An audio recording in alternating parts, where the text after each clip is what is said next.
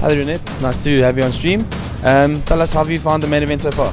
I must say I'm extremely impressed with MJPT. The poker here, the way it's being run has really improved since last I played. The dealers are amazing. You guys are incredible. The floor is amazing. So massive improvement, very exciting for South African poker, and I really look forward to some internationals coming our side and having fun, because boy oh boy are there gamblers in there, that's for sure.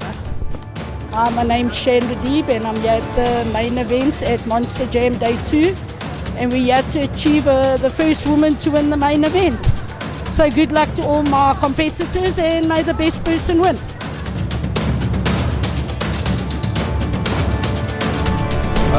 My name's Max, I'm from the UK. Played all the events so far, so the 75k, 40k, 30k. Now we're playing the main event on my second entry. Built quite a nice big stack, been really lucky to be honest. Anyone could have sat in my seat and had the amount of chips I have. Got one more level left. I have 400,000 going to the last level of late reg. So hopefully looking to bag up a nice big stack. Maybe the chip lead for the day, but yeah, we'll see how we go.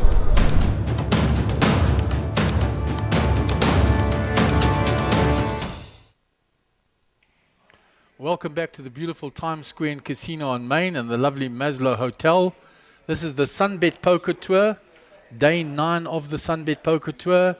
And this is day 2 of the Blue Ribbon event, the main event, where 5 million Rand was guaranteed. And we have exceeded that by far, over 6.3 million Rand for prize pool, 2 million Rand for first, 1 million Rand for second. We had over 500 players, and we are down to 62 players, and they are paying 50 places. At the break, the players were asked to message their stacks in, and some of the players did. Of those that did, the top stack is Roy Bitton, 980,000 chips. Leonard Wilkin, Mr. Jack for himself, 909,000 chips. Rob LaRue, 726,000. Manesh Kashev, 721,000. Doc Pather, 680,000 chips. Rex Hughes at this feature table, 622. Henny Apple, 600k. Mariette Language, 593. And Michael Clacker, 528,000 chips. 10 to play. So it's folded round to 10,000. Johnny. Howard, let's go on the button. Check or raise. Jaco du Toit has limped in 50. here. And Rex with a Queen Jack raises and takes down the hand. So Gary, the prize pool is out. I have Small the bit. payouts here. I did see it. I had a look at it just now. We'll get details out to the people once I think everybody's You in want the room Harold and to run, we're he's all gonna settled fall. down. I think they're playing. I can't remember how many places now. Is it 41? Something like that? Playing 50 places. Yeah. Okay, I'll let you read it out in the fullness of time. He says you are old man. I'm not saying those words. I'm not saying those words. 10,000 to play. Blinds of 5,000, 10,000 with a big blind ante of 10,000. So 25k in the middle. Last 3 hours. Johnny Maynard phones. Yeah. Howard Lipman folds. Jaco du Plessis out the way. Rex in the small blind. Ace-9 suited. 10,000. He's going to raise into Harold's big blind. 25. 15 more. He raises to 25. 25,000. Harold looks down at pocket sixes and he says, bang, that's Ole. the baby. And Rex will know this. If he tries to bully Harold, Harold will fight back. There's some fight in this old dog still. I'm just trying to see good 25 now. And Rex has asked for a count. 215. So Rex raised, small blind into big blind, Harold shoved. And Rex folds and Harold shows him the pocket sixes. You know, I don't give my He's still fighting the old dog yet. Harold tells him, mustn't think you could bully me. but you know, I defend my Small big blind. So We're panning to the outer tables. There are some of the 62 players that are left. We are 12 away from the money. 10-10. After 5 day ones, and we are in day 2, we have approached the business end of this tournament.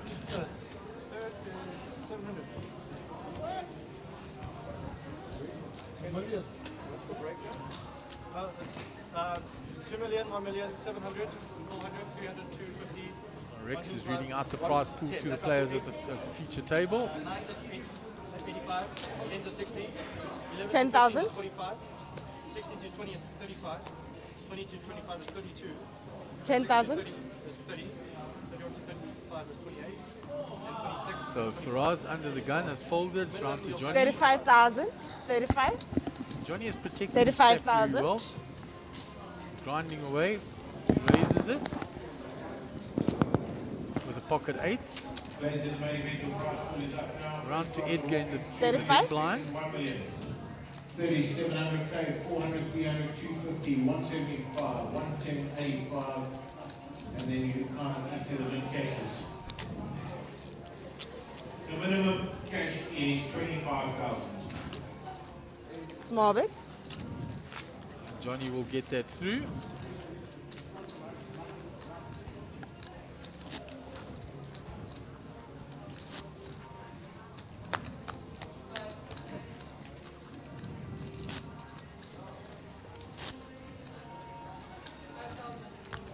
So Johnny Maynard will be under the gun and just having raised with the pocket 8s. Picking up the blinds and the antes. And that's a 25k plus every time you do that now. 10,000. Action on Johnny, 8-7 off, will fold.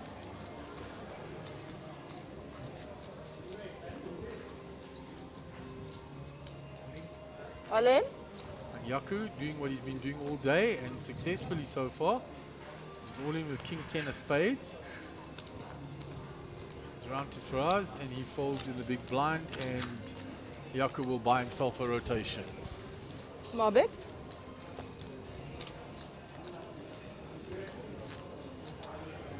Been doing this very successfully, arrived at the feature table with just over 40k. Has been grinding away there, got his double up early when he was moving and shaking a lot. And since then, he's just picked his spots every now and again. So Roy Bitson approaching the million chip mark out there, 980k.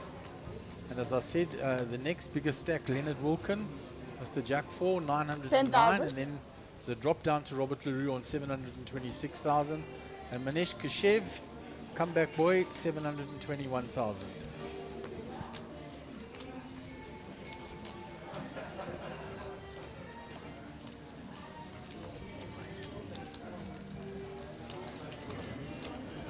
There you go. 30,000. Ace 9 raises the button. 20 more. Faraz folds. Johnny in the big blind. And he'll fold. Small bit. Johnny has been all about preserving his chips. And he's hovered between 450 and 550 the whole time he's been on the feature table.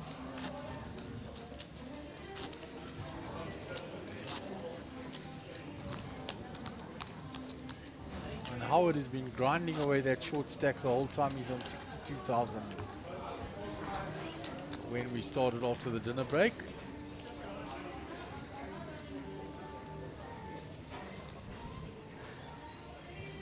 $10,000. Yaka under the gun.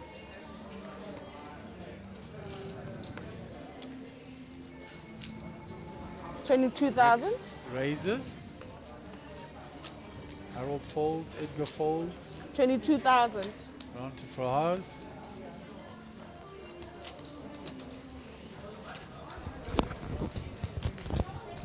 Looks like he's out the way. Johnny has folded. All in. And Howard moves all in. 52. 30 more. So it's up to Rex. Rex 52 makes all the in. call. Cuts. So ace 9 for Howard.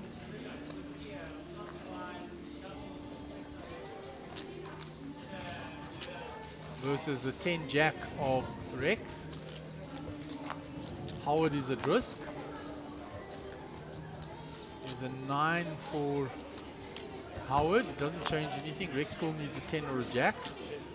There's an ace for Howard. He has 2 pair now, and that's a lock on the hand for him. Full house. And he makes a full house on the river just to rub it in. So nicely done, Howard. And he'll get a double up through Rex.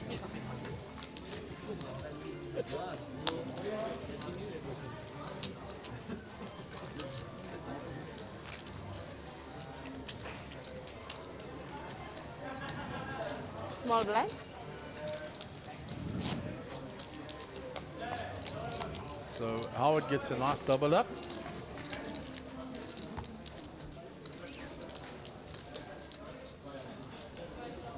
A very welcome double up when you're sitting on 62k and blinds are 510.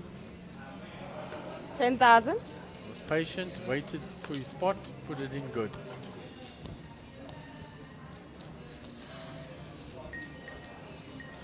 So quickly folded round to the button.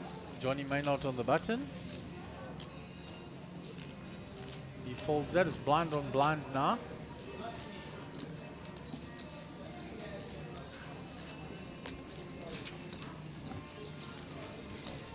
Howard raises and takes Small bit. that down. Another plus 20k, so Howard's starting to move.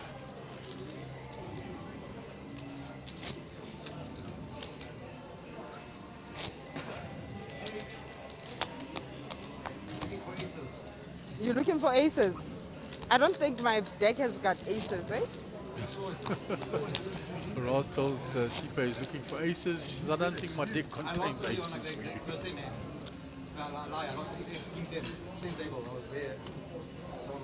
Harold Brooks under the gun.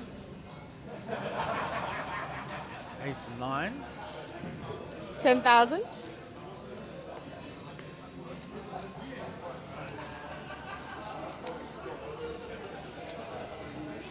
Lets it go from early position. Fold around to Fahaz. Ace 5, he folds. Johnny, King 3 suited, lets go of that. Howard folds, now it's blind on blind. Yaku folds because when he limped to Small Rex bit. the last time he got raised, he's not going to waste the extra chips Yes, completing left. the blinds. Yeah. And Rex will Yay. do that. With his stack, he will put pressure.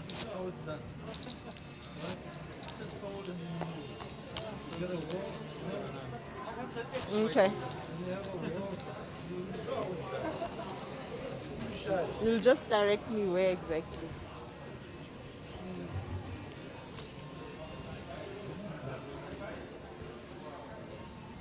10,000. Action on Edgar. He lets go of that from early. Quick fold to Johnny. Ace 4 in the hijack. He folds. Howard's a folder. The button folds. So blind on blind again. Rex with ace 8. And he smiles because the last time he raised, Harold jammed on him. He raises again. 23,000. Harold's got queen 8, so he just completes. So Harold's a bit dominated here.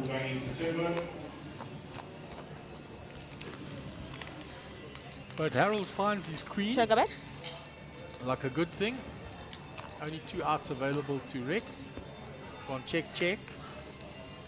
Howard's wanting Rex to have a bet at this. 20,000. And Rex checks again. Harold bets. Rex taps the table. He shows the ace. Harold shows him the queen. So Rex not going to push Harold around, that's for sure. Nope, he's not here to be pushed around. That is definitely He's for fighting sure. the old dog yet, Gary. Small bit. A great picture, Harold, there.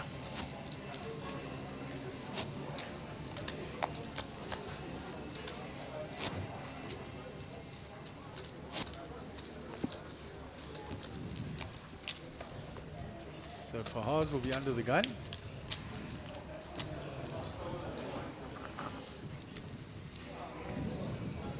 $10,000.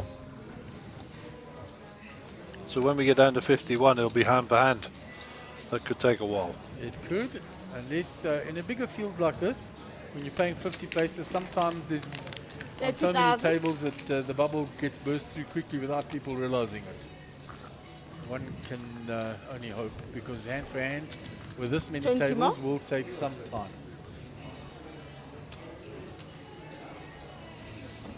Pocket Small bit. queens for Howard. He raises, takes down the blinds, shows the queen. So Harold has come out, Howard has come out on a bit of a mission after the supper.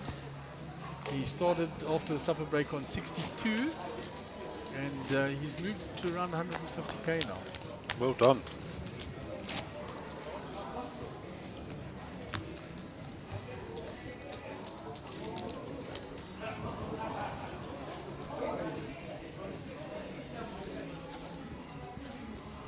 $10,000. King Jack for Johnny Maynard, under the gun, folds from early position. Howard folds. Rex 10-7 suited, 23,000. raises up. Harold folds, round to Edgar. For Haas, 13 more. in the big blind, contemplating that raise. With holding All in? it, he goes all in.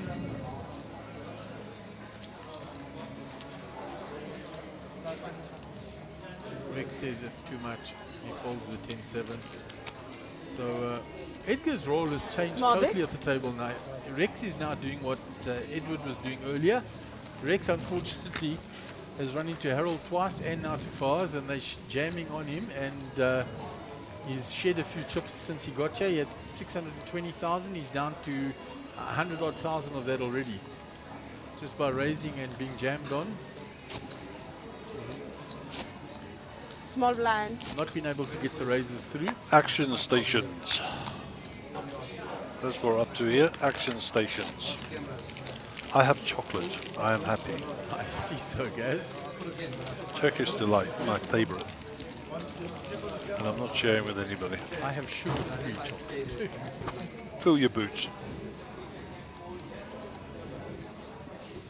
10,000.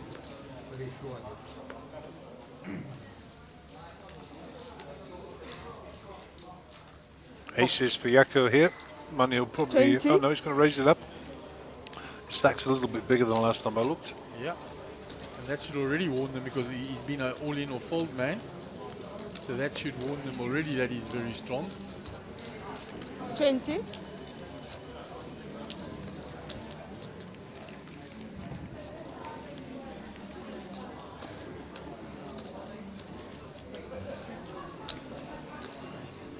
$10 more. Johnny might defend here.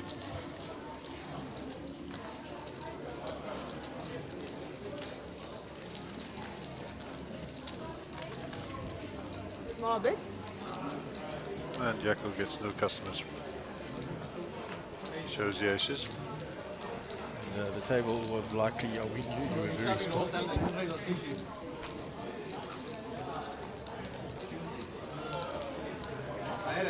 Small bit.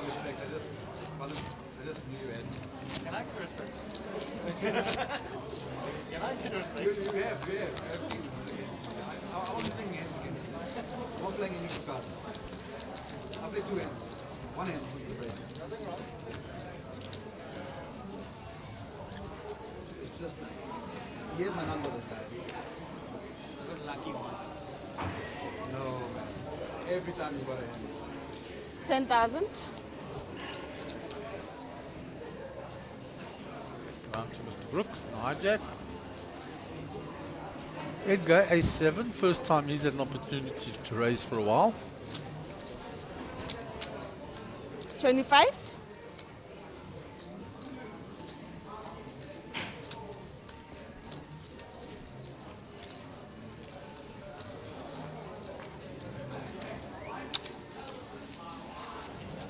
Howard defends his big blind.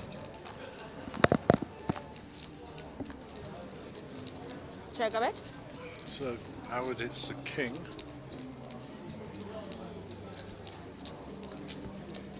$25.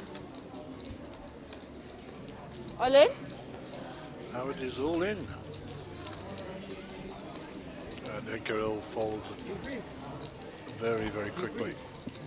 So Howard has gone from 62k at the dinner to over 200,000 now. Small bit. Obviously had a coaching session with Darren. was a play when the guys are calling the card 100% accurate. Nice family. See, I didn't see his son-in-law here.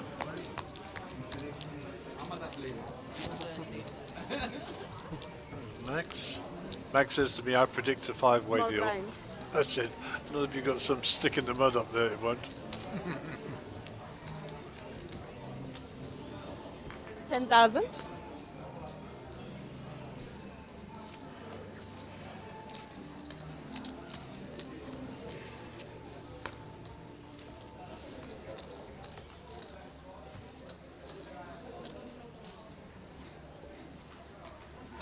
So blinds are at 5,000, 10,000, 10,000 on the big Small blind bit. entry. So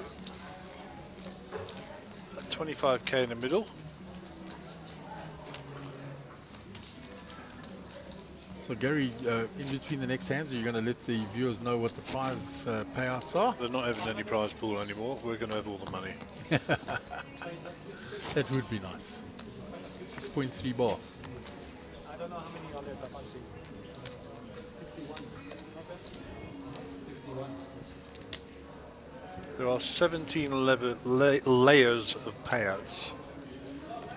So I'm actually going to put these on the stream when the stream comes on, so people can see them for themselves.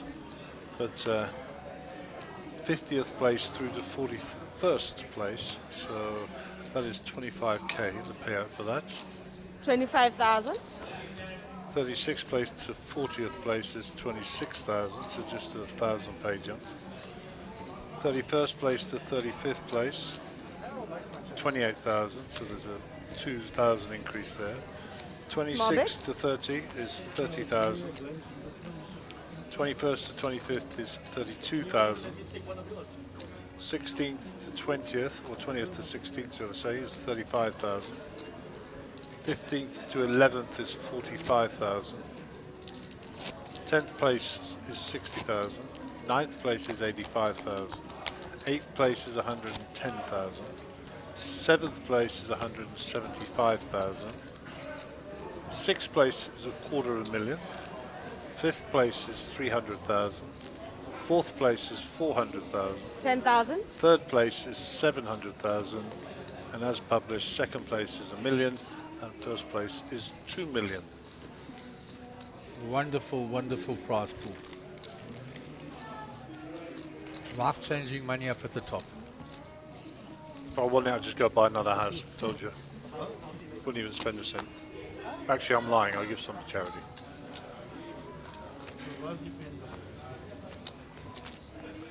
Small bit. So the Rex Harold battle continues. Harold getting the better of it every time so far. It's 3 times blind on blind, 3 times Harold has come out on top.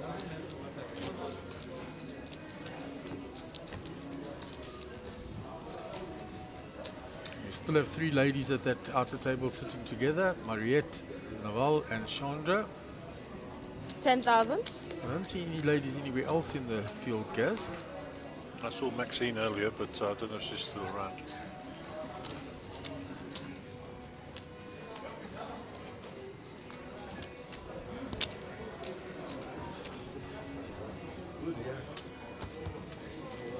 And I saw Eric's wife, Carol. She was also here this morning. Yeah, we are not aware if they're still in. I haven't seen them. Yeah, and Mariette's in the top 10 chips count. She has 593,000. He was almost out twice. Yeah, that 5 on the river that got her, and then the king 10,000. on the river. And you said when we get down to the final stages, if she's still there, those will be the key moments. They will.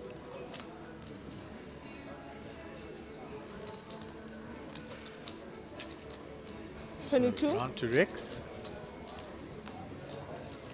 He raises. Edgar folds King Jack. 22. 12 more. He's avoiding tangling with Rex. Against any other player, he was playing that King Jack. Rex likes to play as Check well. of it. Doesn't like to watch.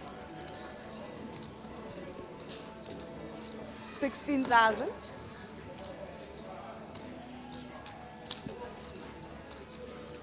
Now Fahaz called from the big blind.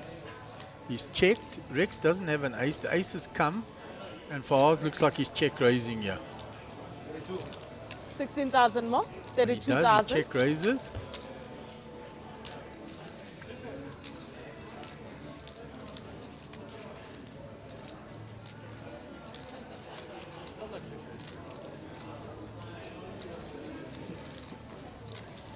Rex folds. So Rex has shed nearly 200k since he came to this table. He's been trying to be active. He's trying to pick spots and pick Smart on it. players. And he's met with a stone wall of resistance from all players so far and has shed 200k since the dinner break.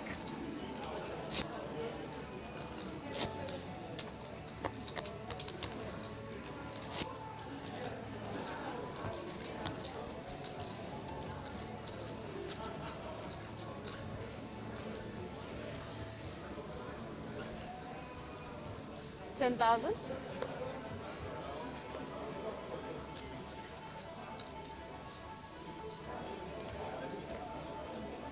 New deck of cards after the hand.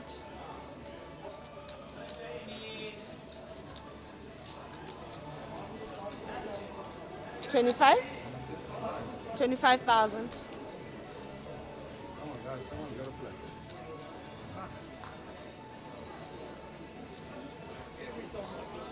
Johnny folds.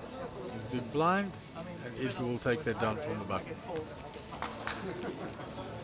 So Edgar been more patient than Rex here and has picked one or two spots and just chipped up a little bit. Just a gentle reminder, He's up to gentlemen, 566. people are watching and a lot of you are not wearing those. And at the break he was 613, so he has actually gone down slightly as well.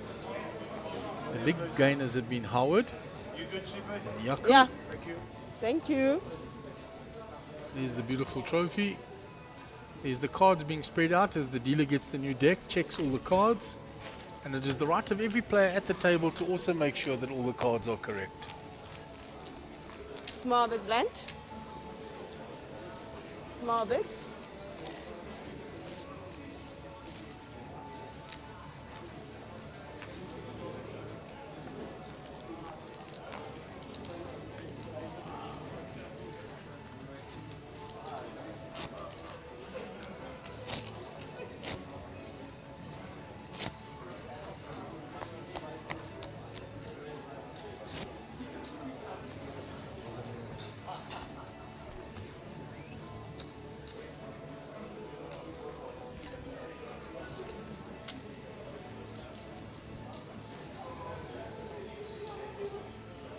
$10,000. All in. All in from Jaco again, the familiar sight. Rex with Queen Jack. It's folded.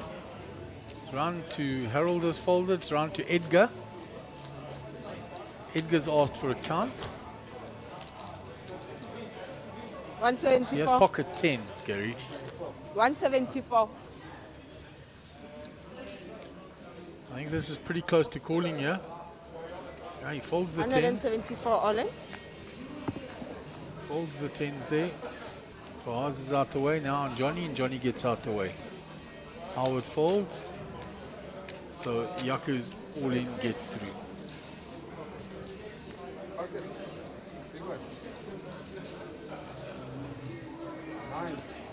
Small big.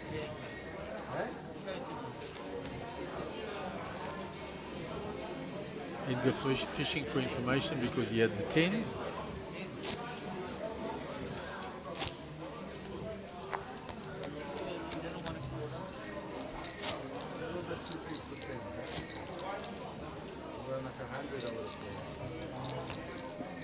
Small big. So Rex will be under the gun. He won't be too worried 10,000. at the loss of a few chips because he's going to carry on playing his game. I saw a great analogy that said a poker player that is scared at the 25. loss of chips is the same as a surgeon that's scared at the sight of blood. 25.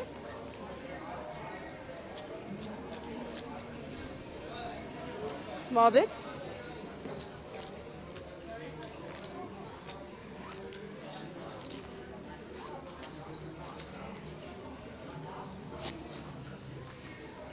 There's the outer tables, the players that are still left in this. There's the timing screen in the background. Got 31 minutes left on this level.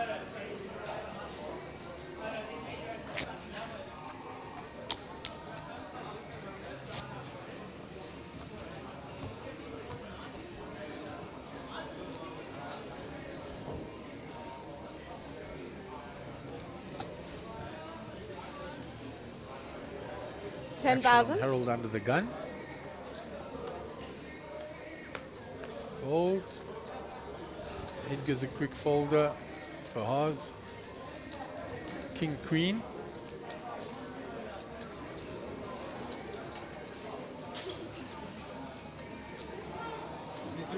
$22.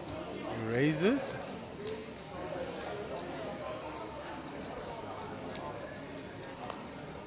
Quickly folded down to Yaku in the small blind.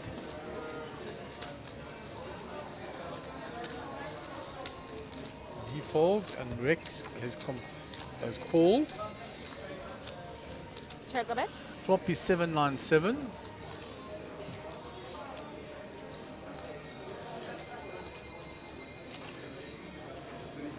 $22,000. Rex checks. Fahaz continues.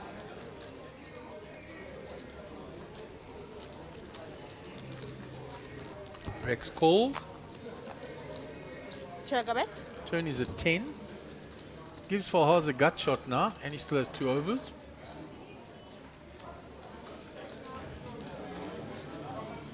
Rex now reaching for chips. 60. Bets quite heavily.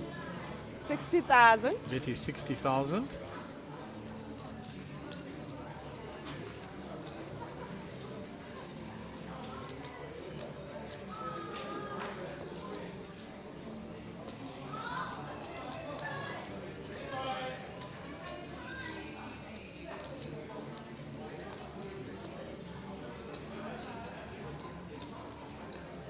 Fahaz has the 2 overs in the gut shot, and that's it. Then he lets it go, and Rex will take that hand away. Small big.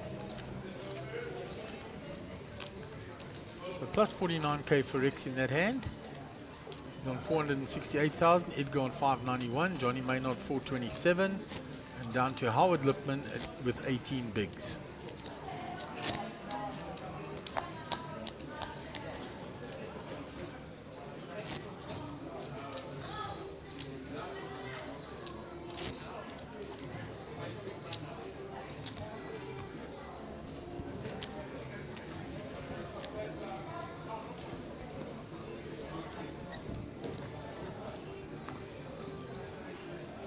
$10,000.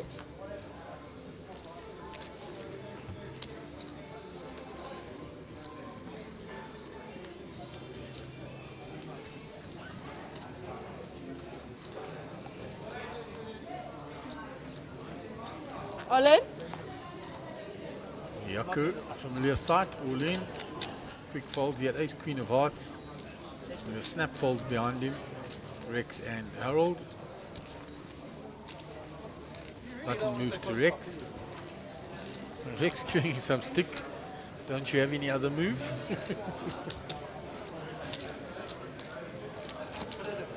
If it's working, keep it going.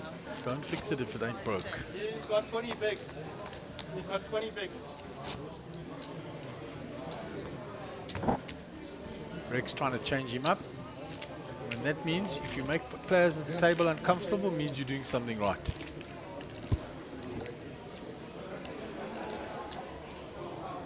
$10,000. Okay, so and 147.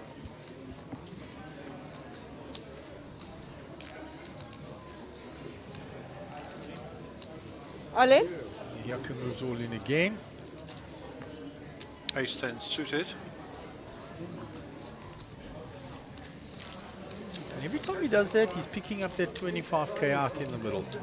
Nothing wrong, nothing wrong. Like I said, just be careful, you get caught eventually. Eventually, go one bridge too far.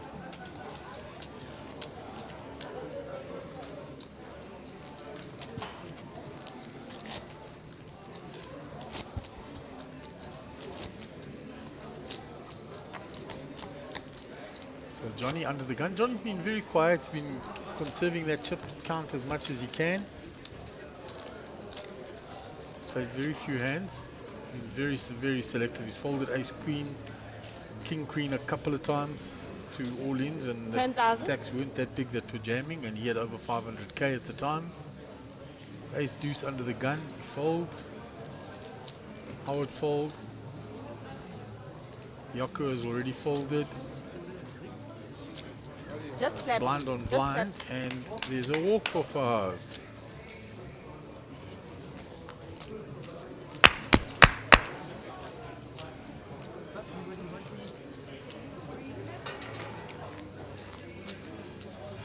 Small bit. Des was medium stacked there when I looked at the break as well. He had over 400,000. Shannon standing in close attendance, giving him support.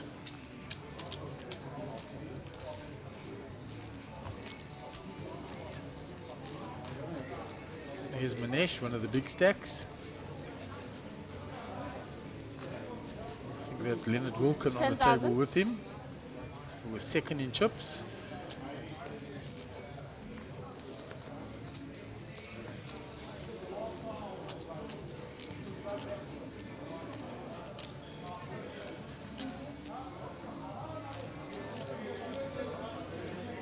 So Harold in the cutoff with the King 7 of clubs. 25. 15 more. Raises to Johnny in the big. He folds, and Harold will get that through.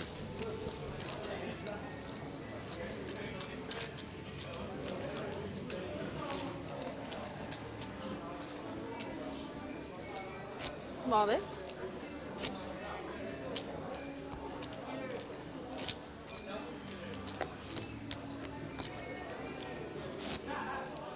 So I believe we're playing till the end of level 20 tonight, which is another 4 hours, if I recall rightly. 2, 3, yeah, so we're on level 17 now, 18, 19, 20, yeah, so 4 hours in total.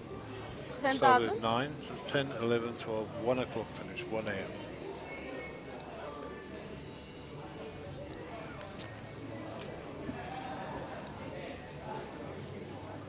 Harold Brooks, 7-6, they're going to muck. 10,000.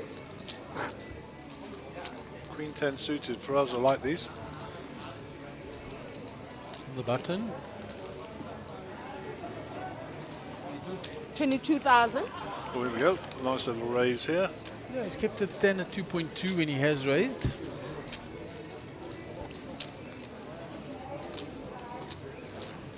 Nobody fight him yet. Small bit. Nope. Yeah, clean up. Dead money goes to Faraz.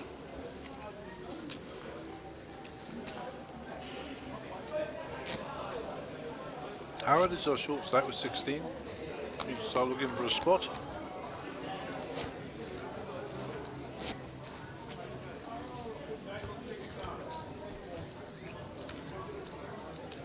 View of the outer tables, Mr. Kenny Haynes with his distinctive hat.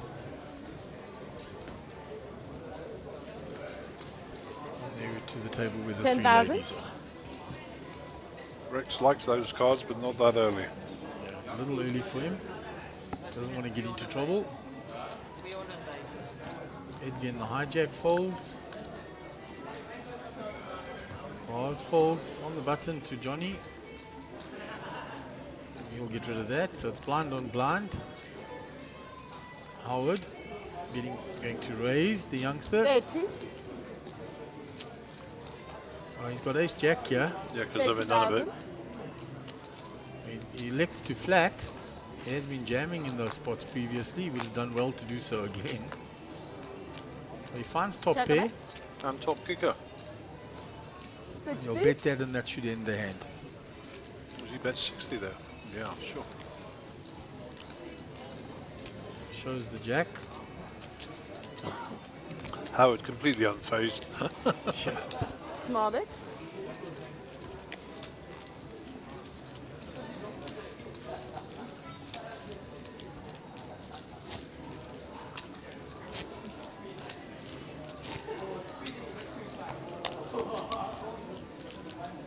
The rail around Des growing. Evro standing there next to Shannon. They're going to be railing him, that's for sure, giving him support.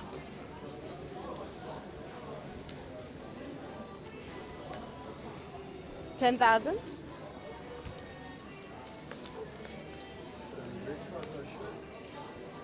Harold under the gun with Queen 10. It's too early a position. Quickly folded round to Johnny. He's out the way. Howard on the button. 25. Bumps it up to 25. For 25 now, Johnny folded. Plays Jack of Diamonds. And quickly Small through bit. the blinds, and Howard picks up the dead money.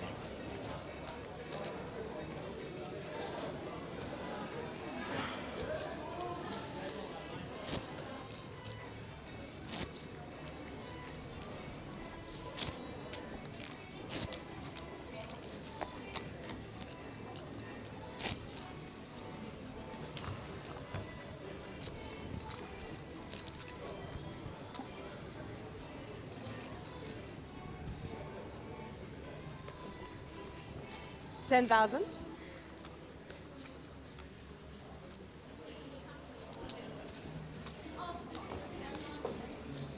Folded round to Johnny. He gets rid of that. Howard folds. Yoko lets go of the button. So it's blind on blind Checker it. again. Rex and Harold resume battle. Rex just limps in this time. Every time else he's raised, he's been re-raised. Check a bet. Or lost the flop, and he's lost the flop again. 20. He checks and Harold bets. Harold will show him the king. Harold's saying nothing, but Rex and Harold know what's going on there. Small bit. Look at the looks between Small them. isn't that big. It goes big. That was a great shot. It was like, okay. Harold's not going to be pushed around in the blinds. Small blind that there.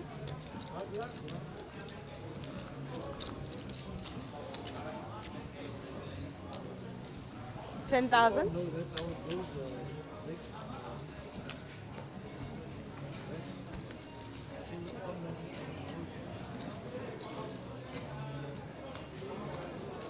Johnny's not played a hand for a while. Think he's protecting that stack now.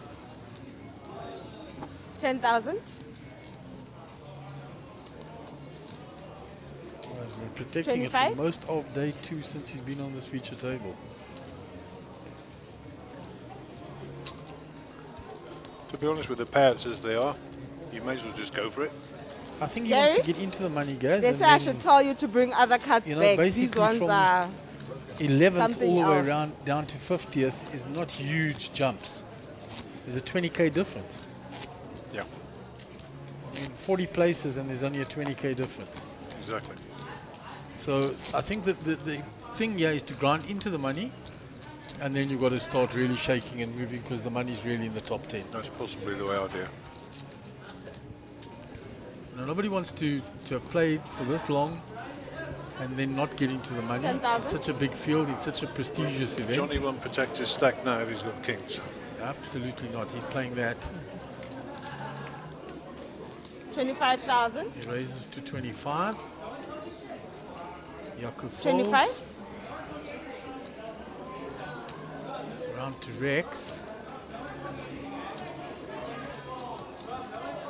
60.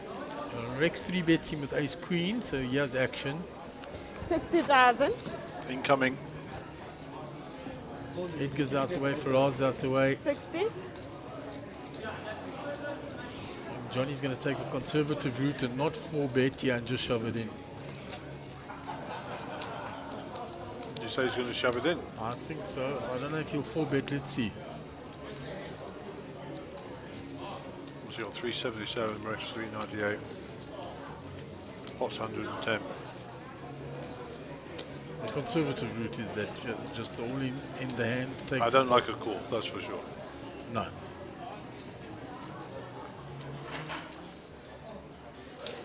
I would have said aggressive route is all in, rather than conservative. Well, what I mean is, you know, for betting aggressive to try and get more chips into the pot, the all-in is the ended move.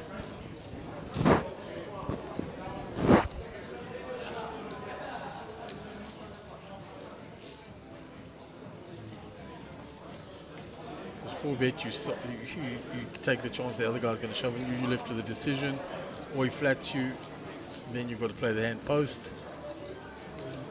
All in? I was going to say all in's got to be the call. Yeah. Yeah, that's it. That's what I said from the beginning. It's asking for a count. 277. Rex can't call in. Against a tight player, he lets it go. Johnny doesn't show his hand, which is good. And Rex sheds a few more chips. Remove it and cut it. You'd be interested to see what happened there on the video, I'm sure. Small bit. He'll take a note for 30 minutes from now.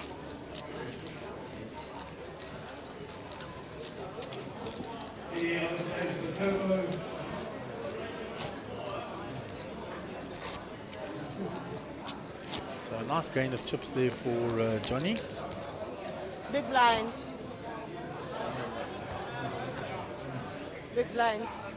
Much earlier, he came to this feature table with over 500,000. He went right down to 400 odd.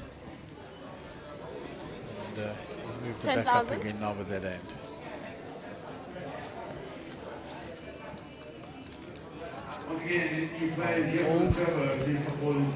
Yako folds. Rex out the way, around to Harold. Out the way, 25. Edgar raises the button.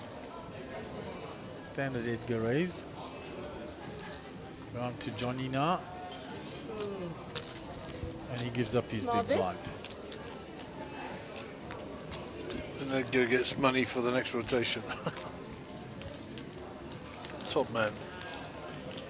He just keeps that scoreboard ticking over the whole time. Picks a hand a rotation, sometimes two. Keep the stack moving in the right direction. They're balancing tables out there, so we've lost a few players. There's Big Johnny moving. Rob Blonsky as well. Busy moving into spots on the other tables. That means the last tables from this other side have been broken. There were two tables there. 10,000. So at least one has been broken. So we're edging ever closer to the money. 25. Edgar raises again.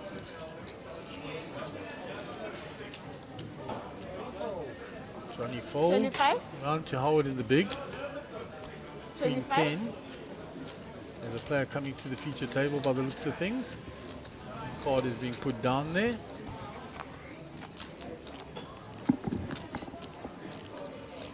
Check a bit. So Howard called.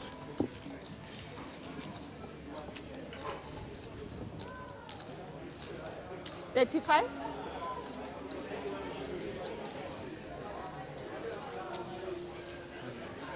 Howard will take that hand down. Oldie de Toy has come out, that Jaco de Toy's good lady. She says, rooting for my husband. He has acquitted himself extremely well here. He's picked his spots and put the money in when he's needed to. And grinding his way towards the money. Yes, love. No. It's going to affect the next It player. looks like Alan Jung that is sitting in there. I think that is Alan Jung that is taking his seat. 10,000. We'll get his chip count now. It is Alan Jung, 245,000. Thank you, Bradley. 10,000.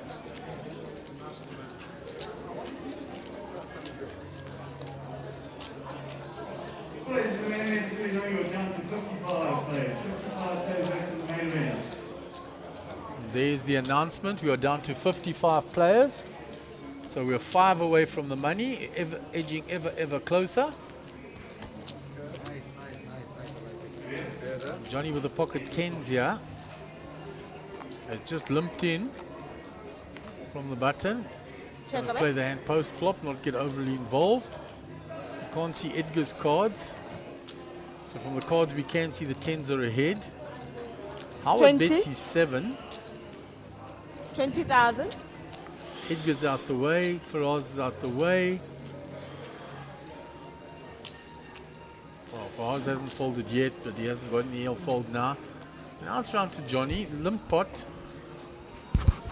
Does he put Howard on the ace? He didn't raise those tens pre-flop, which was quite strange. Electing to play them in a set mining fashion. He's got an over, and he's got a player betting into him, and he'll fold them, and Howard will take the hand away. And that is all about chip preservation, not wanting to tangle. Button move. So 55 players there, 5 from the money. From 501 players. Entries. Right. Big blind.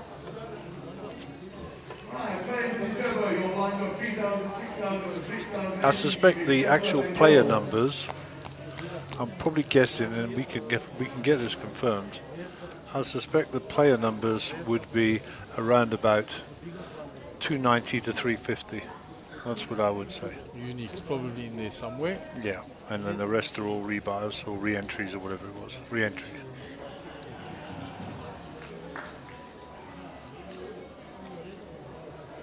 $10,000. Action on Edgar. 25. Pocket 8, he raises it up. 25,000.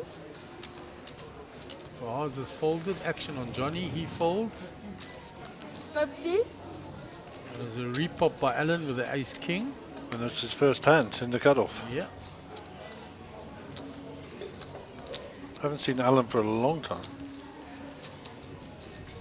Edgar makes the call. bet. Oh, Check a there's bet. danger for Alan now. Yeah, it flops a set, Edgar, and Ace King is going to think they're good on this board. 62,000. Edgar will take his time to flat this. 62,000. You can't get upset and worried about a flush draw here. You got to capitalise on your holdings here.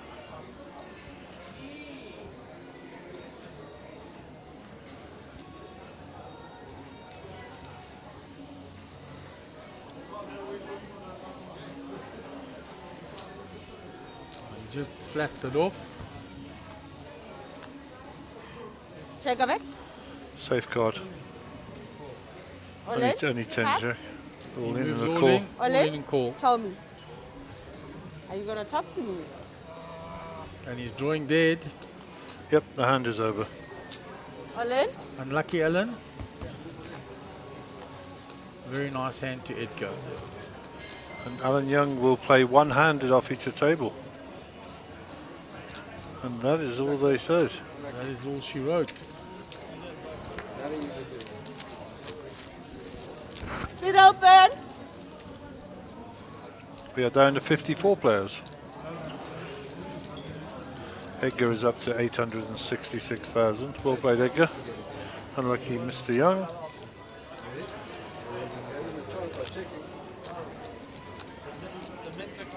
Very unlucky. Small big blind. You know, when you're close to the money, no criticism. I don't 3-bet there. I shove the ace king there. Try and get the others to blind. fold out the way because you're so close to the money. I don't know if 8 calls you there. You'll never know. Not a criticism at all. He elected to 3-bet it.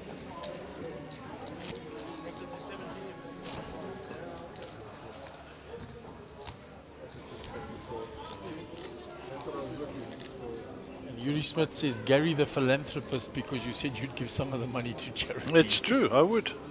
I'm not going 10,000? to. I'm not going to. Well, I don't mind saying which charity. I'd give it to the halfway house and the Oasis House for recovering addicts. Yeah, I know that's a project close to your heart because of someone that passed away. Yeah, Son of a very good friend of yours. yeah. So, yep. If you'd have asked me 20 years ago to support a halfway house for recovering addicts, I'd have said you're mad, it's their fault. But how to opinions change and soften once it becomes close to you. Anyhow, Big blind Edgar. so that's a shout out for the boys down there at the Oasis House in Midrand. And they're doing a great job for people who are through recovery and making their way back into society. Great cause, great people, and yeah, my heart goes out to them all, and we're here for them. Let's move on. 10,000.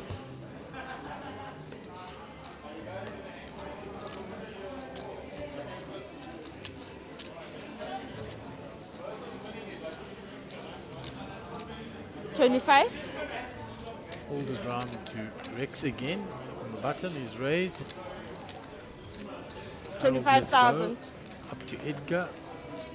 15 more. Edgar makes the call. I like that call. Edgar on 846,000 now, Gary. Check Yeah. it. Checks the 8. Two Funny, diamonds for Rex. Two and there's clubs the on ace. board with a flush draw now. Yeah. So both have a flush draw. Both have a pair. 17. This is going to get very juicy. Well, if one of them hits it, it's fine. But no, there's Check the it. 8. And it's hidden from Rex. That Hearts. one is hidden from me. He won't see that coming. Edgar checked and Rex wisely checked behind. You also got the diamonds and I've got 10 clubs. As they note now what we noted about the two flush draws as well. And, Small bit. Rex very wisely checked behind. And he lost the minimal there. And Henny on the table there next to Mariette now.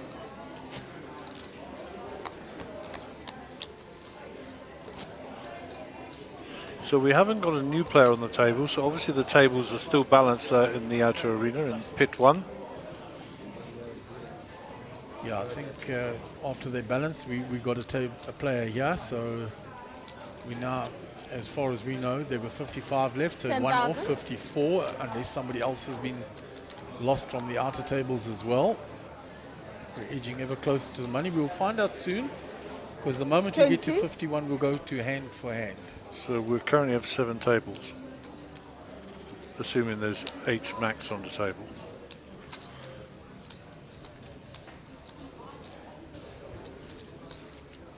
$10 more. Pocket 3s for young Faraz. Yaka in. raised, and he decides to take the very aggressive route with the 3s, and he gets Yako to fold. Round back to Harold, who had flatted on the D, with holdings unknown.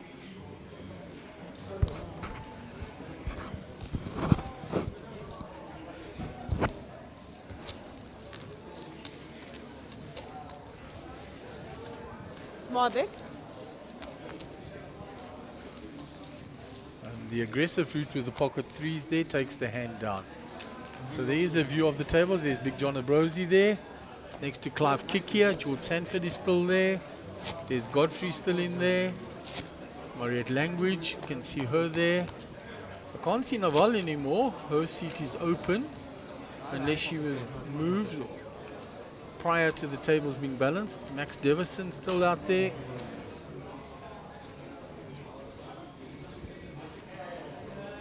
$10,000. Pocket 7s for Howard under the gun. He's got 176k. He raises. 25. Round to Harold. Folds. Edgar on the button. Let's go. For House, let's 25. go. It's just Johnny.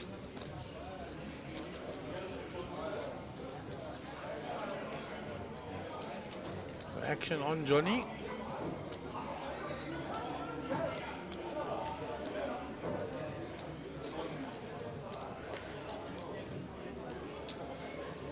Johnny with pocket aces flats this. Oh my, going trappy, trappy. Flop is Check on 310 it. jack.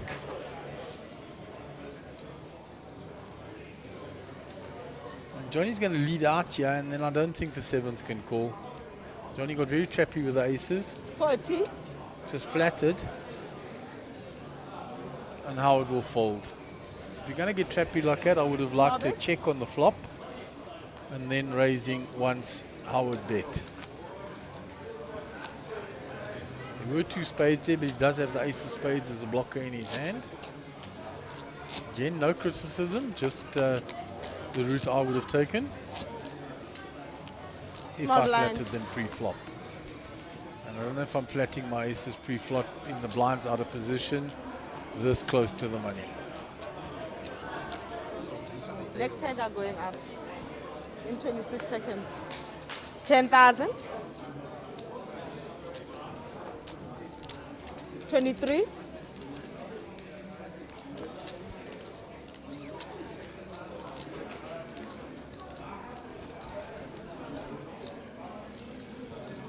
'So Rex is raised with the king jack under the gun Small plus bet. 1, and he takes down the hand.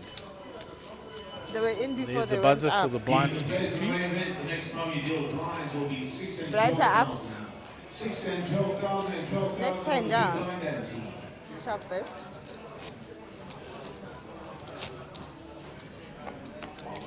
The dealer had started shuffling, so we're still 5-10 for this hand.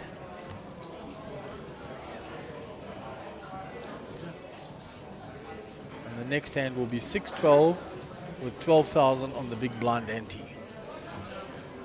10,000.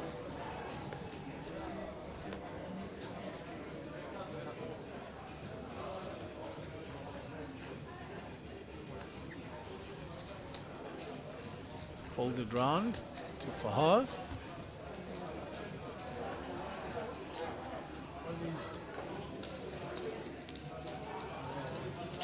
$25. 25. Makes it 25,000 to go. Nothing for 25. Johnny. All in. Yaku does his familiar all in. Pocket queens.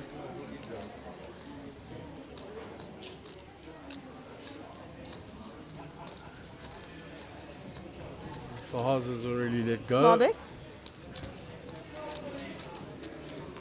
And Yaku will pick up the money. So Mr. Lippman needs to make a few moves now. Otherwise you're going to end up getting blinded out. And Gary, you said there are 53 players left now. There are. We are 2 from the bubble.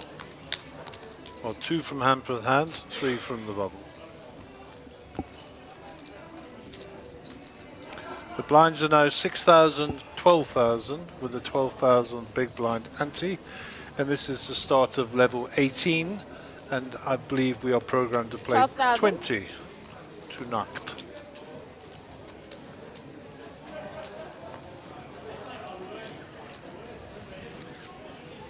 Tough.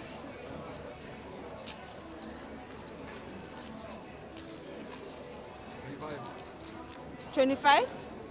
Pause. Enters the fray again. He raises to 25. He runs into another big hand.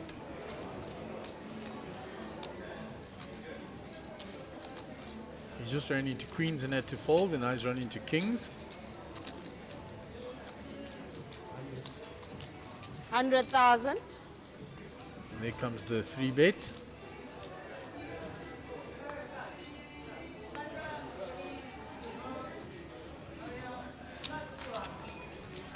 $175 more.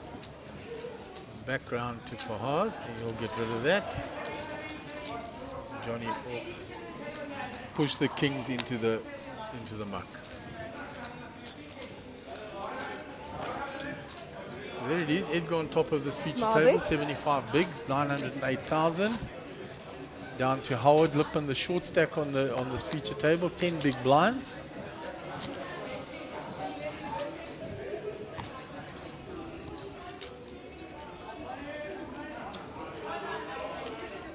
Move on to the next hand.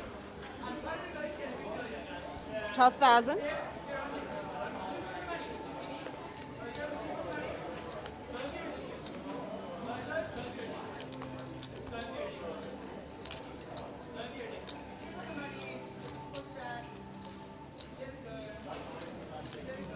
Ace-9 suited 25? for Fahaz. He raises again. He's raised. This is the third raise, and every time he's running into a big hand behind. Let's see if he gets this one through. Round to Yaku.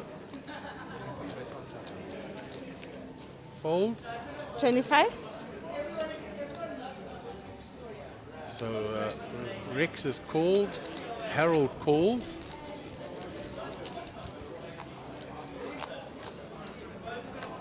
So we go 3 to the flop. No it help out. for the ace-9 there. We don't know what the other two players are holding. There's a flush draw now for the ace-9 suited. He's checked it. No hope for him there. Check out. Option on Rex. Yeah. 50? It's 50. Cut. Rex Snap snaps. call. Rex Good shows. five, set of fives. Yeah, set of fives. Slow playing, waiting to get some money. The board straightened. 4 cards straight there, so he just flattened at the end. And repop it. Small bit. He was very patient there, Rex. He checked it on 3 streets.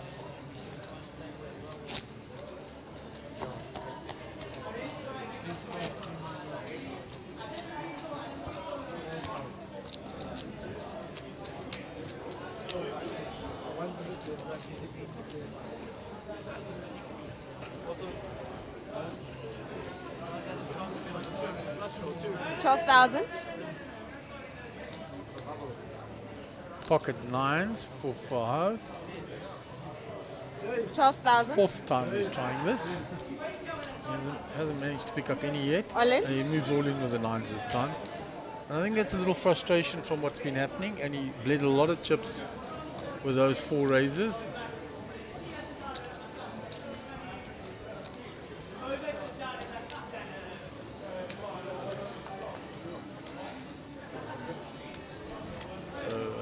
Edgar with King Queen suited is asking the question. He wants a count. 125.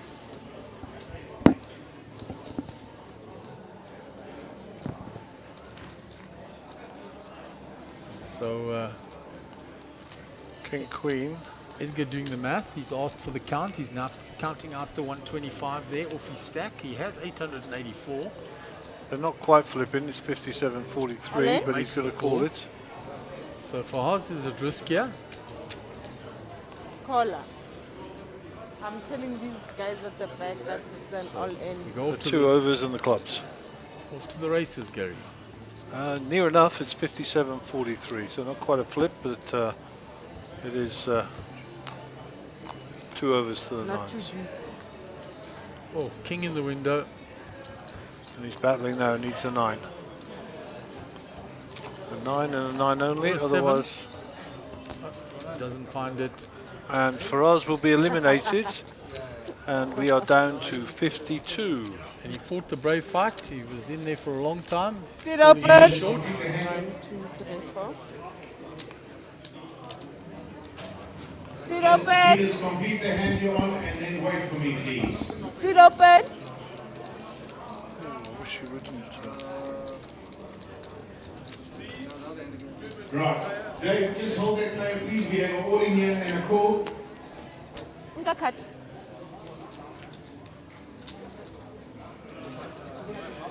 There's an all-in and a call on the outer tables. Right, we have an all in and a call. We have kings versus sevens. There it is. There's the live shot.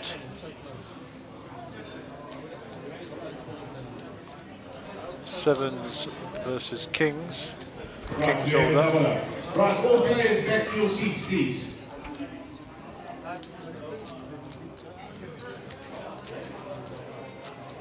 Kings hold up, double up.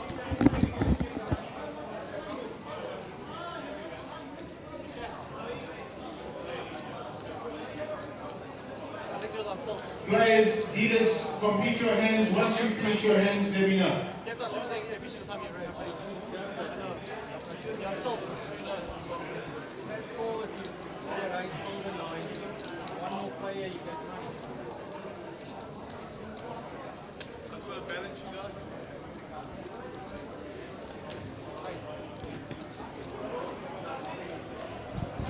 So I don't know if we're going hand for hand yet. I don't know if we're down to 51.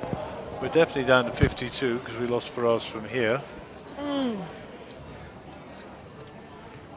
Dealers, complete your hand and let me know when you're done.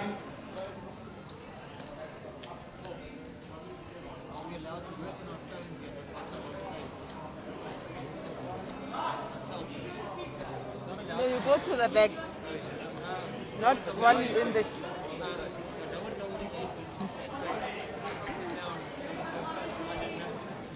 Echo brings news that this is the bubble. We're down to 51. Who says?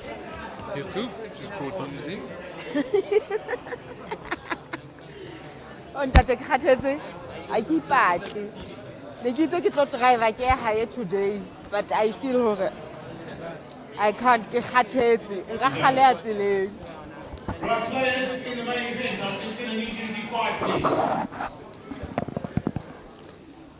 Players in the main event.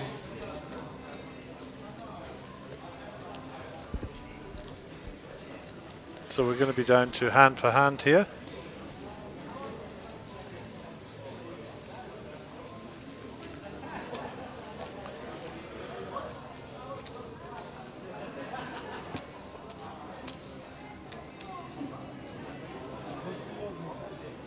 We're just waiting on the formal announcement, but we have it from the floor that we're down to 51 and we'll play hand for hand. The purpose of hand to hand is to stop people from tanking, to stay in if they're short stacked or whatever, and every table gets a fair opportunity to be the, well, an opportunity to make the bubble burst. If two tables burst at the same time, I think the policy here is to share the prize. Can I just have your attention, please?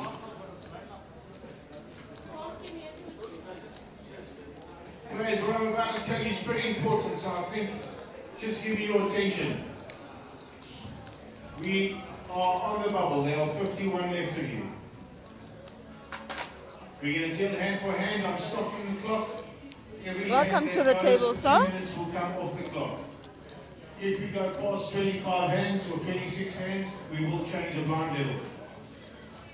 Dealers, if you have an all-in and a call, do not continue the action until we ask you to. Is that clear, dealers? If you have an all-in and a call, do not continue the action until we come back to you. The next rule is really important. If we have an all-in and a call, and players leave their seats to go to that table to watch the action, you're going to end up on the rail. We're in a small space, and we need to just have some orderly behavior in here. Please do not leave your seats to go and watch other tables during this process. Let's just keep the integrity of the game alive and play nicely. Is the feature table ready with their new dealer, with their new player? Are you sorted with the new player? One of one.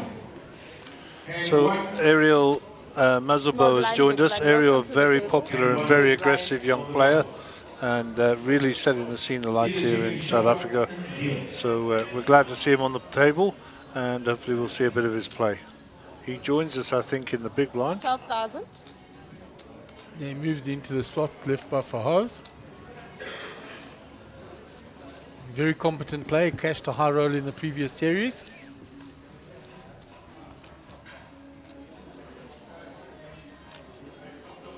Actuary. Pocket kings for Harold.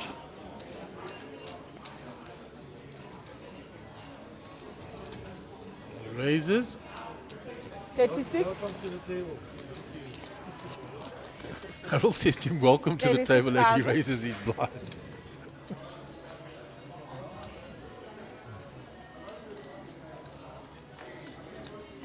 So Ariel with a stack of 314, and he'll fold that.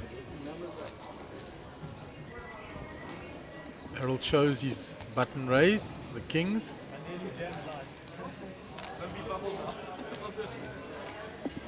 Small big blind.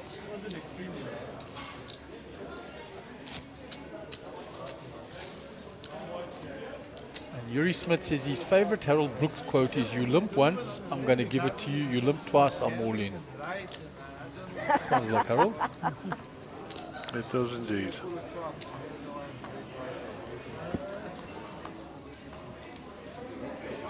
Okay, so we've played our one hand at this table. We now have to remain patient until all the other tables have completed one hand, and then the dealers will raise their hand and we will start again. Each hand will warrant 2 minutes deduction from the level. So 2 minutes are deducted from the level for each one of the hands.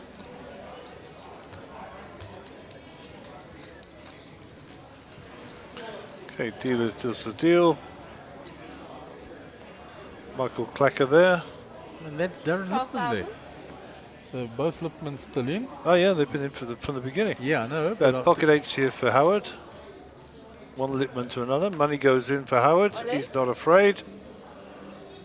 Fold from all the way around to Harold. Action on Edgar with jacks, and I think we'll see a call here.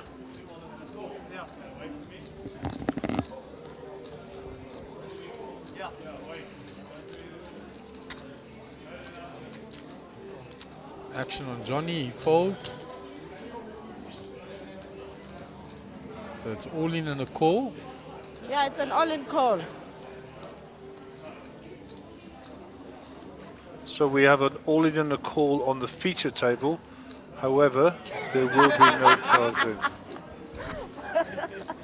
I thought you wanted to touch me somewhere. I'm waiting for Mark.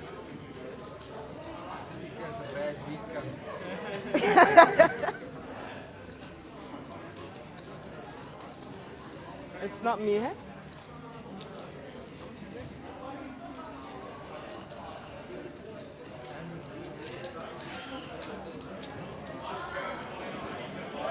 I'm 29.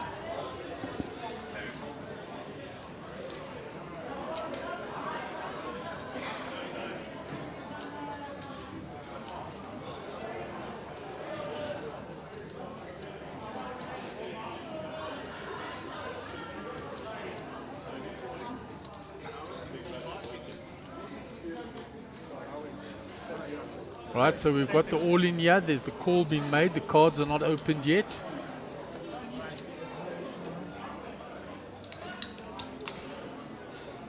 So obviously the people watching at home obviously know what the hands are, which is more than they do when they're outside because they remain covered. So we can talk about the two hands. Howard has got it all in with pocket eights. Edgar has called, and Edgar covers Howard by a long, long way. So should for any reason Edgar lose this hand, he will just get a dent in his stack. However, Howard is the at-risk brackets bubble brackets closed. I won't call him a bubble boy because he is not a boy. No, that's he's a very for sure. senior player. He's a very senior man and a very proud man. So we wish both of the players luck, and we await the adjudicator, which is the CEO, Mark, or the tournament director, Dave. And it looks like our mobile camera is making his way back to the feature table. That's funny, eh? We're watching the preview screen as well as watching the screen that you're getting at home. So in the event that we do burst the bubble, everybody will be guaranteed 25,000 rand. Guaranteed. Which is a lot of money for most people. It's a lot for me, us pension guys, you know. Be able to buy myself some sweeties to watch TV with. And I'll be able to put some money in my meter so I can have electricity in my house. And maybe, if I'm good, I can buy a cool drink as well. And afford half a tank of petrol. Oh, no. Can't afford a car. I'm a pensioner. I have to get people to push my wheelchair. Okay, so there must be some hands out on the field, on the main arena as well, that are waiting. Otherwise, we would be following this hand here. And this is a sweat in itself, you know, Howard's waiting. Oh, here we go. So we're Open. He's been called by Edgar. All in pocket ace versus jacks. Howard, the short stack with ace. Edgar calling with jacks. Don't need to commentate, Mark. Nope. We can sit by and watch. Right, Edgar flops a full house. Howard only drawing to 2 8s.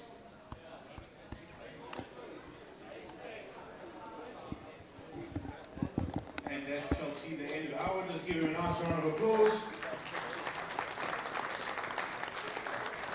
And from the Sunbet Poker Tour, we'd like to tell Howard it's not all over. You have won yourself a main event ticket to the Sun City Egg with 15,000 rand for bubbling. So let's give him a nice round of applause.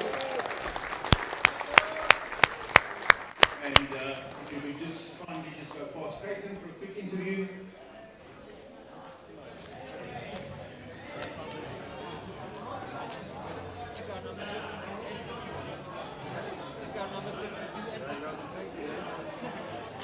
Right, we will remove 4 minutes from the clock. Congratulations to everyone in the main event. You are in the money. Now I want to know who's collecting 2 million. Right guys, good luck. Good luck dealers, you may continue as normal, shuffle up and deal. You big blind. Well, Gary, that was the bubble What burst. is that play? Like 600. And Bit blind. I just told him. 12,000. apparently go to an exit interview. The with bubble Howard. has officially burst here at the SPT main event. With me is our bubble winner, almost. Well, technically, Howard Lippman. First of all, congrats on a very great tournament played and very unfortunate way to end. You were short stacked, you pushed with eights. Tell us a bit about the hand. Well, that's it. I wasn't getting cards, got pair of eights and pushed. Got to take your chances. Yeah. Otherwise, how was the rest of the tournament? No, I enjoyed it, but it was a bit card dead, but I enjoyed it. Well, lucky No for you thanks. that the bubble doesn't walk away empty-handed. SPT have given you a main event seat to our next series taking place at Sun City, so I'm sure you're excited to see us there. I will be. Thank you. Well, congratulations. As for you guys at home, the action continues. Stay tuned for more of the live stream right here at SPT Times Square. Thank you to Caitlin, and well done to Mr. Lippman there, who gets himself a free ticket of worth 15,000 into the next series. So we're back on the main table here. We're trying to catch up with action. The bubble has burst. Everybody's guaranteed 25k. And a nice gesture by Sunbet Poker Tour to give Howard a seat into the next event, a 15k bubble. Indeed. And there's a message for Brad, and a message, Brad, Jake and the boys, from Leroy Morrison. Please say hello. You guys are the heart of the stream, and you're doing a good all-round job. That's Leroy Morrison. So the boys are saying you're the best and greet you back. So 27. thank you, Leroy, and we appreciate your comments, and we appreciate, the boys appreciate the recognition, and they're happy to take checks, major credit cards, or cash. Leroy Morrison, thank you, Mr. Poker down there. Does a lot for the poker community, Leroy. Good man, good man. Right, so Harold will take down that hand from under the gun. So we get back to normal poker, as I can put it, after the hand for hand. And now there's a long grind down, Gary. As we said, the next 40 places, there's only a 20k difference. So there's that long grind into the top 10. Yep. And it could go quick, it could go slow. I suspect it will be the latter. I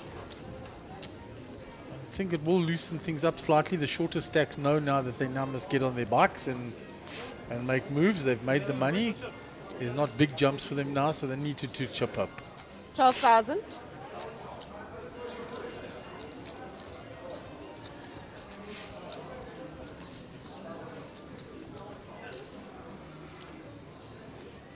So we've already lost 2 players who've been guaranteed the 25k already. 12. No raise, it's just a call. So we have incoming players. It's just a call. We will see who they are in the Check fullness a of time. So meanwhile, we go back to this hand.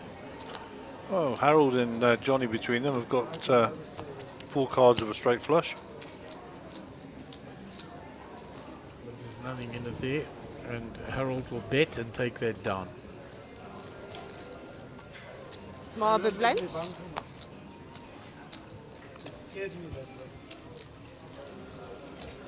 So Henny Welcome Apple to the is joining table, us. Henny, you big blind. 310,000. Straight into the big blind. No discount.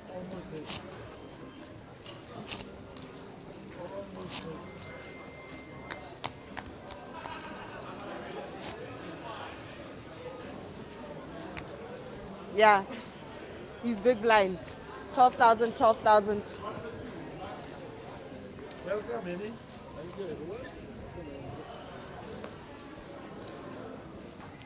12,000.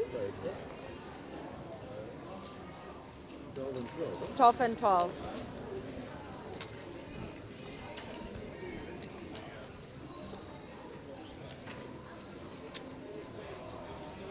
So it's folded round to Yaku. He folds. Rex on the button.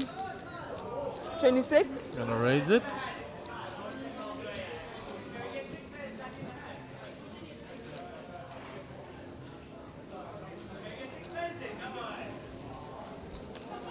$26,000. Round to the big blind. 14 more. And Edgar had folded.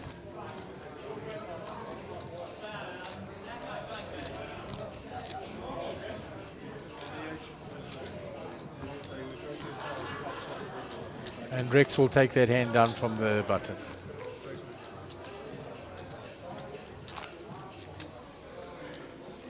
Small big. I'm not sure. So young Ariel will be the under the gun player.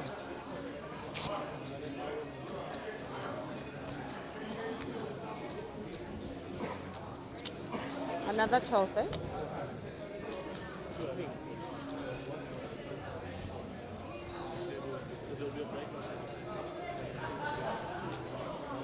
$12,000.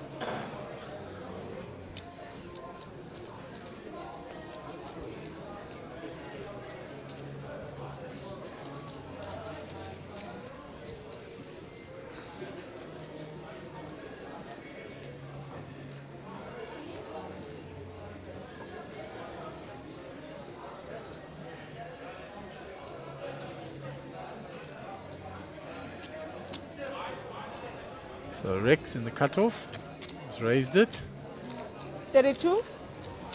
Actually, it was Harold. Rex folded. Action wasn't Harold. Harold raised.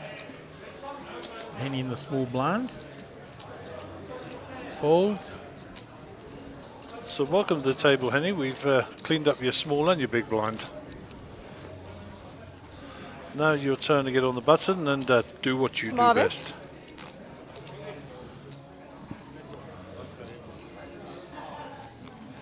Rex asks him, what are you drinking? He says, vodka Red Bull, the old poker drink. I hate this stuff. I really hate vodka, and I hate Red Bull even more. One peps you up, one takes you down, so it's like balancing out. Goodness gracious. I'm not big on alcohol. I'm well aware of that, Gary. 12,000. I did have a glass of wine with my wife with the steak the other night, I've got to be honest, but it was a nice bottle, and I think the more you pay for your wine, the finer it is, the less chance of a headache. I think the 500 gram steak and all the veggies and that might have soaked up most of it though. Pocket nines for Yako here. He's raised it up. Bozo, of course, tells a different story that you do like alcohol. Yeah, of course. You know, one blip on the radar, what can I tell you? Felt sorry for the lad. I was just pretending. You were bluffing. Yeah, that was me. Action on Henny.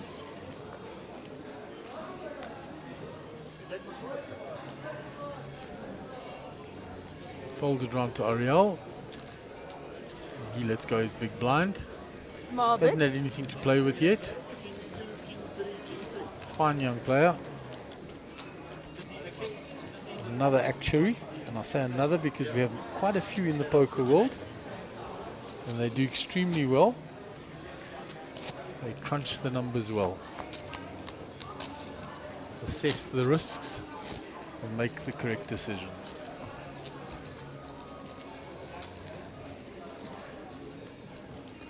Edgar looks like he's going to jump on people. Yeah, he's like ready to pounce. Yeah. Ace 12,000. 2 here. Too early, my friend. Too early. Yep. He's ground his way well, Gary. Yeah, he's done very well for a young chap. Picked his spots and showed when he's had it. Harold gets out of the way. And his missus has been supporting him on the stream, which is nice. Henny with the 8-6 suited one gappers. Hasn't played a hand yet. This is the fourth one he's been dealt. He might raise that from the cutoff. When those chips go on the back of the cards, he's definitely playing. So 30 in the pot. Won't know what the standard raise is yet, apart from the single time we've had a 28. Just under pot. See if he follows suit.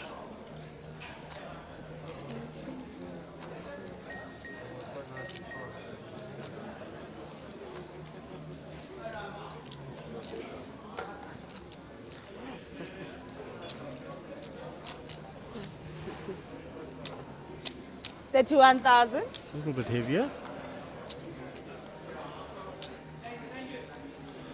Button gets out of the way. Small blind ace 10.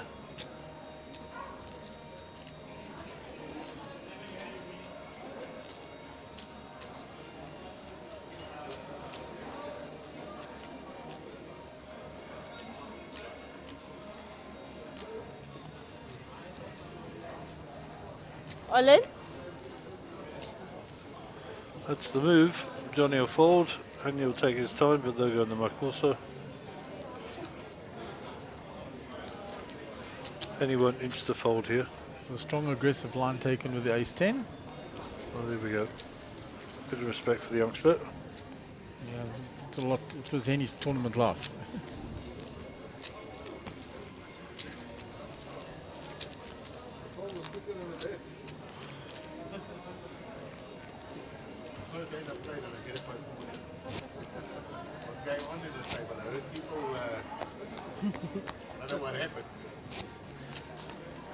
Edgar and Henny sharing a little joke there.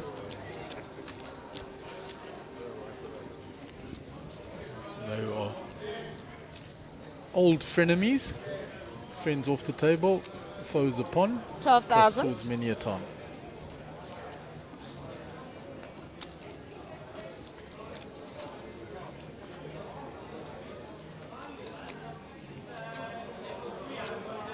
Henny queen 3 off in the hijack. Can't play that. Edgar folds, Ariel folds, round to Johnny. Small blind versus big blind, and he'll give Yako a walk. Yako taps the table. Small big.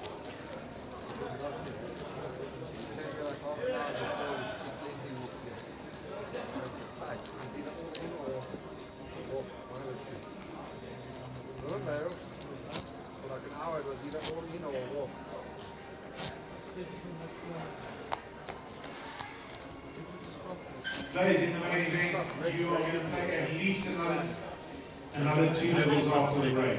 At least 2 more levels after the break, which will take us 12,000 to 1-ish. in 35 minutes.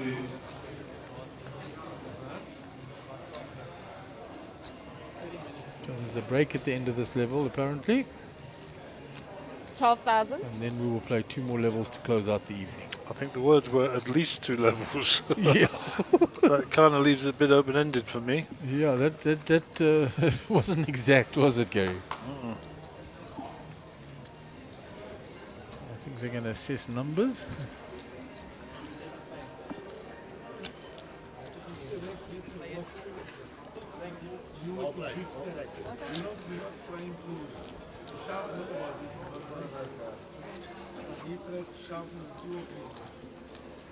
Small big.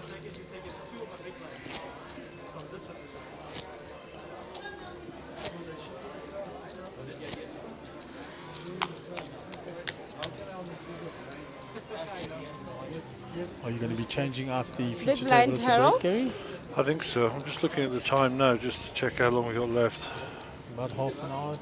Well, 26 minutes on my clock, but I believe that that might be less than that because they took 2 minutes per hand on the thingy. So I'll check that. 12,000.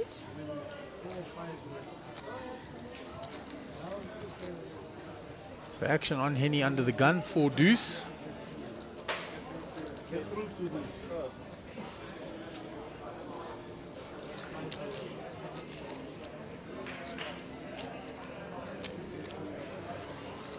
Ariel ace 3 suited. He's going to raise 28,000. from the hijack. Yaku in the on the button. Let's go. Rex is out the way. 28. Round to Harold in the big blind. Ace 10. He elects to flat.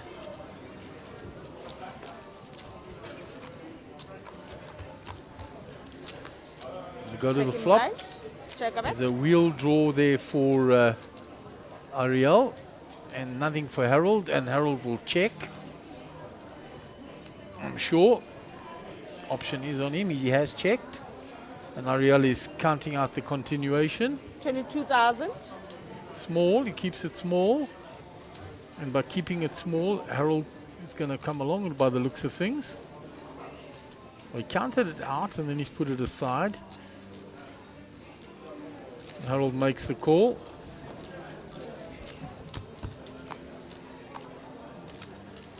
Another Check a bet. jack. So there are the outs for Ariel, a lot of which are for splits. A 3 for him to win, a 4 for him to win, or the others to split. A 2 or a 5 for a split.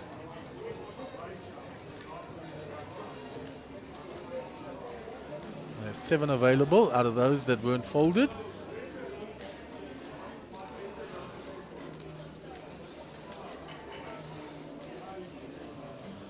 Harold checks. Ariel's going to continue. He goes 62,000. a lot heavier this time, and he'll get Harold to fold the better hand. Small bit.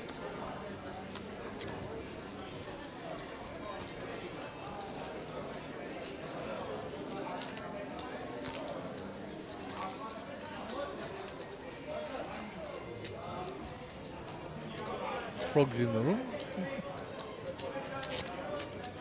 So there we go to the outer tables. There's Leonard Wilkin, Mr. Jack 4, Oki to his friends. One of the big stacks. Manesh Kashev hasn't played tournaments seriously for over 6 years.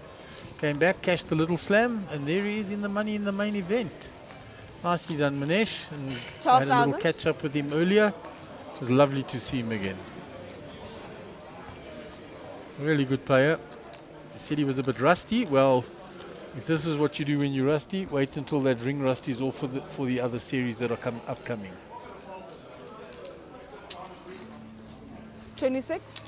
Ace Queen by Rex on the button. Is raised into Henny's big blind. Henny with 6-4 off.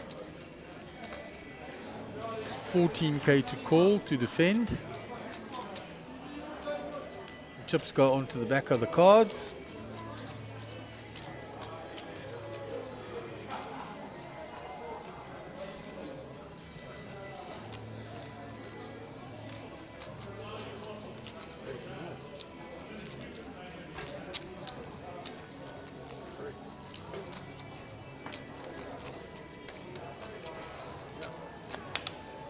Twenty-six. 14 more.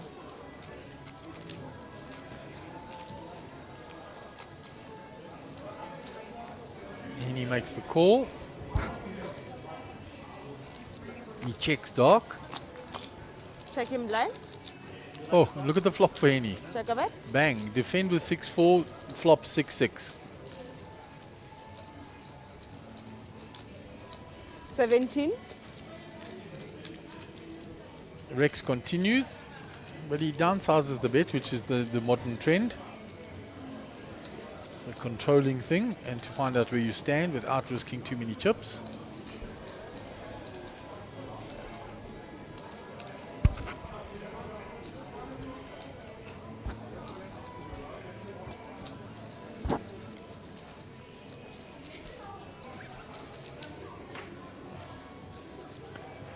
I was just showing Bradley my shades.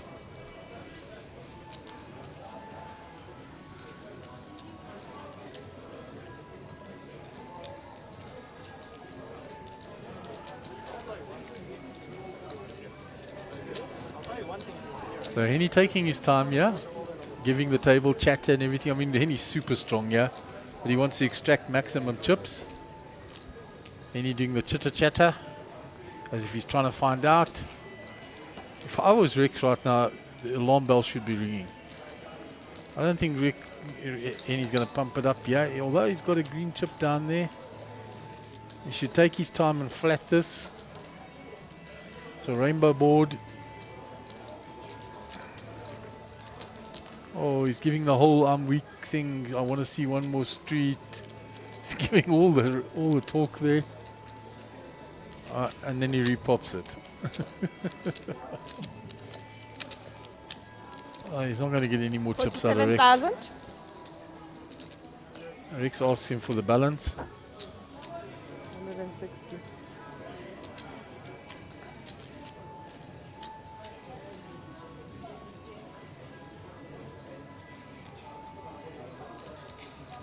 160. What Rex is doing now is just double checking how strong Henny is, and Henny, by repopping it here, is saying I don't have the 6. 47.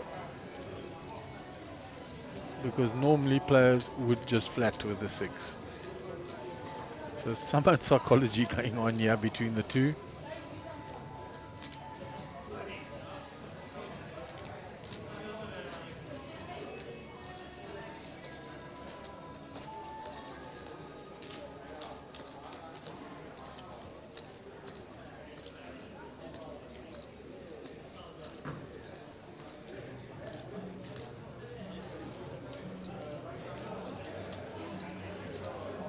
Rex counting his stack.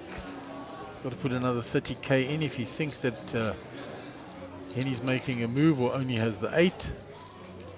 This is the psychology that's being played here for Rex not to put him on the 6.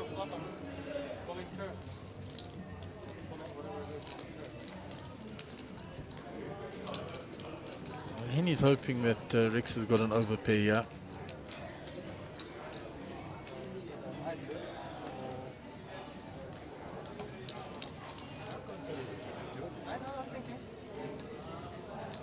A lot of chatter going on between the two. Like I said, a lot of psychology going on here. And Rex wisely gets out the way.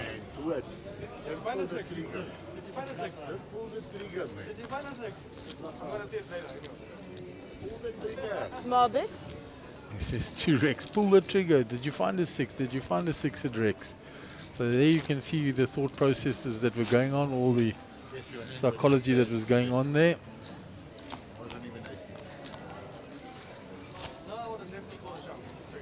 And Rex says, I'll see just now. Small blind Henny. Big brother is watching everything, as Bradley says. So nice interplay between the players there. 12,000.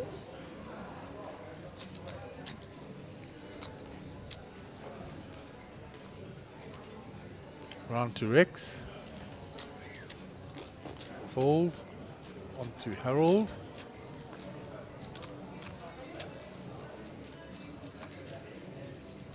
Harold on the button. So Rex is folded.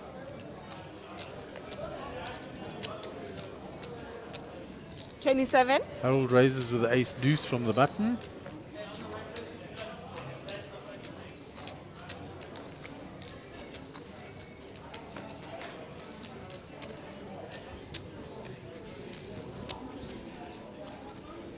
So I'm very pleased to welcome a good friend of mine into the chair here, Mr. Darren Kramer. How's Mark? How are you doing? Well, thanks, and you. And what an awesome and amazing tournament. Unbelievable. I mean, I'm still amazed. Over 500 players, pretty groundbreaking. By far the biggest guarantee we've had in this country in years, if not ever. It's pretty exciting. I see the bubble burst about half an hour ago. Unfortunately, I think it was Howard who bubbled. He did get a little consolation. Okay, nice. What was that? They gave him a seat in a main entry into the next Sun City event. Oh, awesome. That's great. So that's a 15k bubble. Yes, great. Okay, so a bit of consolation for the, unfortunately coming in that dreadful spot. There's Harold Brooks. Let me tell you about this man in this series. Every time I've walked to a table or anything, he's just deep, far, producing results. Very tricky player, really sharp, aware of the dynamics of a game, and just been very impressive to see his results. He told me actually when I walked past him, he's just going to copy what I do in results. Well, Harold, I'm out here, so I hope you go a lot further than that. In the beginning, managed to find a nice result, but unfortunately we'll be adding value from the commentary booth, I suppose, today and tomorrow. But any big stacks to this table? I'm seeing Edgar looks like he's got a large stack here. Edgar's got over 800,000. Oh, okay. Oh, wow, 1.1 million says actually. Okay, he's chipped up. Yeah, one of our chip leaders. He must be. I was walking around the room, I saw a few 800s. Rob LaRue, who managed to take all my chips in a chip leader pots. Old Bob's the jock. Yeah, the famous, exactly it, Bob's the jock. Yeah, we got into a duel, and I got burned lucky, but I told him to make good use of the chips, and I saw he's on about 800-900, so that's good. Edgar 3-betting here. To Henny's open from the dealer button. Edgar is generally a very solid player. I know we can't see his cards, but I reckon these will be a pretty strong holding. Yeah, and Edgar used his stacks so well on this table. He was going all in on the flop and just bullying people off the hands. Really? And just accumulating. Has he always had a big stack, or has this been... Yeah, he came to the table with over 500,000. Okay, awesome. And that was many levels ago. Okay. And he's been bullying, because these players have been on here for 4 levels. Oh, wow. So they didn't change them out because of the dinner break. So they were here before the dinner break, and they've had 2 Putting levels in a good since. innings. He's put good, solid pressure. Lovely. It would be nice if we could see Edgar's hand, but it's a flop. Henny obviously defending with the pocket sixes deep. Look at that flop. Wow, we're flopping the set. Unfortunately, if Edgar's got overpair, this could be... Yeah. I guess it's in bold. Yeah, Edgar's looking with side. Oh, goes for the check. Check of it. Now, Henny flopped trip sixes just now and had a little psychological battle with Rex and bet his trip sixes to try and induce a shove from Rex. And he got close. Rex came close to shoving. And then he got away from it. Well, this is interesting. I mean, one of Edgar's either... it was interesting. I was expecting the 3-bet pot to be c-betting pretty much all his overpairs. But I love that view. Look at that. It's awesome. Yeah. His new cameras, what an innovation for the series as well. Yeah, it really is great, this whole production thing. Okay, Henny checking back. He's pocket sixes, playing with trap here. All in? All in and call. And what is it? Aces versus pocket sixes. A set for Henny, wow. Edgar smacks the table. Yeah, this will be a big double up for oh, sorry, Edgar's a pair of 5s. Sorry, so he's got the gut shot, double belly buster. All in, call, all in. All in. 3 or a 7 or a 5. And unfortunately, that's a king, and that'll be a double up for Henny. That should be about a 570 chip, 70k chip pot in total. Very nice. Edgar will be down to about 750. And tricky play by Henny there, checking back the set, hoping that either Edgar goes for a stab on the turn, which he did. So yeah, we're very nice by Henny, and he's chipped up very nicely here. Yeah. Another man who won the first event, I think it was, and looking for another very good result here. Yeah, and you were alluding to Harold. Harold had a solid finish in the 7k freeze as well. In the top 3, they made a deal. Oh, awesome. And then just played for the trophy. Oh, awesome. Gary Buckhurst won that. 222. Oh, nice. And was it that one where JP came second? From the pod. No, JP won the Little Slam. Okay. And was Harold not deep in that as well? Harold was deep in that as well. Jeez. So solid results by Harold. And such a gentleman on the table. Yeah. There's a shout out for him. Demi Brooks from Oh, from his son. Yeah. Well, it's daughter, sorry, Demi's daughter. Yeah. Sorry about that. Sorry, Demi, I apologize. Firecracker Yeah. Dad. Big, got a big fan base out there. Awesome to see. And even someone, Yuri Smith, talking about, Harold's famous quote, "You limp once, I'm going to give it to you. You limp twice, I'm all in." Very funny that. Seen it. But yeah, just was saying, it's just an insane achievement to get 501 entries in a tournament. 12,000. Really is a huge congratulations to everyone involved in this. It's a tough effort. And smashing every guarantee. I mean, 6.3 million for this event. It's unbelievable. 2 million rand for first. It's great. Here, Rex played with him on day one. Super solid. Raising under the gun +1 here. I think it was. In the hijack is Harold with the threes. Nice. I didn't show that Henny thing. I'm not sure if that's correct, but I thought he only had 200,000. 208. Was that not after the 3-bet? Okay. Yeah. Okay. But even if you had 208, we'll get all the chips counted up just now. We'll see on that. No, that's. And yeah, there's young Ariel. That's an up and coming. So let me tell you this kid. Now, this kid I've been playing quite a bit online. This kid is really good. He's very, very solid. He's a level-headed guy. He's actually at Discovery. Correct. And funny thing, well, not funny, but he actually got a job when we were chatting during the COVID period, and during to people working from home. I don't think he's actually been into the office before. So maybe as people returning, he'll meet his fellow colleagues for the first time. But a very accomplished poker player, new to the live scene, but been really producing really well. There on the outside table was Rob LaRue, aka Bob's with the Jock. But as I say, this Ariel, very solid player, really been crushing the online game. I played a lot against Ariel live when he first started 12,000. Oh, really? in live tournaments. Oh, wow. In where were you playing with him at? At one of the club games. Oh, nice, awesome. And in the beginning, I got the better of him. Oh, yes? Most of the time. Yes, a bit of old man experience. Yeah. And then the results started evening out a little bit, then we went into COVID. Yeah. No, I mean, so in the beginning, I still had the edge. A little bit, the experience. He was a little bit more reckless. Yeah. But he's tightened up a lot and he's improved his game. Oh, wow. Leaps and bounds. Yeah. Leaps and bounds. Great player. I laid kings down to him pre-flop when he had aces and he couldn't believe it. Really, eh? Wow. On the final table of a tournament there, and he was like, "You should have paid me off." 28. I'm sure.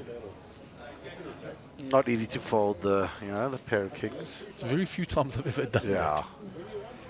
I think twice in my life in tournaments and once in a cash game, and that's it. So here we have raised by Ariel to 28. Yaku should be defending with the king jack here. Nice hand. It's a button open. And we'll be off to the flop. 74k in the middle. Yaku only with a 242. Nut flop for Ariel here. Interesting. Expect Ariel to c-bet. Only 3 outs available to Yaku, the 3 tens that aren't folded. Yeah, I expect we'll get a bet and most likely a fold. 18. Small bet is 18, right? Yeah. Nice c-bet. And picks up a nice pot and shows him that unbelievable hand. Top pair, top 2. Let's get back to the Sunbet Poker Tour now. I mean, we've got all these events coming up, and the exciting thing is that they're going to be satellites run around the country. Yeah. For players so that they can play from their home base and win seats into the events and then travel to them. No, I mean, I must say it's been unbelievable. I was sitting with Nitesh yesterday chatting, and it's very exciting to see how excited they are to get involved with poker and to look after poker players and to create the experience. You know, the poker tour, the synergy with Sunbet. It's very exciting, and yeah, I think we're, as poker players, we're very fortunate that this is something that we've been crying out, looking out for a while, and it seems like there's a great partnership that's going to start here. They've got these amazing venues, and it's just I'm excited for what 28. opportunities lie ahead for everyone. 28. I'm sure you're excited that we're coming down to Grand West. Very excited until I see, till it happens. I won't believe it, but they've assured me that November is happening. So I'm very excited. There, Edgar with the raise of 6-3 suited, showing some nice aggression, picking up that pot, using his big chip stack, which he still has a lot of after losing that pot. but yeah, I'm very excited about that. I mean, they're great venues. If I think about them, the boardwalk's great. All those restaurants and the beach is close there. Sabaya's great. Sun City. Yeah, Sun City's awesome. Bring your family along. And then obviously Grand West. So very exciting. All the venues are really awesome to either, come with a group of mates or bring the family. Really great, great places to host a poker tournament. As Natesh was saying, look at these amazing venues, not in a school hall. I was like, this is very far from a school hall. Oh, wow, this is awesome. Man. Yeah. This is world class. Yeah, this is honestly world class. These facilities, the hosting, everything is just really is top level. And 12,000. Yeah, it's exciting. And I think with the bringing in of Mark Collett and his team, the whole production of this has gone up. I think the new camera angles, everything we're doing here from Card Stream Sign and from Michael Collett, combining with and colluding with, if we can put it that way, this has gone up another level. Oh, 100%, yeah. No, I mean, Mike Collett got the experience of the Pig Speak days. And then in the outside tables there's Calvin Ferreira with 350,000 chips, as we see, going around the room looking at some other stacks. Leonard Wilkin down there has got nearly 1 million chips. Oh, really, eh? He's a recreational player, awesome. really. There's, they're can't see Joe's chips there. He was a winner of the Turbo. And, back to our feature table we go. We got a Hurricane support, I see, Johan. And they've managed to find a little 21-14 win today against Islanders. Our avid rugby player watched that, so he's proudly 12,000 wearing the top. Yeah. Looking, as I see on the outside tables. There I see Edward Pastel with about, I saw him install. he's got nice chips. He's got about 600 actually looks there, so he's chipped up a bit since I was out there. Mariette Language on the featured table found the river twice for a tournament life. Crazy, yeah? A 5, and then she found a king with ace king. Yep. And I've never seen her so animated in celebration. I was at the table actually when it happened. Yes, that dance, I wish that went. If that, that needs to go viral. The boom shakalaka dance. Exactly. That needs to be YouTubed and shared around made the into world. a gift. Yeah. She was teasing, she was joking. She said, she's going to work on her physique for the next one. I said, no, we need to work on this going, global. Get it Facebook and YouTube, get it all. TikTok, 128. Here's an interesting hand. Raised call, and it looks like a 3-bet here by Rex. Big 3-bet size. And it's, I expect to go fold. Can't see Rex's hand, but he picked up a nice pot. So Jaco Potgieter says, I have to say, Jaco de Toy, quite a fantastic job fighting since he sat down on the feature table. Good job and congrats all. That is our player sitting down here in seat 9. Came to the table with 40K. Oh, wow. And he has ground and ground and ground. His wife's been on the stream supporting him, which is very nice. Oh, awesome. There she is. She's been giving him shout-outs all along up. And awesome. There's Imran Bayani. There's Bozo. Yeah, and then Rob. And Rob. Yeah. So you say a lot of those chips belong to you. Those are mine. Yes, exactly. We were both at top, and those are mine. 12? Anyway, When you see him telling me, to come say hello to Chess, we used to cross swords many a time back in the day. Definitely will let him know. 2, 3, 4. Yeah, just looking forward. Rex, Harold Brooks on the button, Jack 9 suited. I reckon we'll get a fold here. I mean, a fold, a raise. Yeah, it's got to be a raise with the Lebanese aces. And just, eyeing out his opponents. And here we go. 30K in the pot pre. What have we got there? 33K? 32,000. 32.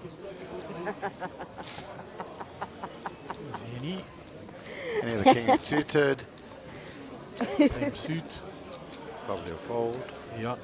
Edgar's out the way. 32. Yeah, Edgar folds and he picks up a nice spot. Yeah. And there's young Jesse Rosen.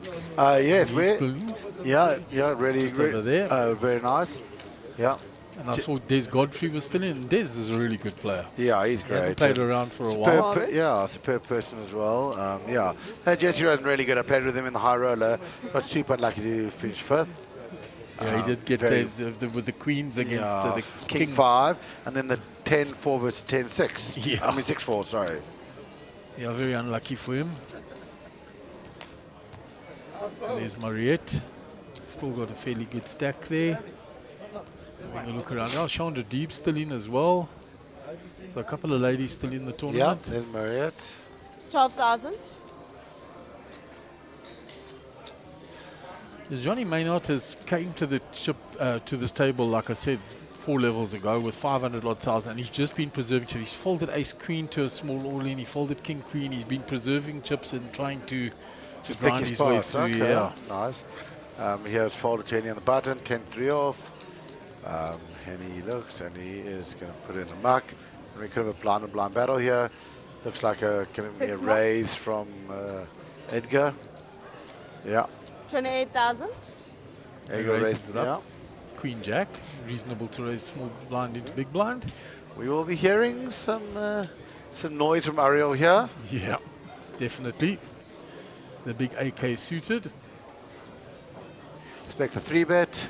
Yeah, there's 52k in the pot now. He's moved all All in. in? All in. Yep. He's asked for a count, Edgar, but that's more to get info. Yeah, he's moved in for his 30 big blinds. And Edgar's making him sweat a bit, but I expect Edgar to fold. Yeah, I don't think he's ever calling that. But he'll make him feel the pain for a bit. Yeah, part of the psychology that goes on, just for the viewers out there, it's not all about whether you're folding straight away. Sometimes you've got to sweat, so for the next time you do it, he's going to think twice about moving in on you. 100%. You know, don't make it seem that your blinds are easy. Yeah. And Harold's one of the toughest in the blinds there. He doesn't want to give it up. Him and Elvin. I mean, Elvin, just let me tell you about Elvin. Hard to get past there. They were looking at the tables. Ray Adams.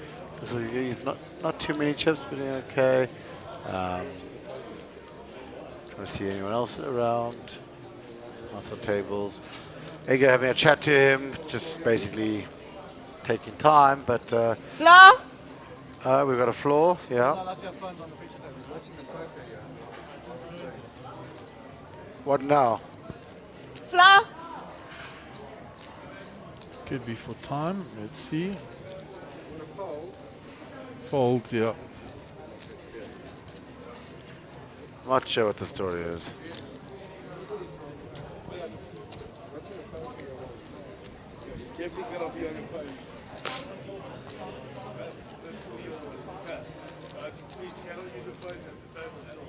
Just a bit of a phone warning for Jesse. Yeah. Small bit. Yeah, we look at it, Edgar. I'll lead on 800. Clearly lead at the feature table with 66 big blinds, very healthy. Anyone else not too small? Here we're on the outer table with it all in. Alvin Pillay, Manesh Kashev. Manesh, of 6-year absence. Yeah, look Came at to him. a little slam cashed, and there he's sitting with a stack. Great. And told me he's ring rusty. There's a, you know, Small bit. on the rail there. There's all those on the rail. Ben Cade, third in the Super High Roller. Mark Abib. There's Gary. Yeah. While I'm, you know, giving him a bit of time off, he's chilling there. Dave. There's our blogger, Chris, waiting to report his hand. I don't think Elvin's in. I'm not sure. I don't think Elvin's in. It's Ray Adams there. Can't see who's deciding to the all-in.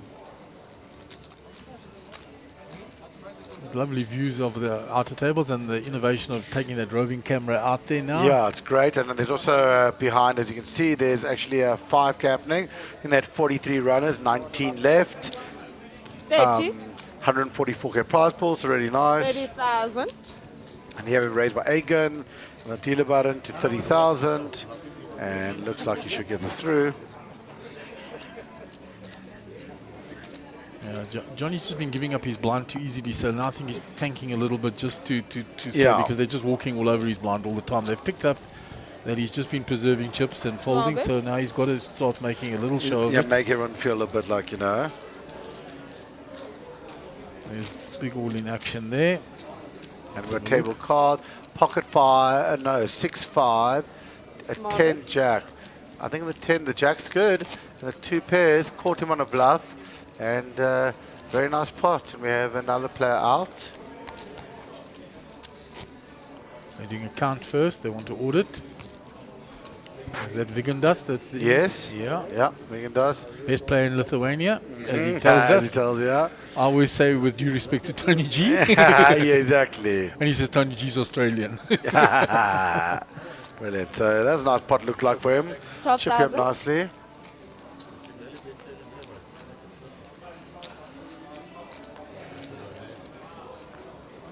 So Harold out the way, round to Henny in the hijack. And I like these new graphics of ours when the player's there, you get the little yellow bit going round. Oh, it's great. The Nice. action Yeah, and it's superb. This. all the new little bits. That was the upgrades from card stream side. Oh, awesome. So that was nice. Folded around to the button. Ariel, the king 9 of clubs. Little raise. And he's got 2 tight players to his left. Young Yaku, it's been an all-in or fold. Yeah, fold. One more to go. That's all he's done is played that, and it's worked for him. It has worked for him. We don't know much about him. And then a fold from Yaku to Toy with the queen 10. And Ariel picks up another 30k, up to 450,000 chips. Doing really nicely. I reckon if this kid, keeps picking up a few more chips, gets to 600-700, he'll be my little outsider for a super deep run here. And then we're back on the outside tables. There's Bozo ready to... Is it on a break? No, I'm just checking. Might be a break in the outside tables. Bozo looking keen for his smoke break. David Rosenthal. Next to Imran there. Next to Bobzo. Yeah. 12,000. Yeah, Bobzo's got to catch up with me. We used to cross swords on a regular basis until I stopped playing on that particular site. Yeah, I'm sure you can reminisce about the good times. There's Ahmed Karim in the back. Not the best series for him. Top player, but just hasn't really got going here. 12,000. Supporting some of his mates. Check already. And now we've got a blind and blind action. Oh, no, sorry. A limp by Edgar and a check by Rex. Just a reminder to all players in the main event, please make sure that your big stacks, your big Here we've got, great, you should be a secret from him. Flop on a flush draw. Big value chips are in front of your stack. And also, please no spectators inside the playing area. There are rails, you're welcome to stand behind them. Mark just making sure that, players aren't, spectators aren't standing behind players, keeping everything in order. I must say, Dave deserves a special mention. I was looking at his tracker the other day. He's showing us he has walked since the start of this tournament 180 kilometers. I mean, it's unheard of. I was like, that was mind-blowing. He's up and down and up and down. Everyone's shouting for his name, wanting a ruling. He's just a chap, always smiling, working long hours, but he does tirelessly. Yeah, tirelessly. Really is awesome to see what he does. He does over 12,000 steps a day. I think it must be minimum. I mean, 180 kilometers. When you come back from great. the break, eh? Oh, they're on a break, guys. So yeah, that's a break. Darren, thank you for coming to join me. It was lovely to have you here in the commentary booth. And maybe we'll see you later on either this evening or tomorrow. Yeah, you'll definitely see me again. Thank you so much, Mark. Appreciate it. Ka chipa pa ka po etsalang.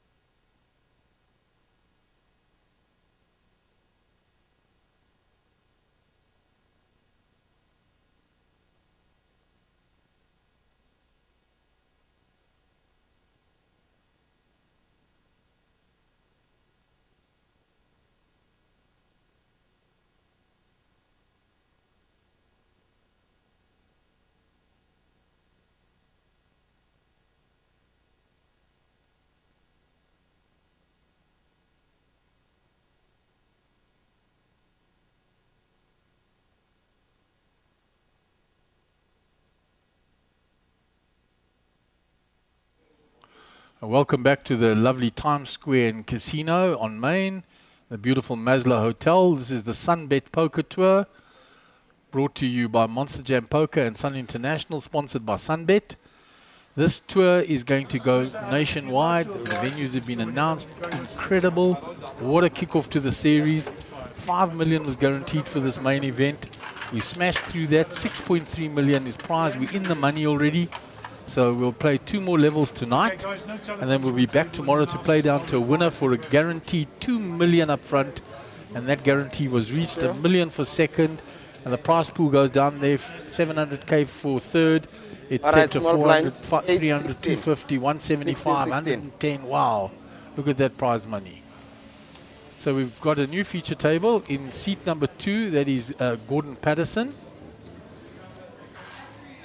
Calvin Ferreira will be our under the gun player. From this side, just strut them like 314,000, ace jack of clubs.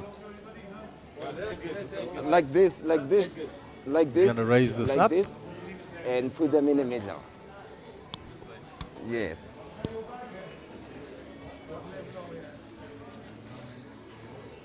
So 40k in the pot And pre-flop. 36,000. Makes it 36,000. There's Leonard Wilkin. 2 more levels. Known to everybody as Oki. Mr. more, Jack yes. 4. Done extremely well. He had cashes at Carnival, another Sun International Casino in previous series. And here there's Edward Pastel in the hijack with ace jack of diamonds. So 2 suited ace jacks. Action is on Edward with 422,000.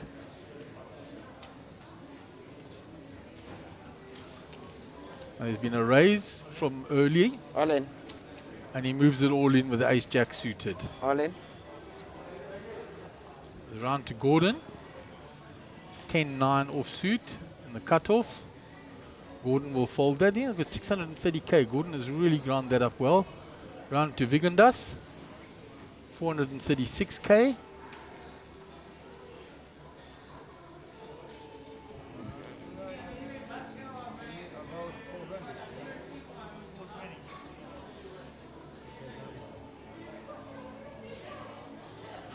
Vigandas just getting the count, counting his own chips.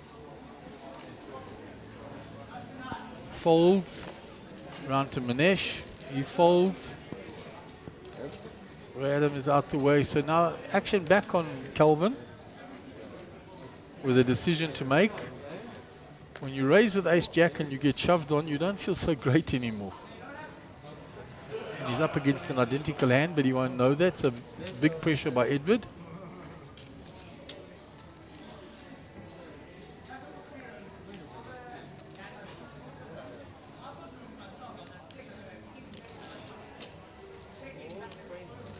For 20. I still have Asking to what the count is. It would be his tournament count life. myself and confirm the amount.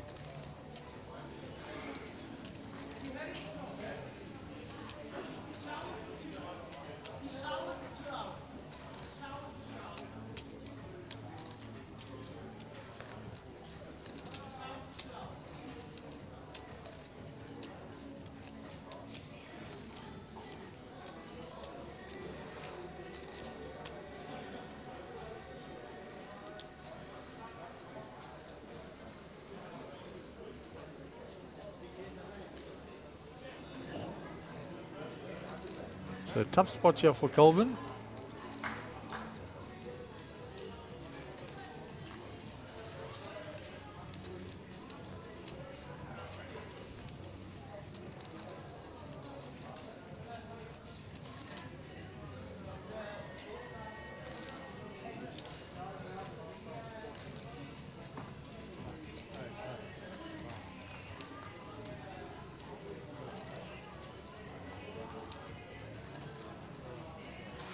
So Calvin taking his time, yeah. It's a huge decision. He apologizes to the table.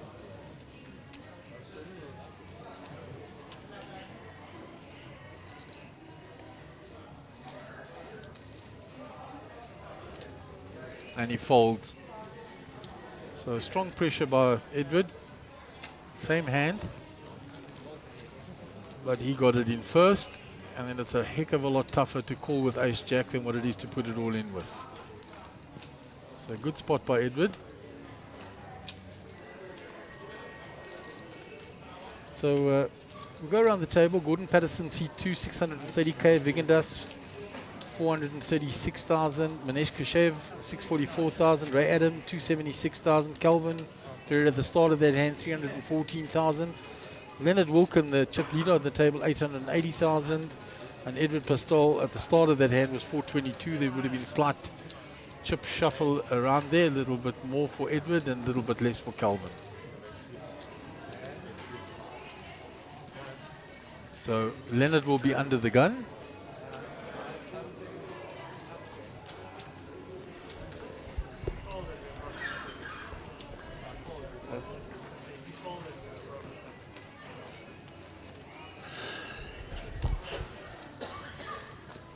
Yep, that's.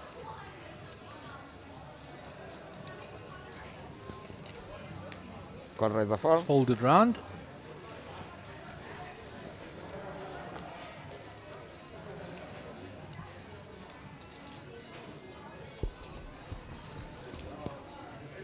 Bringing us in the cutoff.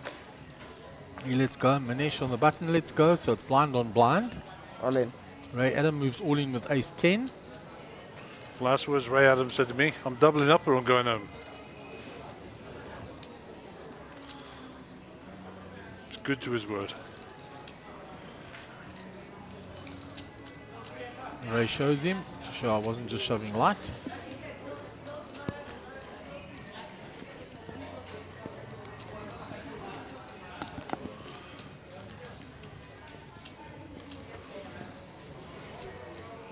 Alright, small blind. The blinds will be posted. So it's still a huge buzz out there. There's great excitement all about this prize pool and players now grinding their way forward. Yes, it's going to be a grind, that's for sure. Yeah, to get to the top 10 where the money jumps really start, it's going to be a fair old grind still. We have 2 more levels tonight, Gary. Yep.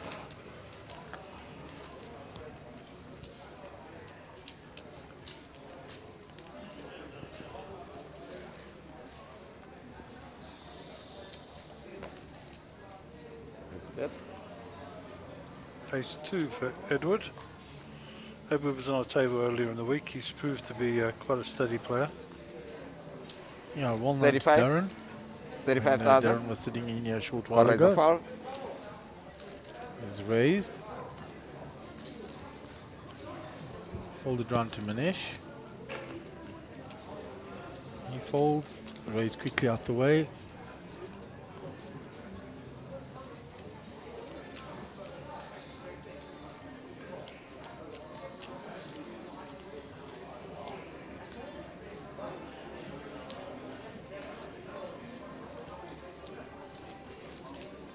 Calvin folds. Round to Leonard Wilkin. And Jack 6 off.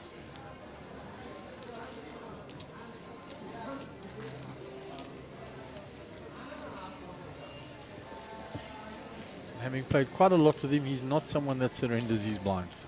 Right. 35 call. Defends. Check up that. Ace for Edward.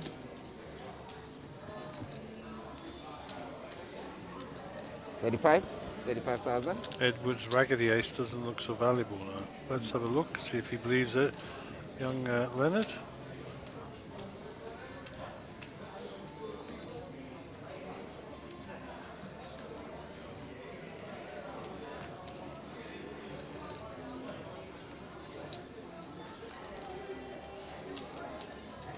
He's going to flat one here and see what happens on the turn.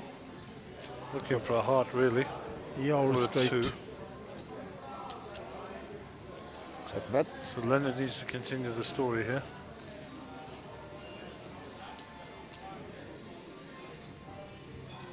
Bet.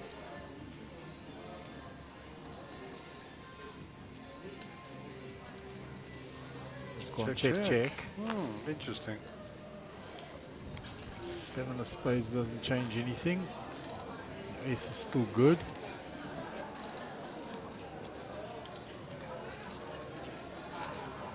$60. I don't think that's enough to get. Well, I think when he shut down on the turn there, that was the problem. The story doesn't make sense now. Easy to say when you're watching it, when you know the cards face up.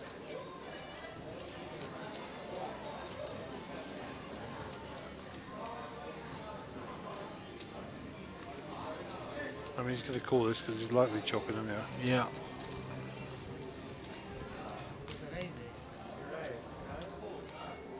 It's a call, 60-60.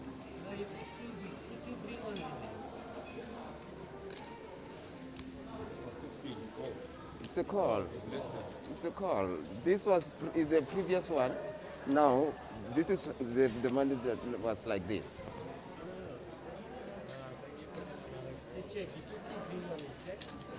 Really? I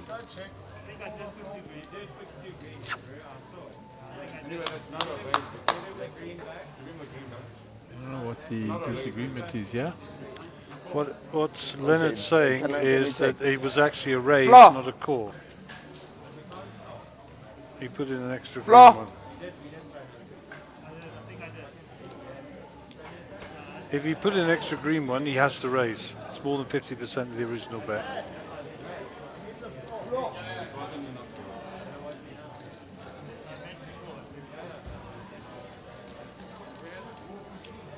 I didn't see him put an extra green in, I've got to be honest. She was.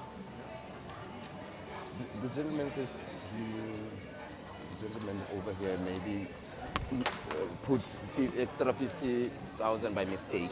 So do you okay? 60,000, and then he meant to call. I thought I saw 60, but the other players on the table say 110. Yeah, but can you please check with us for us that there was indeed two greens that year?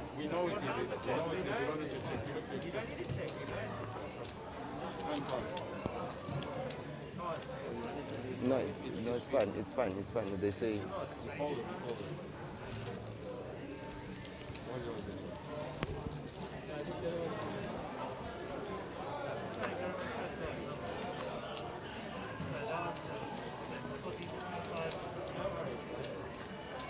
Sorry.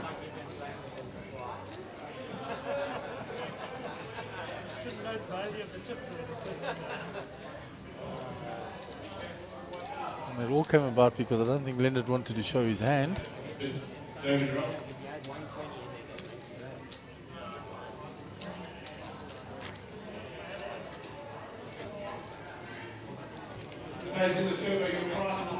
So he was looking for a way out by saying that Edward had raised and then he could just slide his cards into the muck.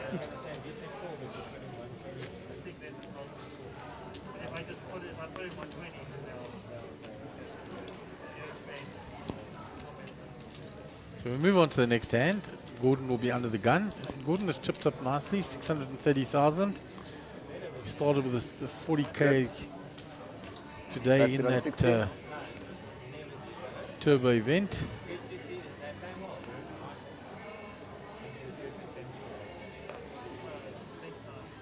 King 7 of clubs.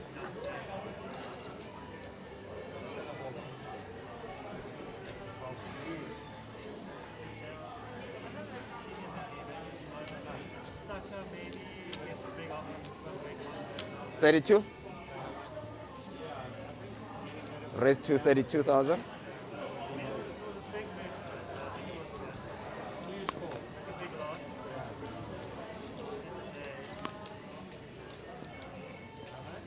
$32,000. Raise 32.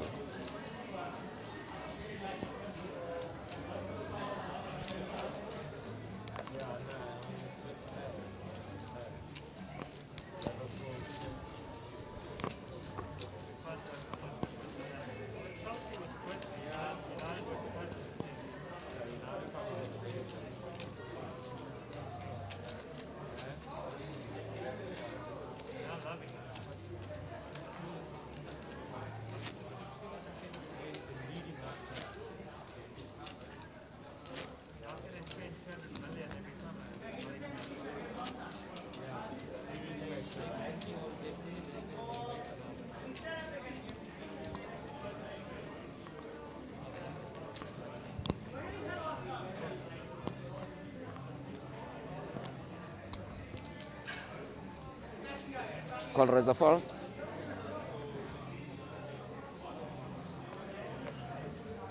Right, so we move on. Vigandas under the gun.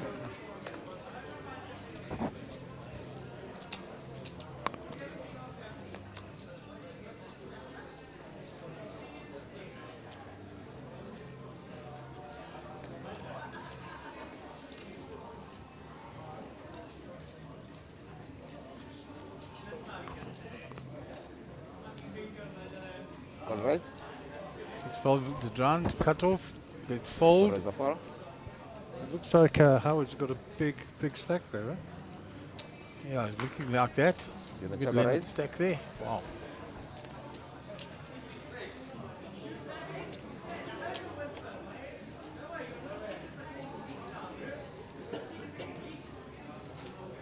Check.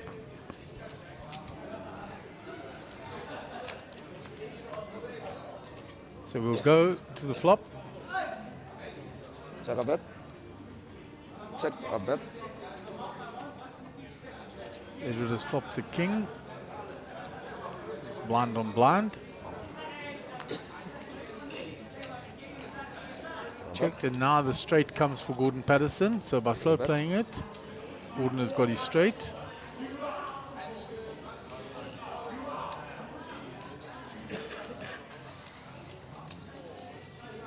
$16.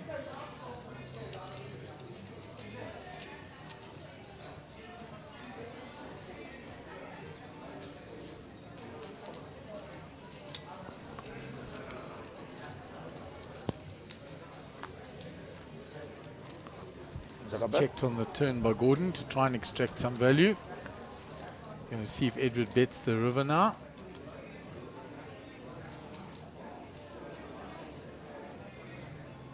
Edward checked. So now Gary's going to bet, Gordon's going to bet it.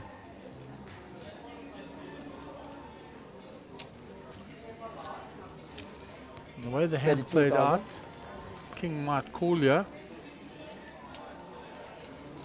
That's the way Gordon's played it.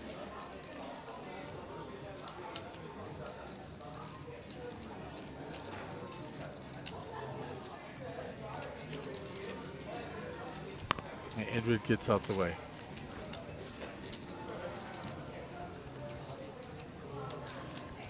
Button moves. Small blind, big blind. 16.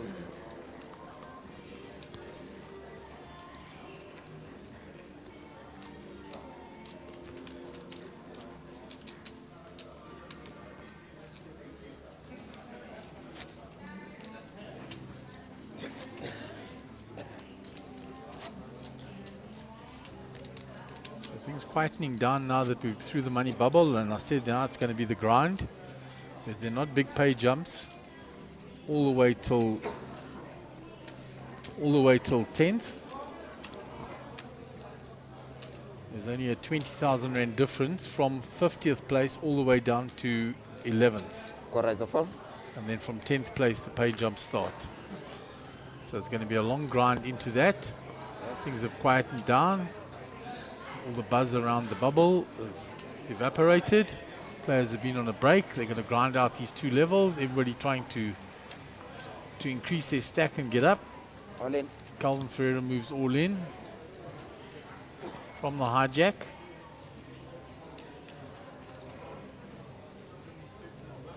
Leonard with the ace 10, thinking about it. 230k should be too much to call with ace 10, and that's a good decision, and he folds. Run to Gordon. 9 deuce off, that's easy, into the muck.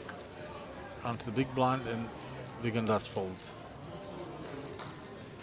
So Calvin will get that through.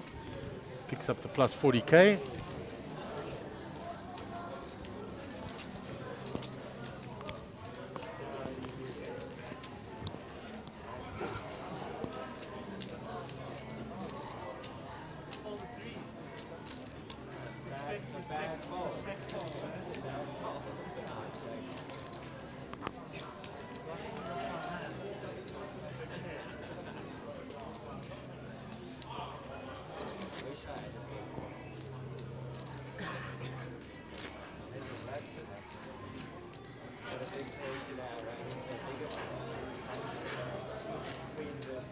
So Aldi de Toy says there's a few de Toy supporters out there.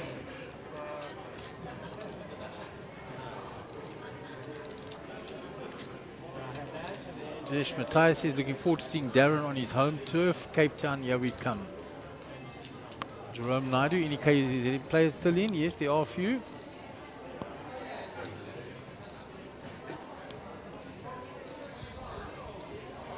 Lakukan. Correct fall.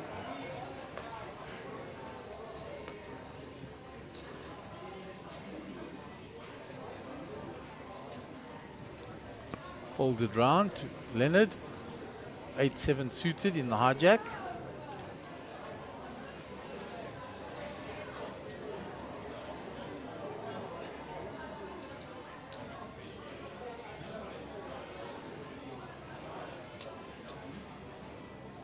Going to raise. Raise.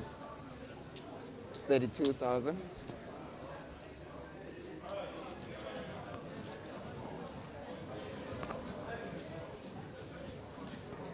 That's a fold. Round to Gordon. E fold. Vigendas in the small blind. Call.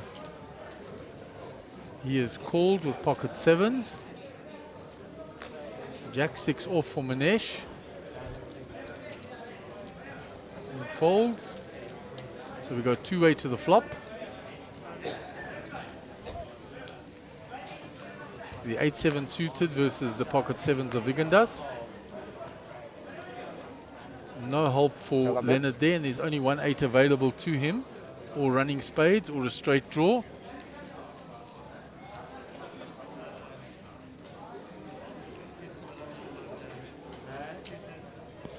So Leonard continues. 45,000. Having raised pre-flop. 45. Back down to Vigendas, who checked. 45,000.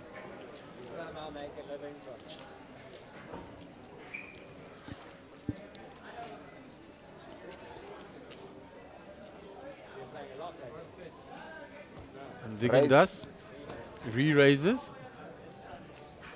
So the bet was 45,000. He 3-bets. 110. 125. So welcome to Mark Joseph, sitting next to me. Hello, Marky. How you doing? Been Well, a long day. Yeah, been a long grind, but what an awesome event, and blown through that guarantee, and the players in the money now. Yeah, they've been in the money for quite a while, and yeah, it's just so exciting to give this kind of prize pool back into South African poker. And Vigendas will take that down with a 3-bet, and you've got two guests that you brought with you, so I'm going to vacate. Marky, thank you very Mr. much. Ahmed Karam, We'll give you a little rest for maybe 30 minutes, and yeah, and Darren Kramer will come sit in my side, and Ahmed will join you and Darren. Awesome.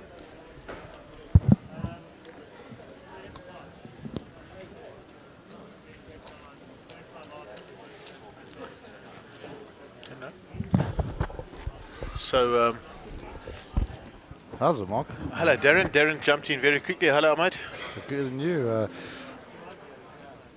Awesome. I just got a little update from Gary Allen there that there are 41 players. We're actually on a pay jump bubble.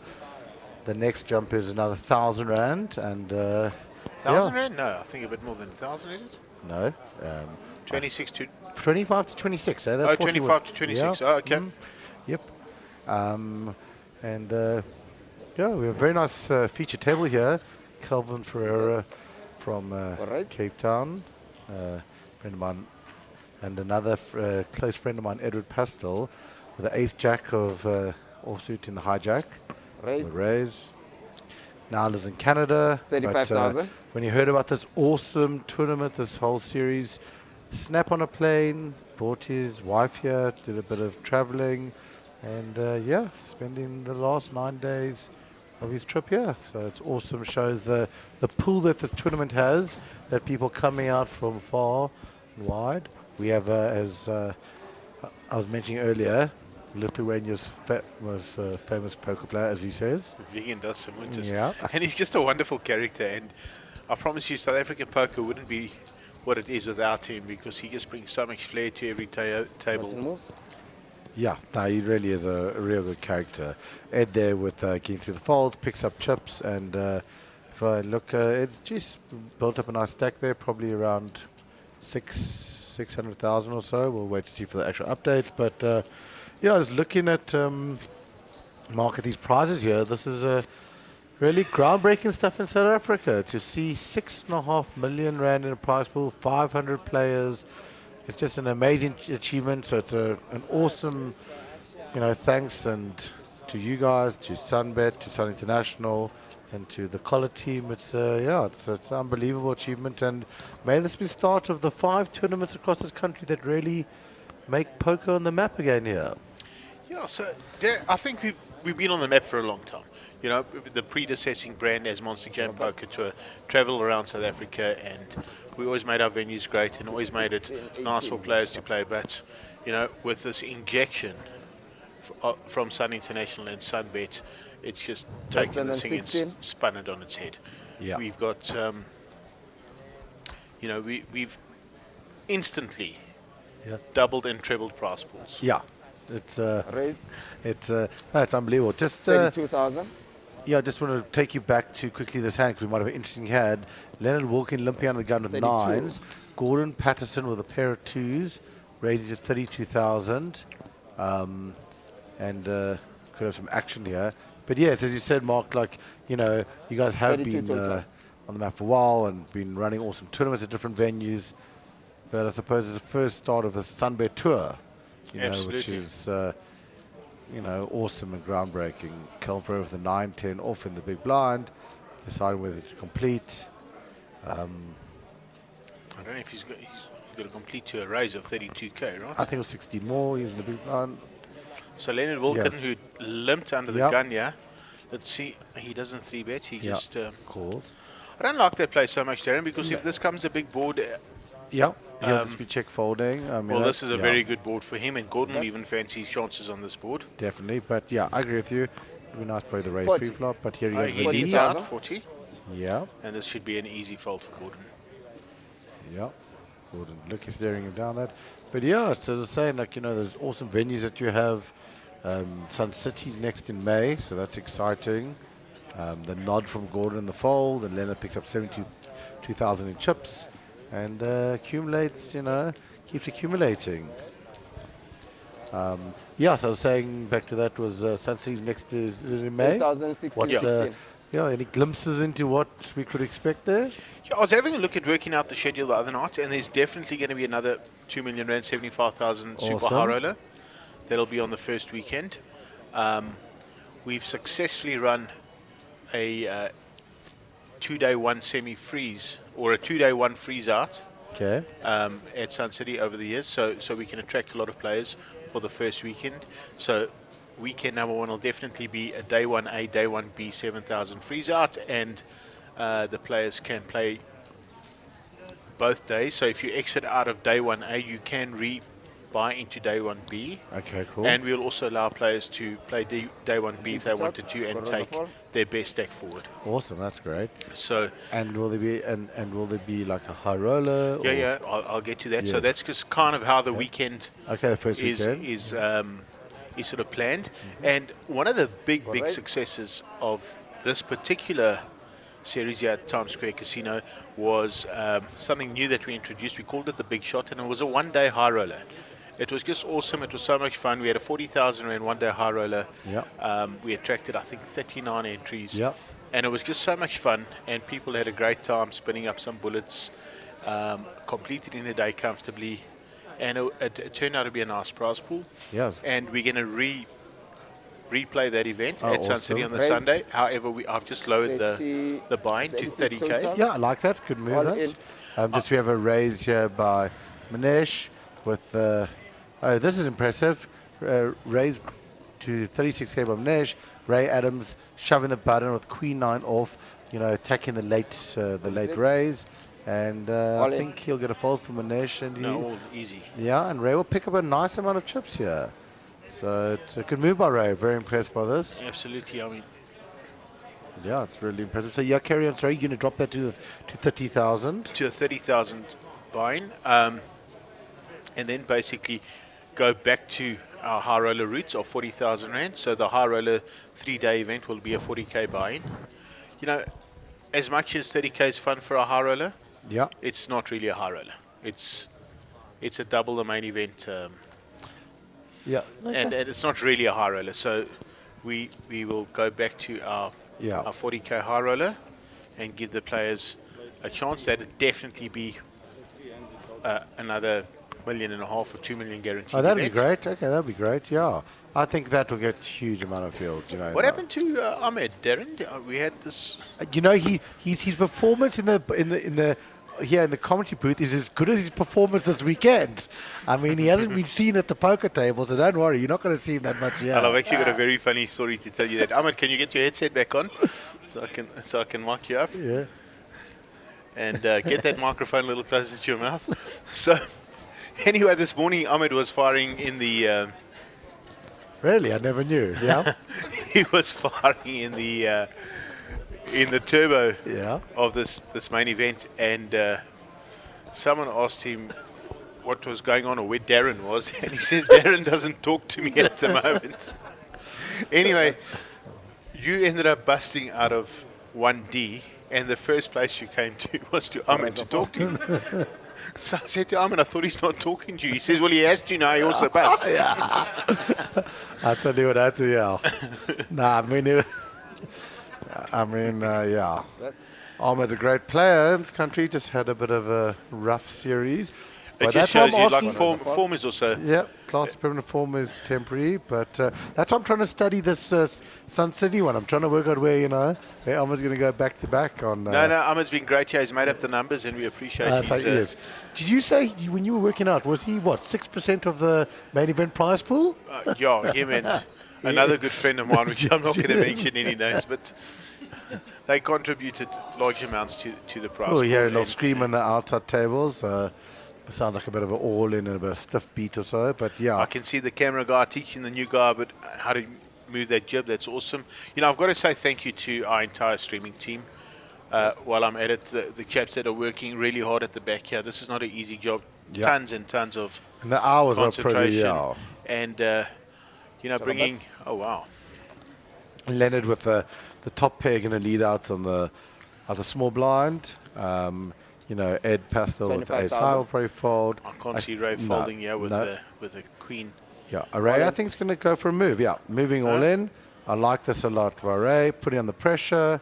Maybe get Leonard to fold. A weak king, which he has. And if he does call, he's got 40%, which is not too bad. But exerting pressure, Ray's pretty good at that. Ray's a formidable player. I tell you, he's got a good few results. Yeah, he's been great. Won a WPT. And there we go, guys. We get the fold.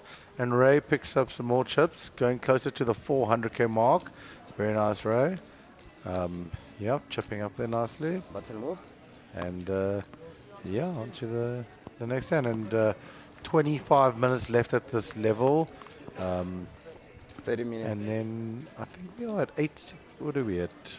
8:16. We're at 8:16 at the moment, I think. So we were going to 10:20. Okay, things will get used to it. I'm looking at the outside table to see if I can see name Lam out there.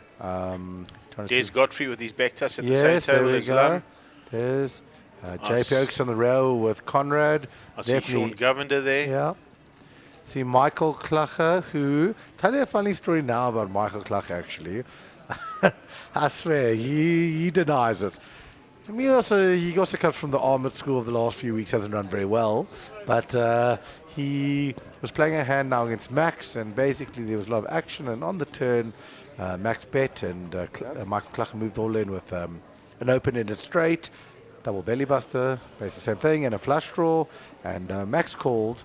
And the river came the offsuit 8 to complete Klacher's straight. But I'm not joking. The 8 hit, and Michael Klacher's hips went right, and he was about to pick his bag and go up the door. And Ahmed and I, very excited because we're both friendly with him, said, no, sit down, that's a straight. He absolutely denies that he was turning around and going. And then Right, we've got it all in here. Let's have a look. All in. Calvin Ferreira, your mate, has moved all in here. For 238k, and Edward Pastel with a very good fold with the ace 8. Gordon and the queen 9 will fold the big blind, and Calvin will pick up some chips.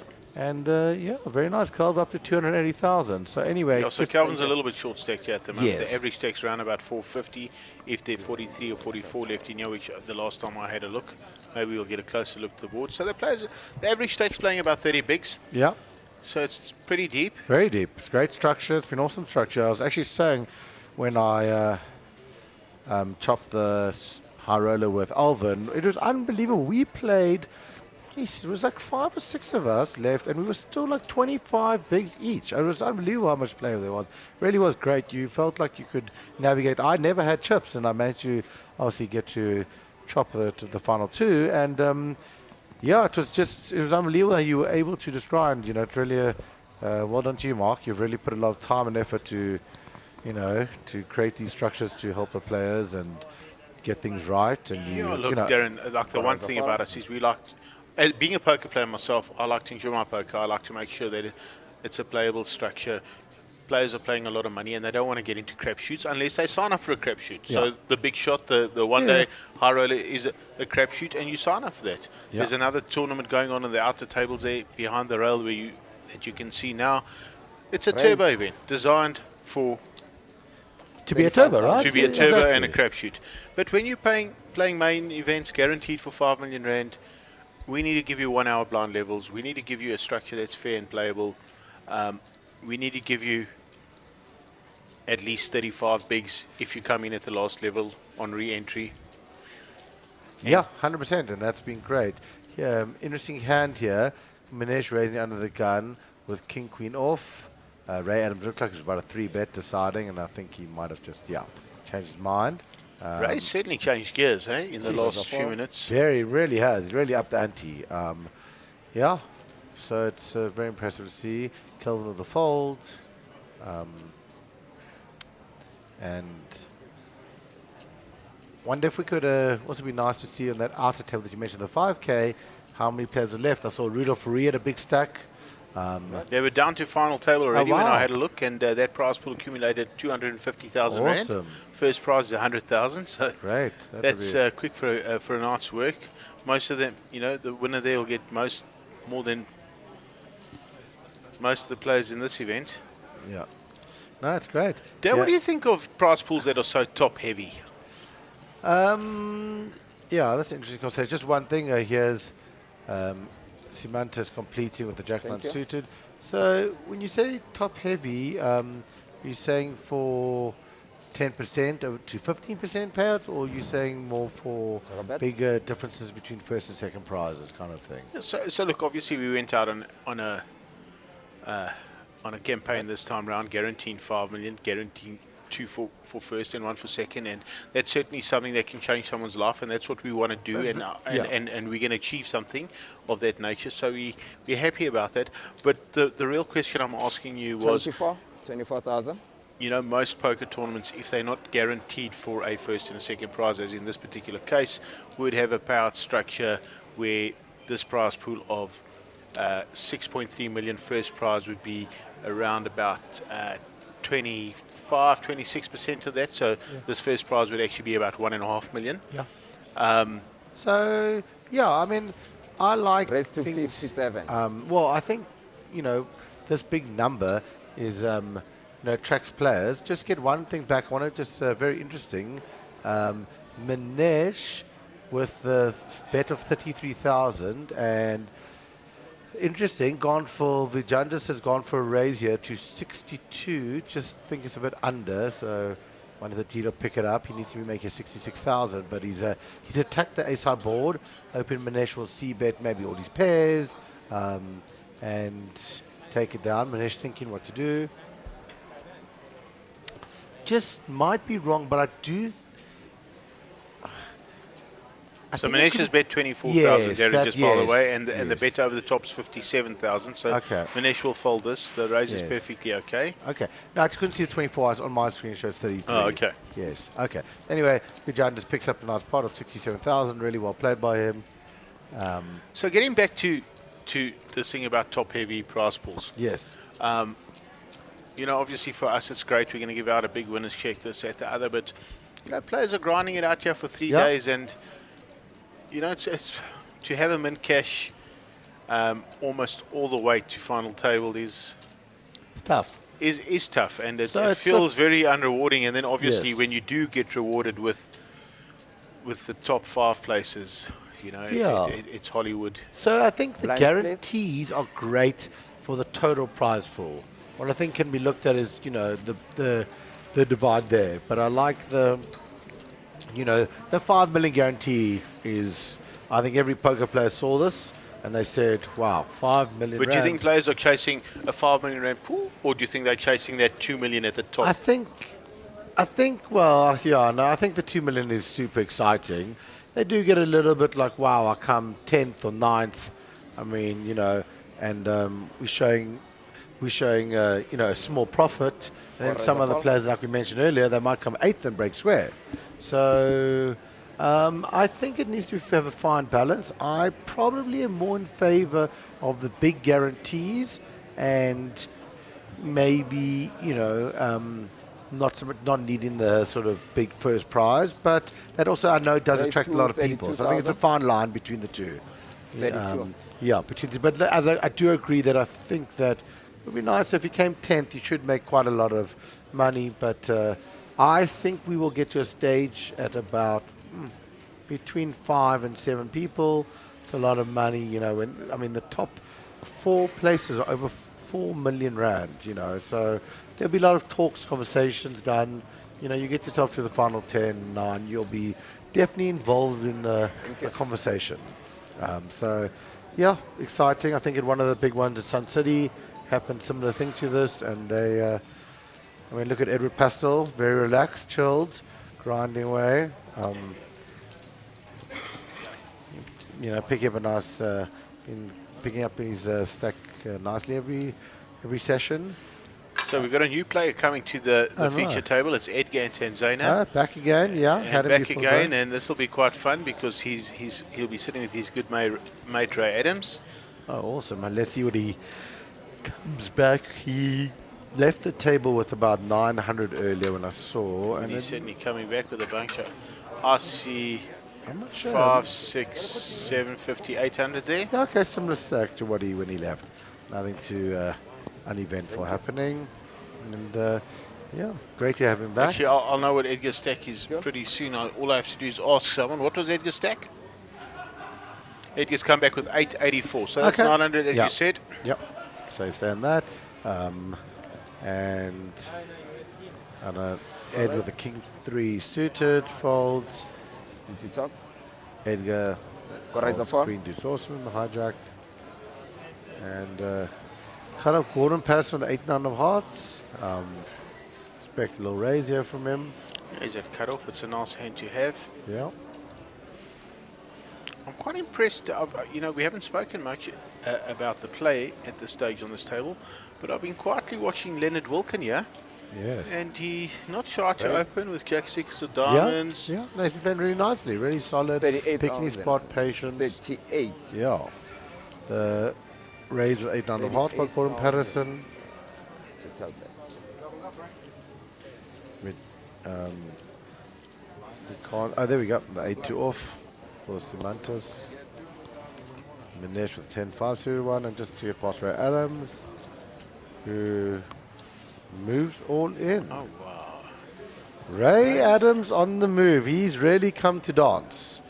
Really. Like I said earlier, Ray has certainly changed gears, and I mean, Gordon will just have to fold this. There's nothing he can do.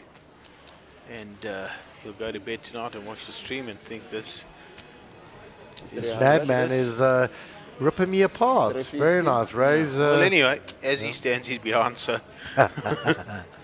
That's. Gordon's asking for a count, which is quite. Yeah, I think he's just trying to make him sweat, you know. But there's a fold. And Ray Adams picks another 46,000, moving away up to 431. A few of his 3-bet shoves got through. An interesting hand to 3-bet shove with, but it worked really well, and he's been picking spots and accumulating, which is great. You know, I've watched Ray play quite a lot. I haven't seen this kind of aggression out of him. Yeah, but you know, he's decided this is a good time with probably in the mid-30s amount of players left to up the ante. Yeah, I think a lot of players will be conscious of the money jumps, and I just got informed that on the outer table, Max has accumulated a huge stack there. Small Just blind, got some please. inside information from 8,000. seat 1, Michael Klacher. So they're probably one of our chip leaders at the moment. There's Bozo, Imran, a lot of well-known names in the final 35. What is that what we're down to, 35? I think it's about 35. Maybe it's a bit more, but you could check. But yeah, I think I've only seen 4 tables now. So what would that be? 36 max. But we're checking. There's Joe. Joe Steeger's out. Winner of the one-day event. Here's Edward Pastel, Ace 9 of clubs, and with a raise. Raise to 35,000. One. He raised to 35,000. Gordon with the 3-2 suited with the folds.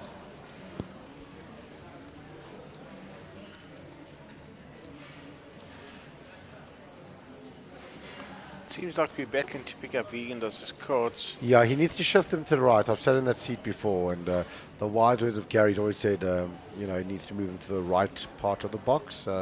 Maybe at the next break or when there's time, you know, Semantis can be informed of that wise information that the right part of the box is where all the magic happens. But looking like he might be going for a 3-bet here.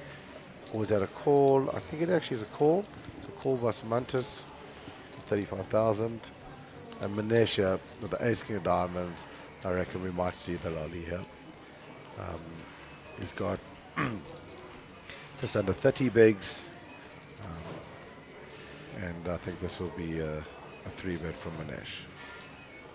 3-bet shove, here it comes. And there we go. All goes in.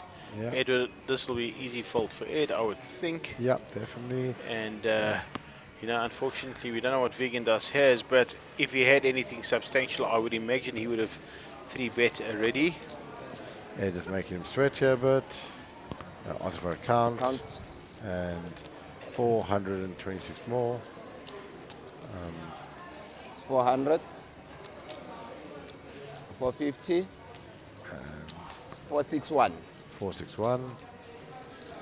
He folds, and Semantis thinking about it. Looking back to see how many players are left or the jumps, and my assumption is he's probably got a pair, and thinking how light would Manish 3-bet shove. Deep in the tank there. Those green chips want to leave his hands. Maybe they don't. What will Lithuania's finest do? Best player, Vegan Dust Winters. I haven't seen his student here today, Wojtek Piron. Yes. They're a very funny combination. Yeah. You know, Vegan Dust's English is not great. And 461. He's Lithuanian and Wojtek is Polish, but they somehow speak a language. they kind of understand each other. Great, and Wojtek is his interpreter. Well, that's awesome. So yeah, it's always good fun. It looks like there's a fold. And he had 7s. There we go. They popped up in the box as he moved them into the corner. As you guessed, he probably had a small pair, Darren. Yeah. So there he is, and he makes a fold. Manesh picks up about so over 100,000 profit there. Very nice. Probably moves up close to the 600k mark. So yeah, nice pot to win there. So Darren, this is a proper grind. Yeah, this is really, it's interesting because it's a combination of your poker skills, but also a combination of your discipline, the ability to play long hours. It's you know, as you say, I think they're finishing in probably an hour, and then they have to come back tomorrow for another long grind. So, yeah, it's a real test of stamina here. How many you played the main event in Vegas at the World Series? Yeah, I played it, I think, 10 and times. How long and how deep have you run? I think it was, I must check the exact, I mean, it's just been a few years, 200 and something. How many days you played to get there? 4 or 5. 5 days. For 4 or 5 days, yeah. So it was 5 levels a day with breaks, so it's a 12-hour day. Yeah, it's very tiring long. ground. Very 2-hour levels. Yeah, extremely tiring. I think day 4, and that was exhausting. And I'm not tested this ADHD and this patience to the absolute max, but it was an amazing experience, and it's something that every poker player, dream of going to, and it's something I was privileged to be there for. When I was doing this 24/7, spent a good couple of months for the 8 to 9 years there. And it's amazing memories, great experiences, and And getting yourself into the home games. Yeah, that was quite an experience. Some cool stories. I was there. Yeah, I was there that time. Yes, that year. Wow. I was there that year when you were getting into all the football players' home games, which were absolutely large and mad. Yeah, it's proper crazy how it goes there. It's the basketball players and the NFL off season, and a lot of them enjoy to come have a spin, enjoy it. It was crazy. So majority also, mostly for my poker career, I would play majority cash games, but I love the tournament thing because you're playing to win, to be the best, to conquer. Like all these guys here, obviously the money means a lot, it's great, but the title of the MJPT main event winner is just a really big thing, and been privileged to be there, and the next champion to be crowned, to be a big thing for. How many past winners do we even have? Has Edgar won an MJPT event? I'm not entirely sure. Okay. I have to go and have a look. Yeah, do look. The thing is, a few still left, but good chance that we'll be crowning a new champion, which would be awesome. Always love the game to be spread amongst different players, recreational, some will play professional, some will mix and match between a bit of both, but it's awesome. As I've always said on these streams, and what I love and all these tournaments is I just want to spread poker and feel like casual people can come and have a great time and a good experience, and they could find a result for sure. 38. And we're going to raise Gordon Patterson to 38,000 with Ace Jack, and hopefully Simantis will move. I think we'll just get a message out to the dealer to just get Simantis to put his cards in the right block, or maybe someone will go out there and just help him, so that we can just get. Seems to be getting cards, so he's a key person for us to acquire. And he does play a lot of hands. He's an action player, so we'd like to see what's going on. Well, he's in the tank there, Darren. Just getting back onto the Vegas stuff. Marky, why don't you join us? I see Mark Wirtz has come back into the booth. Yeah. Certainly going to have him back in with us. Thanks, Mark. There we go. I just wanted to continue with this Vegas conversation, and the reason why I brought it up is, one of the MJPT things that have always happened is we've had a leaderboard with the GPI. Oh, awesome! Yes. And we've run leaderboards, and there's always been a player of the year, etc. over the years, and the top 10 places have really got some cool prizes. The first year, we gave like R500,000 back. Oh, amazing! In prizes with high roller entries, accommodations at the palaces, etc. This year's program, going forward, is 10 players to Vegas next year. Wow, that's unbelievable. On the Sunbet Poker Tour. So this is something proper exciting, and that's why I wanted to discuss it, because the World Series of Poker is the dream. Yeah, it's the bucket list for a lot of poker players. Sorry, excuse me. Leonard calling the 30 grand out the small blind 10 with 10 jack off. So Simantis, we're still not quite sure what he has. Anyway, Gordon's found himself a whole bunch of action. Edward, King 9. Yeah, definitely completing, just 22k out the big blind, getting a nice 6-1 odds. So he's always, a suited king, looking for a nice flop. And we have 4 to the flop here. Very nice, cool, 168,000 chips before in the pot. And let's see if we get a bit of action here. Right, the board flops very nicely. Ed Pastel, well, we assume Simantis the hidden gem. Who knows what we could line there, but otherwise very nice for Ed. And Leonard with a check. Do you think? Edward Pastel with the check. No, I think he's going to, there's 4 people to the flop. I think he's been pretty cautious. probably see what the pre-flop raiser does, and then adjust accordingly. What do you like in that spot, Darren? Do you like to lead I out? like the check. You like the check? Yeah, I really do. I think you'll gain more information from what happens now. My assumption is Gordon will see bet often, and for example, if Semantis came in the raise, I think Ed would probably put his hand in the muck. Seeing a lot of action before. But here we have, the continuation from Gordon Patterson of 45,000. What's that? 45,000. Yeah, so Semantis with the hidden gems, we'll see. But I agree with you, Darren, because now if Vigandas and Leonard get out the way, then Edward knows he's playing heads up against the pre-flop raiser. Yeah, and he's he's got he's got all that information that he wants. So. And you think Ed will come back? No, I think he will call the. I think he'll flat call, and and just see what happens on the turn, see what Gordon does. This, you see, this is interesting. Oh, I saw him reach for the green chips, but we've the way to talking. So I'm not quite sure that anyone went out to him to. Let's see. They're just showing him. Okay, well the hand's been folded already, so we won't be able to see what he actually had. Yep. And fold by Wilkin, and Edward passed for 45,000. Now he's playing the hand heads up as opposed to against three other opponents. Yeah, so now he'll be able to.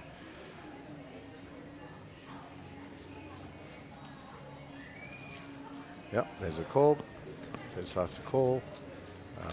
And also he might Gordon might assume he's on the 5 or 6 and attack him. And Ed will be able to control this. There's a 6. I expect Ed to chat, and Gordon, let's see what he does here. Whether he continues with the story in the bluff, or he gives up and expects Ed to have a lot of 6s and King X in his range. I think Gordon's going to check behind. I'll be honest with you. I think he's a cautious player, and there's no need to empty out your stack. Yep, there's a there check. you go. Check. And now Edward will know his ahead. Yeah. And Gordon picks up the jack, which I hope he doesn't get himself caught out with. It came a backdoor flush as well. Yeah, I think Ed will lead up some value here.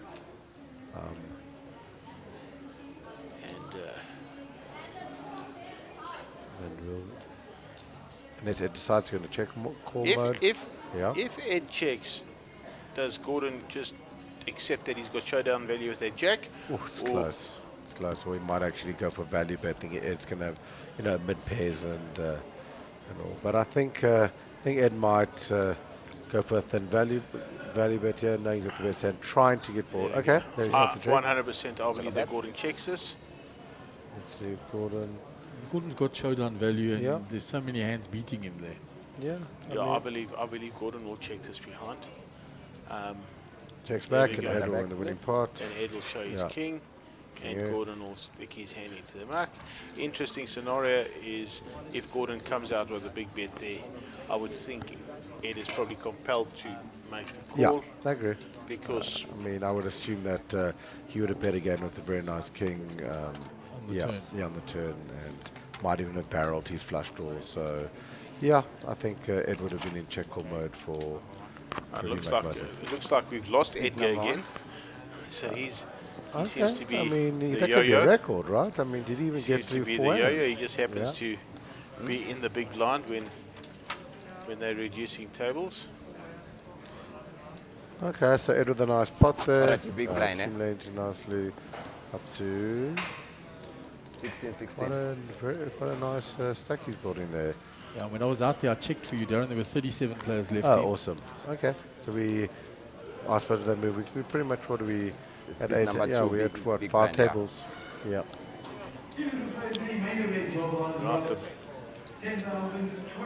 10 and 20,000 in the blinds now. That's a very juicy level. That's a fair chunk of. Thank you, Brad. That's a fair chunk to get out there. Costing players 30,000 a rotation. Lines up next hand. Any big stacks when you went for a little walk around the more? Not really. There's these stacks that were at the break. Nobody's really increased anymore. You've got one on this one was Leonard, and now he's shed a few. Out there, Roy Bitton still had chips. Yeah, he had a lot of chips when I was walking Roy around. Bitton had a lot of chip. Bobza still had a fair amount of chips. Okay, So they- that's basically like sort of as it was when you were out there Yeah. previously. There hasn't been too many shifts around. And how's the vibe like out there, Mark? Yeah, the vibe's still good, but you can see it's got to that more subdued level now. Now, Alright, players so have far. bust through the bubble, and now there's a big wait until you really get major pay Yeah. jump. Hmm. So now it's a grind. Yeah. Now you've got to grind your way to that top 10 where the money really starts to increase. But I saw the whiskey flowing out there, and some of the players are having Yeah, a some great of them are time. having fun. They're in the money, and there's some prop bets going out. And I know Darren's involved in a few where they picked a few horses, Yeah. and Ahmed and Lauren were backing their Yeah. horses, and even Ben Cade, we were having a long chat. Yeah. Had a nice chat with Ben, Oh, and that awesome. was nice. Catch up with him again. Yeah, that's great. So talking about backing horses and this, that, the other, I mean, our betting partner is Sunbet, and that's what they do. But I've been in extensive conversations with them, and I'm hoping by the time the Sunset League opens up, we'll actually have poker markets where we'll be Yeah, able to that'd actually be back amazing. players that Wow, play in the that'll be field. awesome. We'll ask players to pre-register for main events, high rollers, etc., and they will create markets. Which would be amazing. Like, players would love that. Very much like a golf market, I would think. Yep, I think that'll be a great market. I mean, as most of us know from experience. So Ed leading out here with a gut shot. That's quite a nice player. I like that. Yeah. I like that. And I mean, he's going to get no resistance either. So Yeah, he gets the other two players. Yeah, He gets gets a no two-fold, resistance. and he picks up a nice pot, and he goes over the 800,000, I That's think, enough. or 760. He's our chip lead at this table. Yeah. Really accumulating nicely. Calvin playing being well. very quiet. Very chilled, waiting, biding his time, and just looking to see where the spots are as we approach the next pay jump, which is 31 to 35, 28,000. So, the guys will be getting a few extra $1,000 as we move into the real crunch time. I'll tell you what I'm going to do, Dad. I see George Sanford is on the rail there. Yes. He's a poker journalist from Awesome. Europe. He commentates on poker. Brilliant. He writes for poker Whenever you listings. get your He cards, found us please on the Hendon Mob on a slide golf them, tour. like, the right Go side. get him. Spun a few The bullets right in the side, main event. left is fine. And couple in the high roller, and I'm going to get him to come into the booth and come and have a chat with us. Brilliant. My So left, if you'll excuse me for a second, No I'm going to problem. go jump out and get him, and I'll leave him to you two Okay, sounds gentlemen great. to have Thank some you. fun with. Awesome. Thanks, Mark. We'll continue as along until he comes back. This side. Your And right, we got, my left. blinds of 8,000, 16,000. It's Yeah, nice and just deep. swipe them in I like- mean, even Kelvin, our short stack, has 14 big blinds. And Edward Pastel, close mate of mine, with 760,000. Really good poker player. And expecting a deep run from him. I see the blinds have just gone up. Must be one of the first hands here, 10,000, 20,000. We should see a few more guys get under pressure at this limit. And we have Ahmed. Ahmed Karim has arrived to bring me an ice cream. Thank you, Ahmed. What a legend. This is unbelievable. Let me tell you about this man. He can't cash in a poker tournament, is it fine? but he Can you sure do as the hell cards can now? bring me an ice cream. So Oh, well done. the value add is up high. So we'd like to welcome George Sanford in here, traveling poker player. Thanks very much. Great to be around. How are we doing? Yeah, very good in yourself. How are you enjoying your time out here? Yeah, not too bad. The poker's sort of up and down, but the weather's great. The golf is amazing, and it beats the UK on basically lap of the day. every part of the checklist. Awesome. And I remember sitting at the table with you earlier. You chatting, played at one of Clayton's great golf courses, Clavelli. Oh, As long as the wind doesn't go, you're going to have an unbelievable time. Trust me, the wind was. I was in the 90s that round. Yeah. Okay. I was struggling there. I mean, I didn't have time to tell you, but Milton, the wind is actually just constant there. So Milton. Yeah. Well, it's on the coast. Yeah, isn't it? exactly. Yeah. So I grew up in that suburb. That's where I was from. So yeah. we never. maybe 4 days a year it wasn't windy. Had a good knock there off the yellows. That was like the best I could play in the wind. Shot 80. I was really happy with that. Yeah, very nice round. Well done. So how are we doing here? What's the latest? We're down to 37 players. It's been a bit snug here. This Edward Pastor, I don't know if you played with him. One of South Africa's really good players. Lives in Canada now. Poker professional. He's our leader here with 800,000 chips. Who's that? This gentleman, Edward Pastor over here. Ray Adams is up the ante a bit. Yeah, I played with this guy. He's a spicy character. You missed the 3-bet shove with the Jack Deuce off. And it doesn't surprise me. We've had the Queen 9. He had and a the Jack personal Deuce. vendetta against me. I was playing quite aggressively on day one, and he just seemed to cold call any action I did, whether it was a 3-bet, a 4-bet, a squeeze. He was just cold calling it and taking me to a flop. I was like, is it personal? Is it because I'm from the UK? What's going on here, Ray? Let me see a flop in position one time. Come on. Brilliant. George, don't take it personally. He's done it to all of us. That's the style. Well, here we all are on the rail, right? Exactly. And there he is accumulating chips, right? Yeah, good old Ray. And he's won 2 WPT main events. Jesus. So at Empress. Some resume, that. Yeah, plus a lot of other tournaments. So he's not my favorite person at the moment in a recent series. I defended my big blind with Queen Jack suited. He raised the button with Ace 8. The flop came Jack 4-4. I know his style. I shoved. He slapped me with Ace 8 and found an ace on the river. Wow. I promise. What the fuck did he put you? Sorry, what did he put you on? Yeah. Oh, well, that's what I tried to ascertain. And I've got a tight image. Trust me, Darren will tell you. Yeah. Beat you in the pot with the ace. Yeah, Wow, literally. that's how you get it done. Yeah. Here we go, flopping 2-pair again. Probably going to bet for some protection here. Yeah. Doesn't really need to go that big. Should go small sizing here, and it should get 2 folds. 40,000. Very happy that Semantis has worked out. We managed to get his cards back. They were. He was the mystery player for the last hour. Okay. Yeah. And he's turned up with King 3 over limping the small. Wonder what you've missed. We can only wonder. Yeah. Some magic in there. So Ray picked up a nice pot there, 60k going over the 500k mark. You know, he was sitting around 300 in the last hour or two, but as we said, after the Jack Deuce and the Queen 9 and 1 or 2 others, here we are. 500. So, George, Gary did tell us a little bit about you, but if you could just let our viewers know a little bit about your poker history, etc. Yeah, well, I'm sort of George of all trades, master of none, I'd say. I play cash games, tournaments, I bet on sports as well, and just kind of fritter about and try and find some edges wherever I can, really. Awesome. And enjoying South Africa? Loving it, yeah. Honestly, I had a return flight and then I extended it for a month, and then I was kind of at wit's end. I'd sort of over-golfed myself and started playing really poorly, so I needed to get off the course and find somewhere to play some cards. Had a little search on Hendo Mob, and here we are. Oh, awesome. Well, that's awesome. And the big tour that's just been announced, we're going to be going all over the place in South Africa with the Sunbet tour. So there will be more events. Hopefully we'll entice you to some of those. Yeah, absolutely, and I'll bring a few friends along as well. It'll be fantastic. And Any Sun thoughts City. on some Omaha events? There will be, probably. We've got another series coming up at Opposition, so I don't want to say anything. Ooh. They've got Omar's one coming out, so it's a bit thing. Yeah. But Monster Jam used to have Omar tournament. Yeah. The support was iffy on it, but there is a call for it. So we'll speak to Mark, and Mark's always open to the players, talking to him and innovations and that. So we'll tell him we're looking for an Omar event as well. There's a player in the field, actually, Robert LaRue, who I've battled with playing Omaha quite a lot online on GG Poker. He's a pretty good player. I think he's from South Africa, right? Yes, he's from Cape Town. Yeah, real name account on GG. I think he's final tabled some of the WSOP online. And he's been he's a really good player. Yeah, he's still in the field, and got a big stack. 3,000 total. Yeah, he was actually sorry.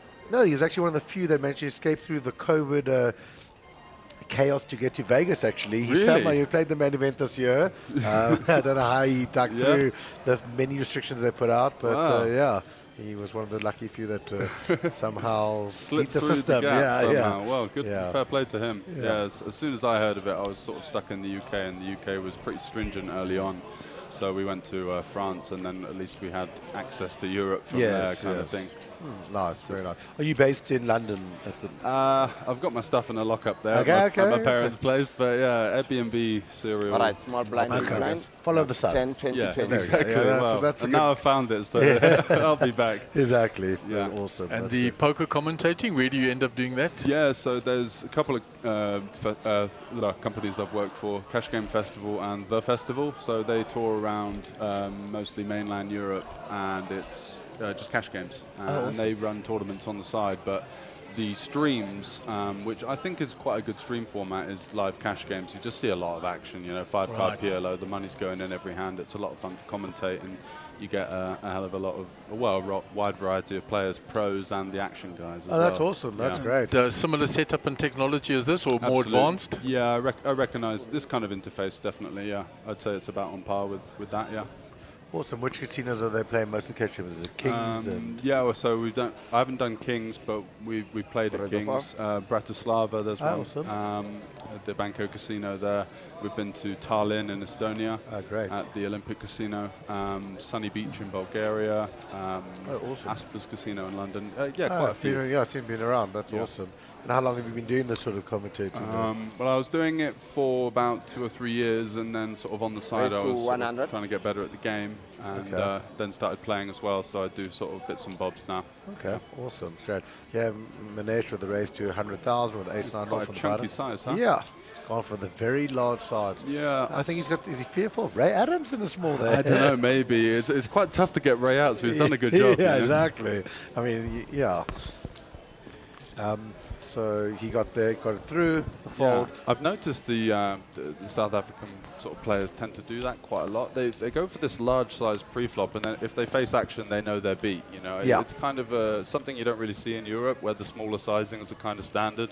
Even the recreationals use those as well. But I mean, it's got some merit to it. At least they know where they are, right? So if they face some action. 3 bets or yeah. It was actually very interesting because when Ray Romy from South Africa came third in the World Series, he had a totally unique, different style, and he was basically opening 3 to 3.5x. Oh, is that the guy I was looking horns with on the feature table earlier? And he landed up finishing third in the main event, and it was just interesting. People struggled to 3-bet him because they were just like, the sizing was so big. They were like, well, what I do? Yeah, you're like, you're in the cage already. No, No, that's interesting. that was Joe Boy Rami that you were locking heads with. Ray Rami is a different player. Yeah. He sort of made an explosion in South African poker by winning a seat to Pigs Peak All Africa. From there, won a seat to Vegas. Wow. And ended up third in the main event. Oh, so it's like your own little moneymaker effect. effect. And he cashed, $3.5 million. Yeah. That's some cheddar, right? Yeah. So is he giving it back to the community yet, or what's going on? It went around. He won a few events and that, and then he was a sponsored pro for Poker Stars because of that big event, and he traveled the world a bit, and then personal things intervened, and money got shed in other areas and whatever. So without getting too personal out there, players that people that know him and that. But yeah, he had a big effect on the game locally because it was the success story, and then it was followed up 2 years later by somebody else, Warren Zaki, winning a seat, and he ended up 22nd at the World Series. And so another that story. was also. Wow, here we go. We've got a shove, and then we've got 2 hands. I mean, Ray's probably thought he's qualified. He's got the bottom end of the gutter, the backdoor flush draw. You're going to have to wrench them off of his dead hands. And Leonard Wilkin is a recreational player that cashed well in one of the other series. So he's got a flush draw. He's not a player that likes to fold.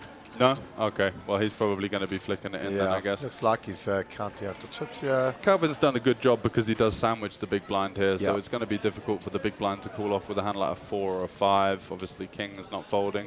And then these flush draws get a bit tricky as well when you've got a player like Ray behind who is a bit of a mixed bag. You know? If you call here and get shoved on, you've kind of got to fold, and then if you shove and get snapped, then you're in trouble. So it's a tricky spot. Yeah, very tricky. And because it is for like 1 point something X pot, right? This is it's quite a big jam. Yeah, I was about to say, it is a very big jam. And here we go, the call. Yeah. The call. The issue with the 6 is he blocks 6, 7, and some of the worst flush draws as well. Yeah. What have we got? That looks like a king, right? I think yeah, it's a king. must It's a be red king. Yeah, King 8 or something like that. The cards will be brought to the top of the flop box, then we'll be able to see So nicely. Calvin's all in. Another fellow Cape Townian. Yeah, I met him this week. Great Oh, guy. yeah, We're going to play great. some golf in Cape Town next awesome, week. yes. Oh, that's brilliant, yeah. King Queen. Okay, awesome. So we have Queen 4. No, no? Queen Yeah. 4. Oh, he's just Wow. pumped it in with the bottom pair 3 Yeah. ways. Yeah, he was trying to shove them off No. the hand. Not in So great he's not in great shape. No. Leonard's actually 58% a favourite to win that. Yeah, Yeah. flush draw. With just the Jack high, but he's got all the side cards working for him. And the turn. Calvin's going to hope not to be dead on the turn. There are a lot of Yeah. bad ones. And the turn gives us. Oh, There's that the jack. And Jack. that, unfortunately, He's drawing to unless there's 2 a outs now queen for the or outs that are still four. available. Okay. There's And there's the flush as well. Triple whammy. Yep. And So that's the end of Calvin. Calvin is eliminated. And I'm going to make way for our CEO, Mark Joseph. He'd like to spend a little bit of time with George. So I'll vacate my seat for a short while. Awesome. Pleasure. We'll see you.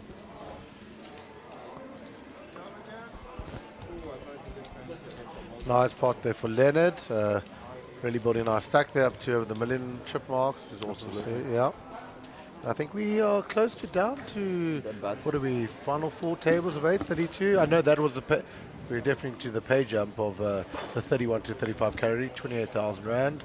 Slowly as we work our way to the 2 million Rand first prize, which will be changing someone's life. There's no doubt about that. And I was outside there, and it's very, very balmy out there. I asked somebody earlier what the atmosphere was like, and they said it was a bit dead. I tell you, it's balmy out there. No. And the rail is ridiculously balmy. Yeah, the rail is sending Jaeger bombs like I've never seen, and I come from the UK, you know. We love a drink. Yeah, absolutely. So I want to talk a little bit about George Sanford. Oh, well, okay. And I know you're on a golfing holiday. Yep. When you found us on the Hender Mob. That's right. You ended up coming to Pretoria. You flicked it in a couple of events. You've had a bit of fun. Yep. And then we found out that you actually have a career in poker from a journalist point of view. Yeah, that's right.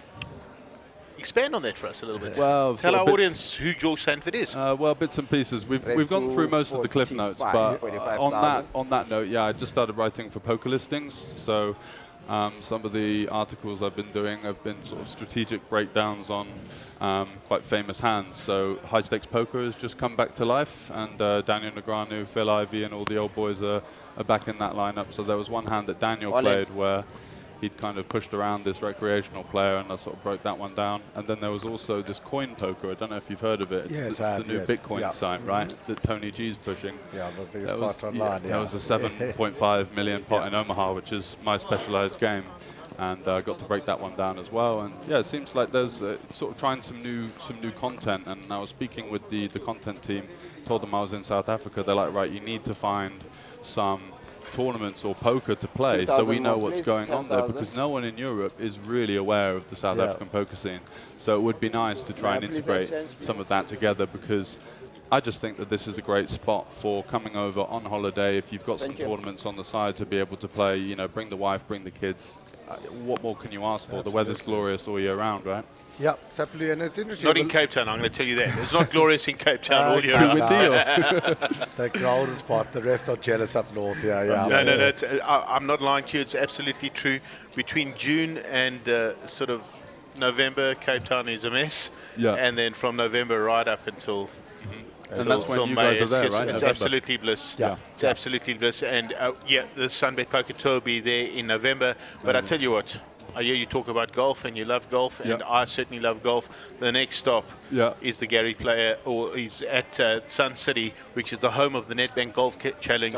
It used to be the richest golf tournament in the world. Sun City put up $1 million back in the 80s. We only had the best. It was a 12-man field. It is a world-class golf course. In fact, there are 2 world-class golf courses out there. And for any golf enthusiast, it's a must stop when you come to South Africa on the bucket list. Not only that, it's a world-class resort. I'll tell players or people that are listening from around the world, if you've ever been to places like Atlantis, any of the Sol Kersner developments around the world, this is what you'll find. It's something special. Yeah. Just on that note, actually, you know, it is interesting though, because a few years ago I was, very friendly with John Tabatabite. If you remember him, he was the British guy that with the net Sid Oberstrat first. Oh, so, right, yeah. So he Way even back in the day, Yes, yeah, yes. yeah. He came out here for a few tournaments, which was cool, Okay. and he loved it. And Sam Trickett. Yeah, Sam. Yeah. Well, Sam was actually living in Cape Town. I Yeah. saw Jungle Man won the Alpha 8 or Yeah. something, the 100k, yeah. Chris Moorman came out here to play in Johannesburg. Yeah, legend of UK you know, poker. we've had a few guys come out, come for holiday, a bit of safari and that, and you know, it's been sporadic, and it's cool to kind of, you know, integrate it a yes, little bit exactly. more. Yeah. There's a big overflow. I always found it, especially when I was playing professionally for a while. And in Vegas, the Brits and the South Africans always connect really well. We've got a big hand. We've got a big hand on the stream. Yeah, here, what a dream spot for the hijack, seeing under the gun open. Quite a chunky size. Yeah, and the three and just under 3x yeah. exactly. And he does go for Alright, the call. we I raised really to like this. 120. I agree. I like Because 3-betting, I think, when people raise so much, I think. Oh no, he does 3-bet. I quite like the call here because you've got some stacks behind that might shove. Yeah, I really like it, and I think also just generally the 3-bet often you're getting a fold from the hand that you're way really too strong. Yeah, exactly. You want a 3-bet hands more like kings and queens that need a little bit of protection versus the overcards. Yep. And you just kind of want to build a pot now, whereas aces you can trap 3 shoves behind. 122. And your hand is like semi-disguised going post-flop.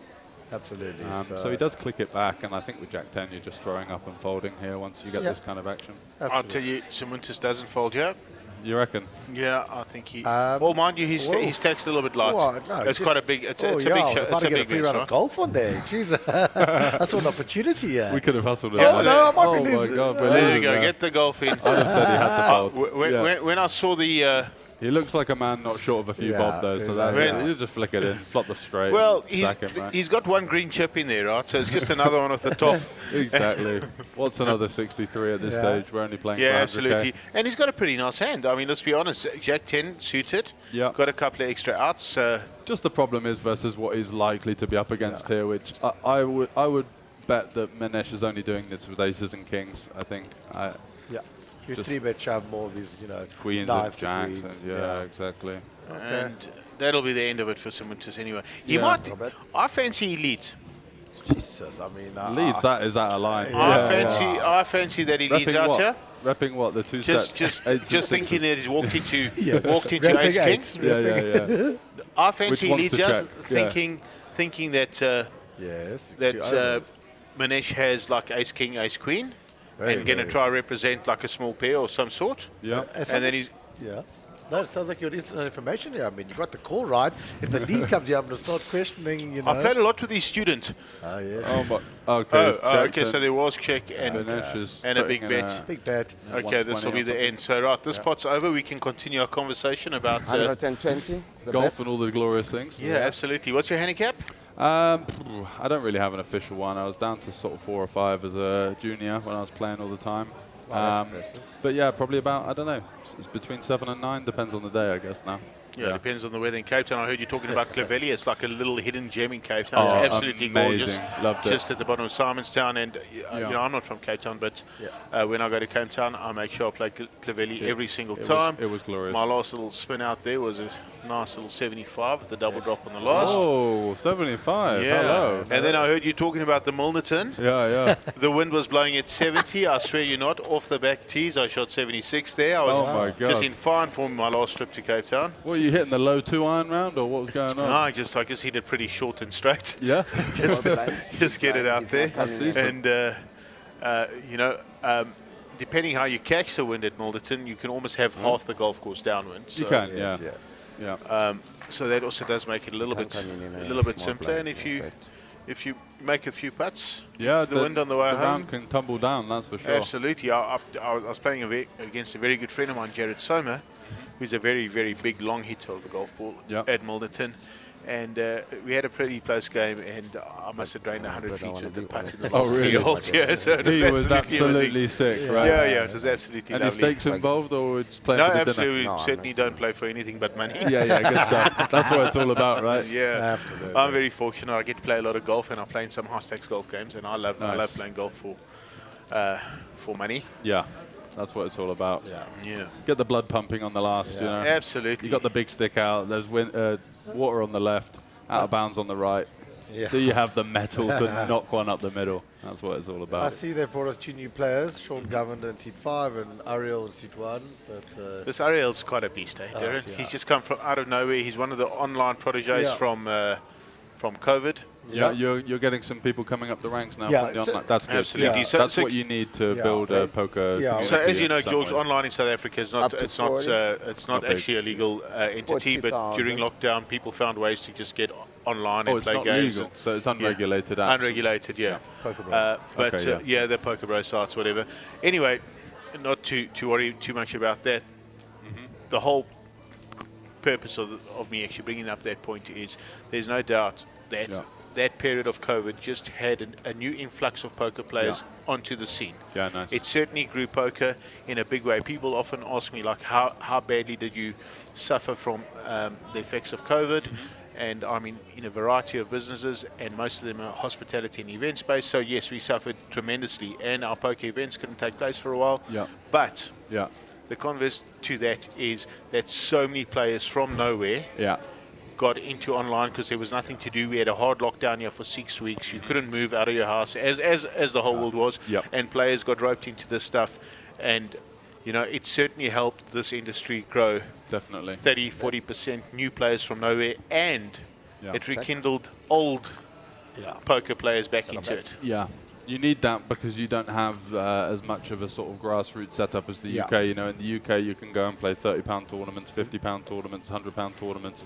Here, I guess it's these series or nothing. Yeah, is it? you don't really have that whole. It used to be we used to have South African poker sites, and there's a definite influx of which Edward Pastel's definitely from that school. There's a breakthrough of quite a nice chunk of young South Africans. Shrewd players. Yeah, shrewd players that came through. But as Mark was saying, alluded, we had a pretty barren 5 years where nothing came through. Now there's a few that have started to come. Ariel, who's in seat 1, is actually an actuary at Discovery. But numbers and his game. It's all the same kind of skill set, right? It's like me with sports betting and poker; they go hand in hand. They go hand in hand. Absolutely, and that's why we have such a wonderful sponsor on board, Sunbet. They saw this the gap in this market. Giving out some really good value as well. Yeah. These vouchers were like for 300 quid. Yes. I was like, what? They're giving 5,000 rand, 6,000 rand away. Yeah, it's very real. It's very nice. It's really impressive. Yeah. So we had a little bit of an off-piste lead here from Simitis on the turn, just deciding to give it a shot versus the flop check back. Does end up running into the backdoor flush draw and check and loses that one.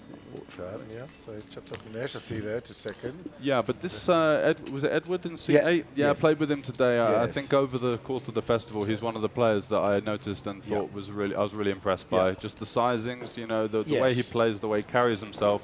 You can tell he's from an online background. Yeah, exactly. Yeah, he's gonna come through these. Yeah. So you'll see his name up there. Yeah. So he's really good. He actually resides in Ottawa now. Okay. Playing online. Play online. Married there. Yeah. He before pre-COVID kind of went to the Macau when Macau was firing and landed up there. But playing some cash games. Exactly. Yeah. That's where there's pretty good action over there. Yeah, really good action there, and then a combination of online and. That as COVID has hit the last few years, but you'll be seeing a lot of him around here, and as you sharply picked up, he definitely is one of the stronger players throughout the series. So George, tell me a little bit about the poker scene in Europe at the moment. So it's obviously been quite big during COVID as well. Traffic on sites like GG Poker, Poker Stars, just completely erupted. They've obviously seen a little bit of a downside, but now live poker's coming back into the frame. The guarantees, especially in the UK, we just had a main event that got. So what would that be in rand? Just tell us in pounds. Yeah, we also used it. Got 800k pounds. 20 million rand. In London. Wow. 200k up top, and there's been about 3 of those. 3 of those dotted around these GUKPT. It's the Grosvenor UK Poker Tour. Awesome. So that kind of tours around the UK. That's just kicked off. My friends won one of them. Nice. Jack Hardcastle, very good player. Awesome. And so it's taken off, and I think live poker is where I see most of the future growth, because online, for a pro, let's say, from a pro's perspective, edges are getting thinner. The rake is. They're starting to take the piss a little bit. It really is. Yeah, especially in cash games. Yeah, and I was going to say that's where, with apps and that, it's just become, it's becoming close to unbeatable for a lot of players. And even, the half decent, it was very different all those years ago when you could play PokerStars, the rakebacks were good and all the rewards. And you if could you had show half a profit. clue, you'd win a lot Yes, of money, right? exactly, Yeah. right. Now it's like super tough. Even half decent players with the raker where it is and that, it's tough.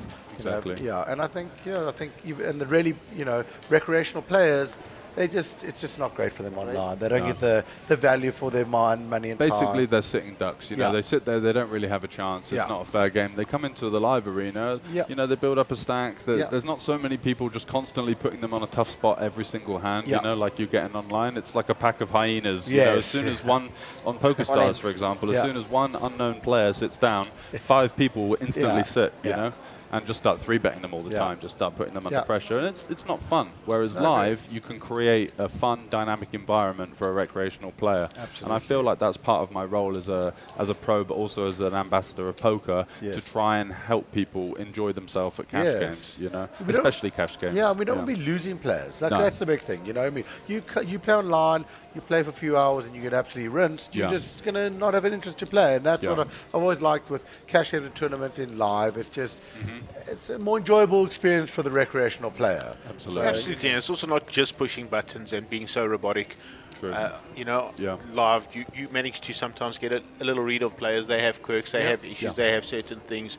There's certain players that you just know how they put their cards and place their cards, and absolutely, when they got hands and when they're not getting hands. I mean, I've just got a variety of tells on a lot of South African players. I know when they're going to fold long before they folded, just because of the behaviour. I know when they're going to raise. I know when they're going to flat. And if they feel people aren't picking up on that, they're just going to continue. No, absolutely, because I I don't think the recreational players don't even consider those little quirks of theirs. No, they don't think about them. They're just out here to have a good time and have some fun and hopefully find their way into spots. And I'm really hoping that we find a nobody, absolute non-entity in this field to win this prize, because I think that it would be nice rather than the old guard, to see someone that's put some work into the game. And but you do see a lot of injustice, I would say, in tournaments, because it's just more. There's a lot of luck. Exactly. But the cream generally does rise to the top. Yeah, definitely. And tell me, out of the UK, George, I've been to King's Casino. I went to the WSOP in Europe in Rosverdorf. We've got the big one at Dusk Till Dawn. Do you know that one? It's run by Rob Young, who's the heads up Party Poker. So that's Nottingham. That's just massive.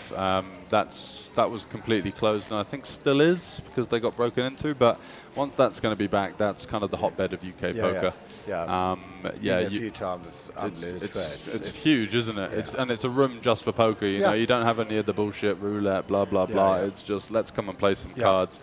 All the chips are riffling. It gives you goosebumps when you walk in there. You're like, this is what it's all about.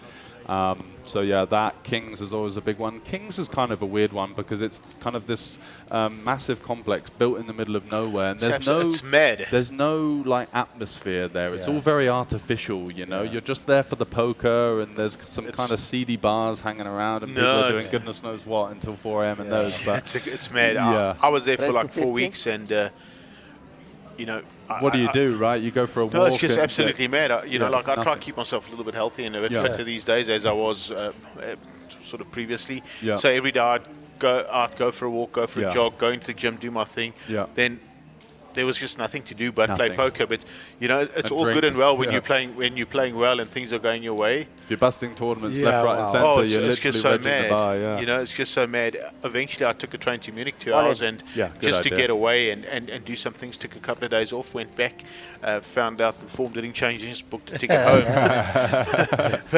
But barring that, Leon's got a great show going on there. He's got a great show, and he's kind of monopolised a lot of the the big tournament series. They're kind of all revolving around. And now he's opened up Kings in Prague as well. Yeah, Prague's shooting off, which is quite close to where I was based in Bratislava, which is kind of an unknown hotbed of European poker, I would say. Yeah, for the mid-stakes grinder, I would say you're getting loads of events there, like €200 with 200k guaranteed, 550 with 300k guaranteed. Stuff that you can satellite into, and you can have a good chance of making good money, but you're not going to be up against like the cream of the crop pros. So you're not just going to like feel uncomfortable was Yes. if you satellite into these events at Kings, you know, the Yeah. 5Ks, the 2Ks, you're up against some of the best players in the world. Absolutely, and I've found a lot of Israeli players make their ways to Kings. They Yeah. come in big groups. There's a Kenta poker group that just brings out player after Yeah. player. They come in bus loads or plane loads of 80 to Yeah, 120. those Israelis, and they're ooh. pretty good. They got They- some tricks up their sleeves. Yeah. Those guys. They're pretty yeah. good, and they make Good is up- one word. Yeah. I think some of them are. There's about 10% of them, but 90% of them, you know, the chips are flying in, and you don't know what they've got, and they don't know what they've got. We're looking but- for a way to get them down here. At some stage, we're trying to build Yeah. up a relationship with these kind of guys, and Yeah. that's why it's always good to meet people that are probably a little closer to them than what we are. You said you're going to write an article in Poker Listings about Absolutely. South African poker, and you know, I saw you had a bit of a powwow at the feature table earlier today, and you know, but that happens around the world. You know, it happens. It and happens everywhere. I'd just like to say, you know, when I was talking about being an ambassador for the game, I like to have a nice, positive atmosphere at the table. And this particular guy was just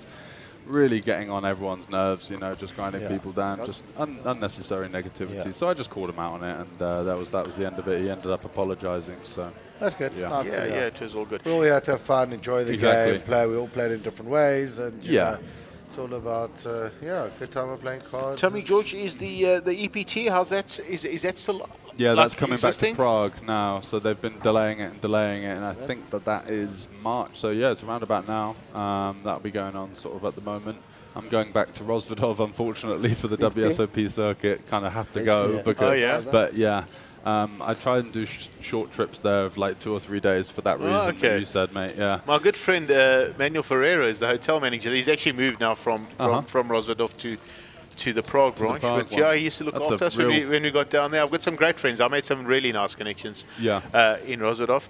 But talking about the EPT, Darren, did you not place 3rd or 6th in the EPT in Germany? Yeah, EPT Berlin. Really? EPT Berlin, yeah. What did you place, Darren? Hey? What a run. Huh? Yeah, it was probably awesome. It was the one that Ben Wilanowski won. Oh, the Canadian guy. Yeah, he's sick. And actually, Where did you place it, Darren? Let's just start there. 6th or 5th? Yeah. Was this the one including that famous hand where he folded like a boat? Yes, versus yes. something? Like He he made a sick as fold. fuck. He was unbelievable. It was Yeah. actually got pretty tough. It was actually a mad final table. Like ace 9-9. He had ace 9 versus aces. Yeah. Versus he was a Dutch guy. Jorrit van Hoek? Yes, Yeah. yes, Van Hoek. Yeah. So I mean, it was pretty tough. It was 4 when we were playing the 2 tables left, and never forget it was. I mean, now obviously he's won the main event. Martin Jacobsen. Yeah, really good you player. know, yeah, Very solid. Ben, myself, and one or two. There were a few other sickos. It was it was an awesome experience. I remember that so clearly, yeah. Darren. Well, not clearly, but that's why I'm sort of bringing it up. Yeah. I mean, I think that field was pretty close to 1,000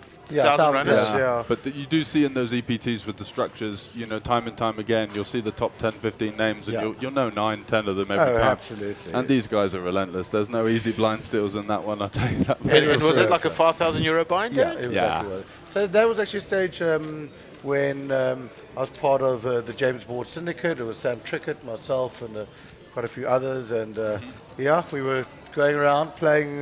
Living the good life. Yeah, huh? living a good life for then, yes. Yeah. In the 20s, Yeah. responsibilities in life. Yeah. I'm just getting out of that phase Yeah, at the moment. exactly. I had to knock the drink on the head for a while, yeah. You know, going home to a 1-year-old tomorrow.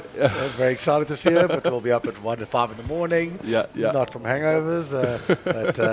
It was awesome, and cool memories. And I suppose it was nice traveling with a few South Africans that came on there. But again, when I was thinking of those times, it's just very close to all. It's interesting the link between the Brits and the South Africans. Again, never been. I think during that tournament, who did I go for dinner every night with? James Aikenhead. Oh yeah, one of the other legends of he came 9th in the main event. Yeah.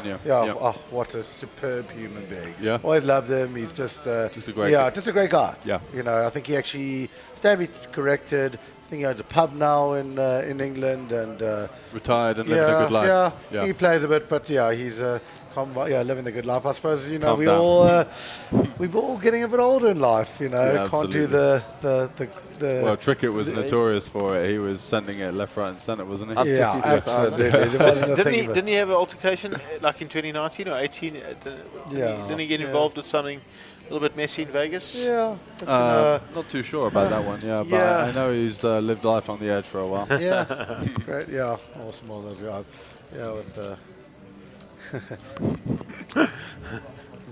the good memories. But The yeah, good it's old just, days, it's just great to have guys like you out here, spreading the word, getting players, getting people to come, and it's a combination of coming to a country that I love.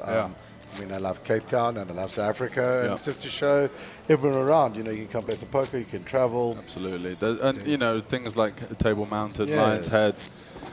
It just gives you a great balance. A bit of golf if you're into that. I'm sure there's loads of other things to do as well. Is this your first trip? So second trip. I went down the garden route with my family about 6 or 7 years ago. Really enjoyed that.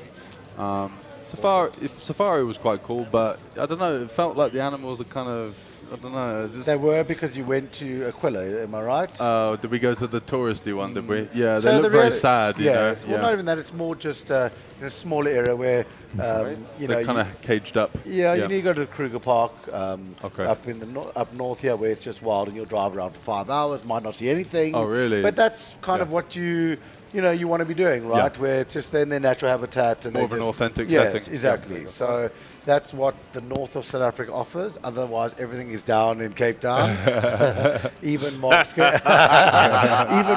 a... I sense some rivalry here. No, not really at all. I must be honest. I love Cape Town. My sister lives down in Cape Town, and my beautiful little niece. So I make as much time as I can. I get to Cape Town 5-6 times a year. I go for 2 weeks at a time.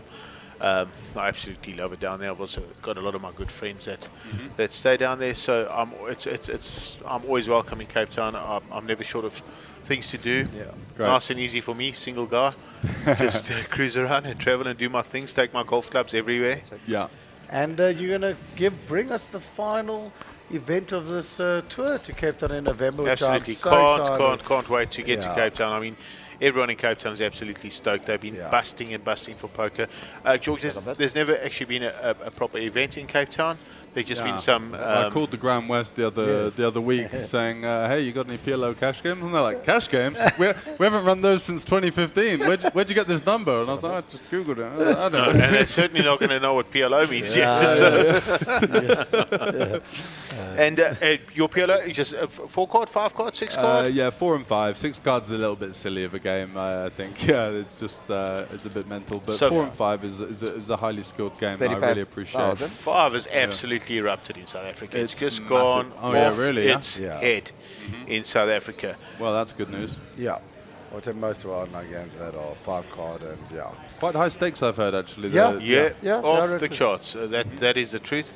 And didn't you even have a request last night for was it? Yeah, I'd be up for a cash game. There were a couple of things. So at this stage, from a Sunbet poker tour is concerned, all these casinos that we were going to will eventually be opening up poker rooms with cash games. So this offering is going to be back on the market, and so it'll be a regulated environment.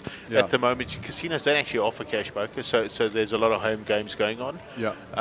But we're hoping to get some stuff together and get it together soon, so that players can go to a regulated environment. But barring that conversation, PLO 5 is it's a big game, it's and it's just got gone off its potential, head. It's mad. But like historically in South Africa, we've really battled to run PLO tournaments. It just doesn't seem to attract. It's not as fun of a format. I play PLO tournaments online because I think they're pretty decent. But in terms of the format, there's a lot of limping. There's a lot, when ICM comes around, it's kind of a bit tricky. People aren't gambling as much. It's very tight and passive. Whereas you play a cash game and all of a sudden stacks are just getting wazzed in left, right and centre. So mad, for a recreational, where would they want to go? This tournament where everyone's just folding, or the cash game where money's it's just around. so mad, right? Cash game is just like pot. I mean, the chips are just getting in all the time. Tournament PLO, whether it's PLO 4 or 5, it's like sort of raising 2 or 2.5x, flatting off, trying to get to a flop, see where you are. It's very dry. It is pretty dry. It's but there just doesn't seem to be the interest of so this week we probably had 600 unique players turn up to play poker at this venue, if not more.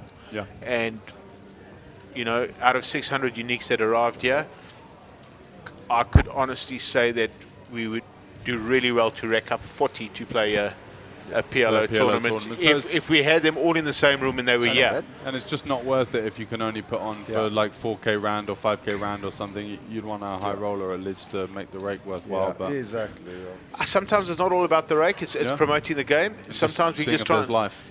Just to see if there's life. So we've tried smaller versions, and then every now and then, depending where the venue is, like Sun City's actually been fairly decent. We get fields of maybe like 30 or 40 that'll turn up for a PLO tournament, and with re-entries and rebuys, it'll get up to like 80, 90 or 100, somewhere around there. Soon adds up. So that's been okay.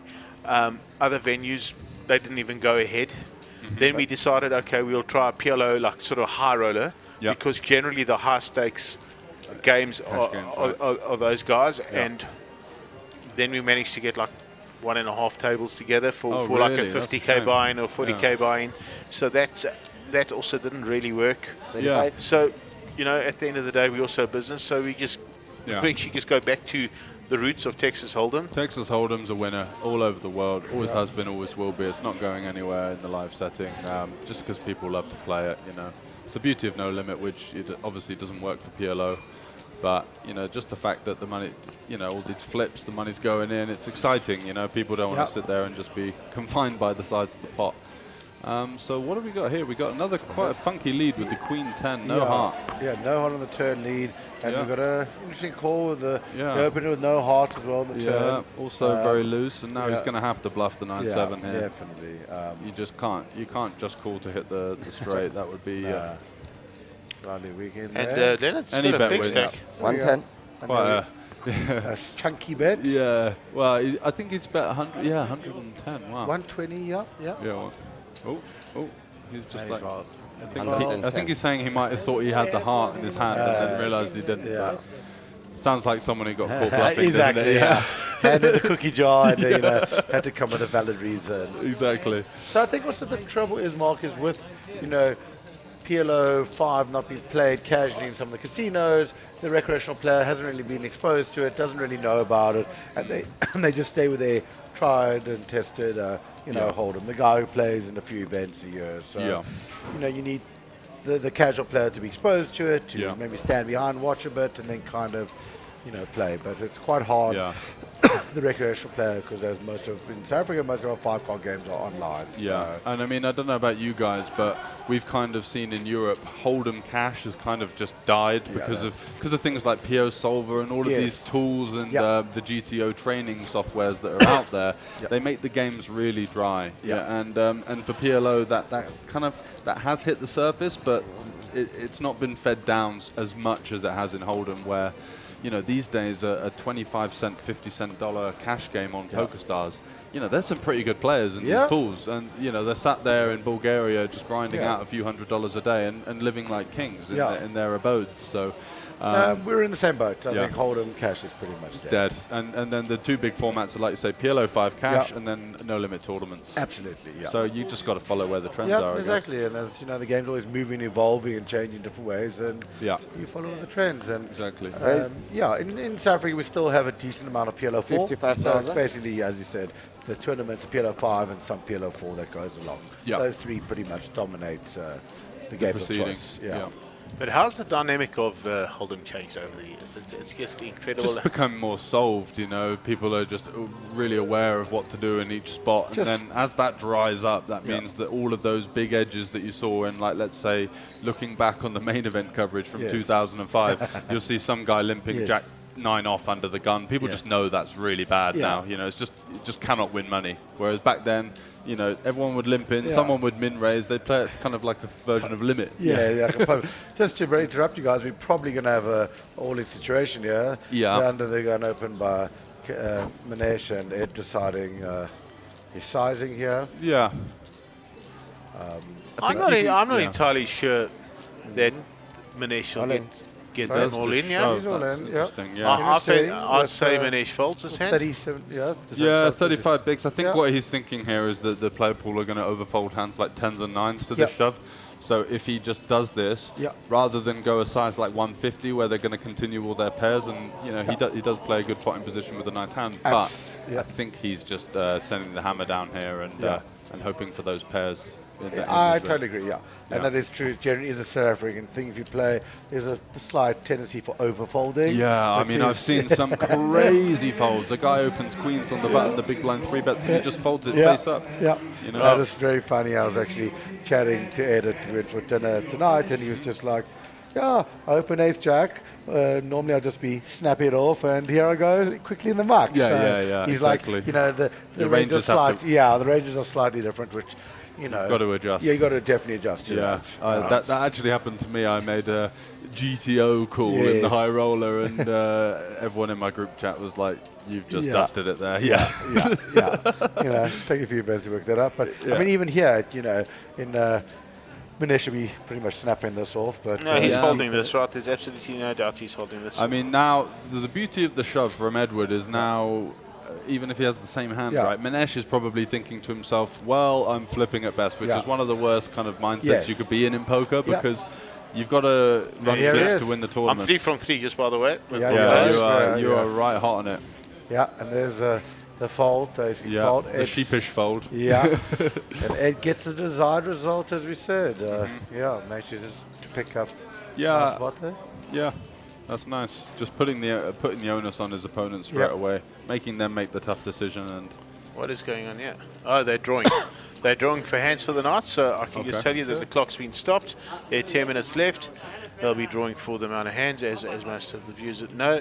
They'll draw 3, 4, or 5. We'll be resumed tomorrow morning at 10 or 11. In fact, let me get out of here. I'll let you guys sign this off so I can just go make sure that the players are aware of keep them on their toes, huh? of where we are for tomorrow morning. From our side, it's been great talking to both of you. Yeah, appreciate that, mate. And George, thanks for coming in at the No back worries. here. And you're welcome to pop in tomorrow if you're still here. Yeah, I've been invited, so I'll pop down once I've done all the morning stuff. And Darren, always a pleasure with you, Thank mate. you, We'll thank see you, we'll thank see you. you Yeah. shortly. Awesome, thanks, Mark. And I suppose George and I will take us through the last. Yeah, 3, 4, or 5. Yeah, I want to go for 4. I'll take 5. There you go. I'm a sucker for punishment. Yeah. Next trick as we leave here is Yeah. on the 3 or 4. Oh, sorry, 4 or 5.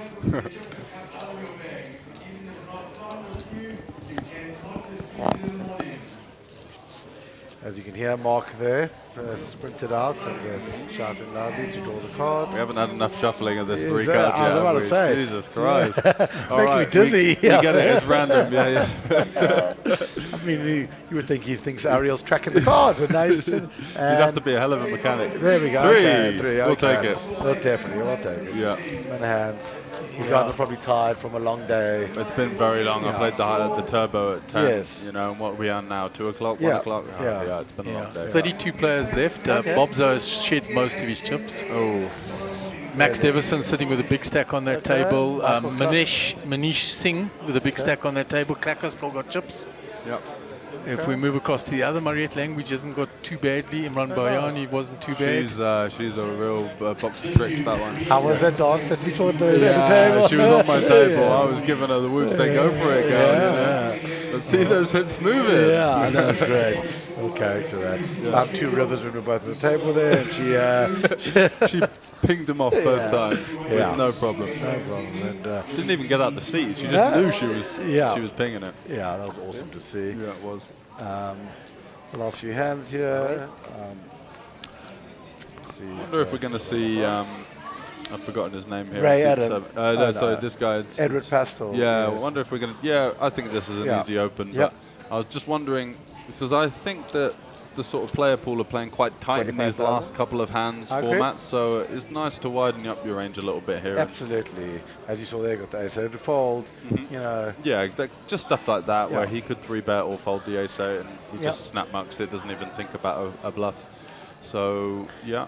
Yeah, absolutely. So this Ray, I don't think Ray's limped under the gun, right? He's in the big blind. Yeah, I I'm think. pretty sure that's correct. I can see Yeah. from where the button is on you know, Lithuania's finest. Yeah. We're pretty sure that Ray's in the big blind. And George, you know, thinking here the king team's suited. I reckon you're going to be correct here that he just might kind of fold the last few hands. Yeah, he may do. It's very tight. I think versus a player of Edward's caliber, it's closer to a shove than a fold, to be honest. By shoving a hand like King 10, you get him to fold King Queen off, King Jack off. Ace-10, well, he just won't raise call. Absolutely. And yeah, the peel's just a little weak for my liking. Especially stack size, don't really like Yeah, it. you know, you Such want a nice stack size to reshove. Yeah. Exactly. Take it down, and now you're kind of forced to make a hand.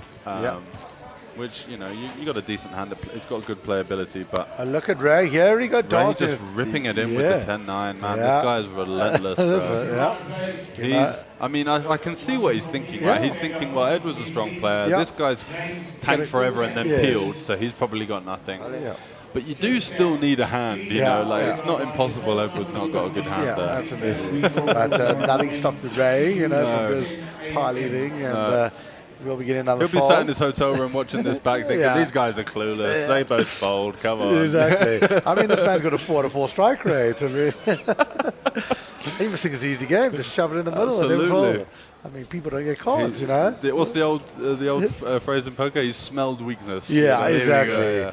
Smelt and pounced. Yeah. And wow, some execution there with the 10-9 off. That's a beautiful one. Gets 2 dominated hands out of there and stacks up the chips. Yeah, very nice. Yeah, but he's familiar with all the old South Africans that they don't want to go out now just near bagging and taking time. That's it, right? So he'll take advantage of that. You do see that a lot of places, to be fair. The UK people are, the captains of the sinking ship, I call them. They'll just fold their way down to 2 bigs if it means that they don't have to do, be put to the test. Yeah, tell everyone that they made day 2. You know? Exactly. Update the WhatsApp group. Exactly, yeah. I'm actually drawing dead to win the tournament, but I'm still in it. Yeah. So actually, I'm living in some of these tournaments where there basically is a decent chunk of players that actually are drawing dead to win. Yeah, they fold them out. Whereas players like Ray, they've got moves, you know, so they can actually win tournaments. You can't just wait for aces in these because you just don't get the strong hands enough. You've got to be in there battling, winning the small pots. Absolutely. Else you're just going to get blown over in the 1 hour levels. So Semantics of 10 bigs, probably just an a easy shove. jam. Yeah, nice to see. Nice to see. Big and dust in. Yeah. Yeah. There we go. Good shove. And Queen 9 has to fold, obviously. Yeah. And what's sold Box of Tricks Ray. Wow. I don't think we'll see him fold the Ace-10 here. Yeah, he's asking how much it is. Yeah, he's just going to reshove. More than that.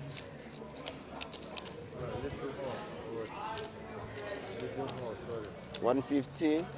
150, is it? 190, 202. 192, yeah, the graphics are correct. Yeah. But, so pretty standard from Ray. And there he goes. Yeah. Oh, he's just going to call and I don't know what his plan is versus the big blind jam. Probably just folds then, I guess. Yeah. Yeah, I mean, okay, well, at least he didn't have to make that decision. That makes things easier for Ray. All in little 5-second sweat there. Yeah, and off to the races, basically. 38%. Yeah. This is incorporating the cards we've seen folded and stuff Correct. like that. Correct, it includes the software automatically does it. Yeah. So when it comes up on the top right-hand side, you'll see that you it can see factors some skewed ones based on it does. It will show you as soon as the flop's out. If you look to Wow, the top right-hand side. That's about as good as we get for Ray. Yeah, ace, deuce, deuce, and it's and he's running cards good now. night Vienna for Scimitars. Yeah, and that is it. The tick That's mark all goes she to Ray. Yep. And we lose Just a Scimitars. little 3-pair for for the Ray needle in the back. Adams. So that chips up nicely to 774 with 1 hand to go. Very nice. Just running the show, last 2 hands. Exactly. Here's the 3rd one, and he's got the dealer button as well, so you know there's going to be some carnage here. There'll be fireworks here. There'll be fireworks in the last one. You'll look back at the stream if you do, and when you were on the table, I said you're going to be loving life in South Africa. You got a nice run of cards there. I said aces, kings. Boy, it was really this the one in day 1 yesterday? Yeah. Yeah, and I still didn't manage to get above starting. I was just running into it. Good old Ray, checkmates with the top pair, and then the top pairs on the turn. So. Yeah, when you had aces, he just bets a quarter pot, and I've just got to fold and feel like, sat there with my dick in my hands. Couldn't really do much, you know. But yeah, you just got to get away. Versus these guys, they kind of let you know what they've got a lot of the time, which is nice. Yep. And last hand here we are. Let's see if Ray can make it 3 in a row. I'm backing him with the button. I don't think he'll go down. No, I don't think he needs to look if it's folded round to him. He's just going to be rifling in some unknown amount of chips. Yeah. And there we go.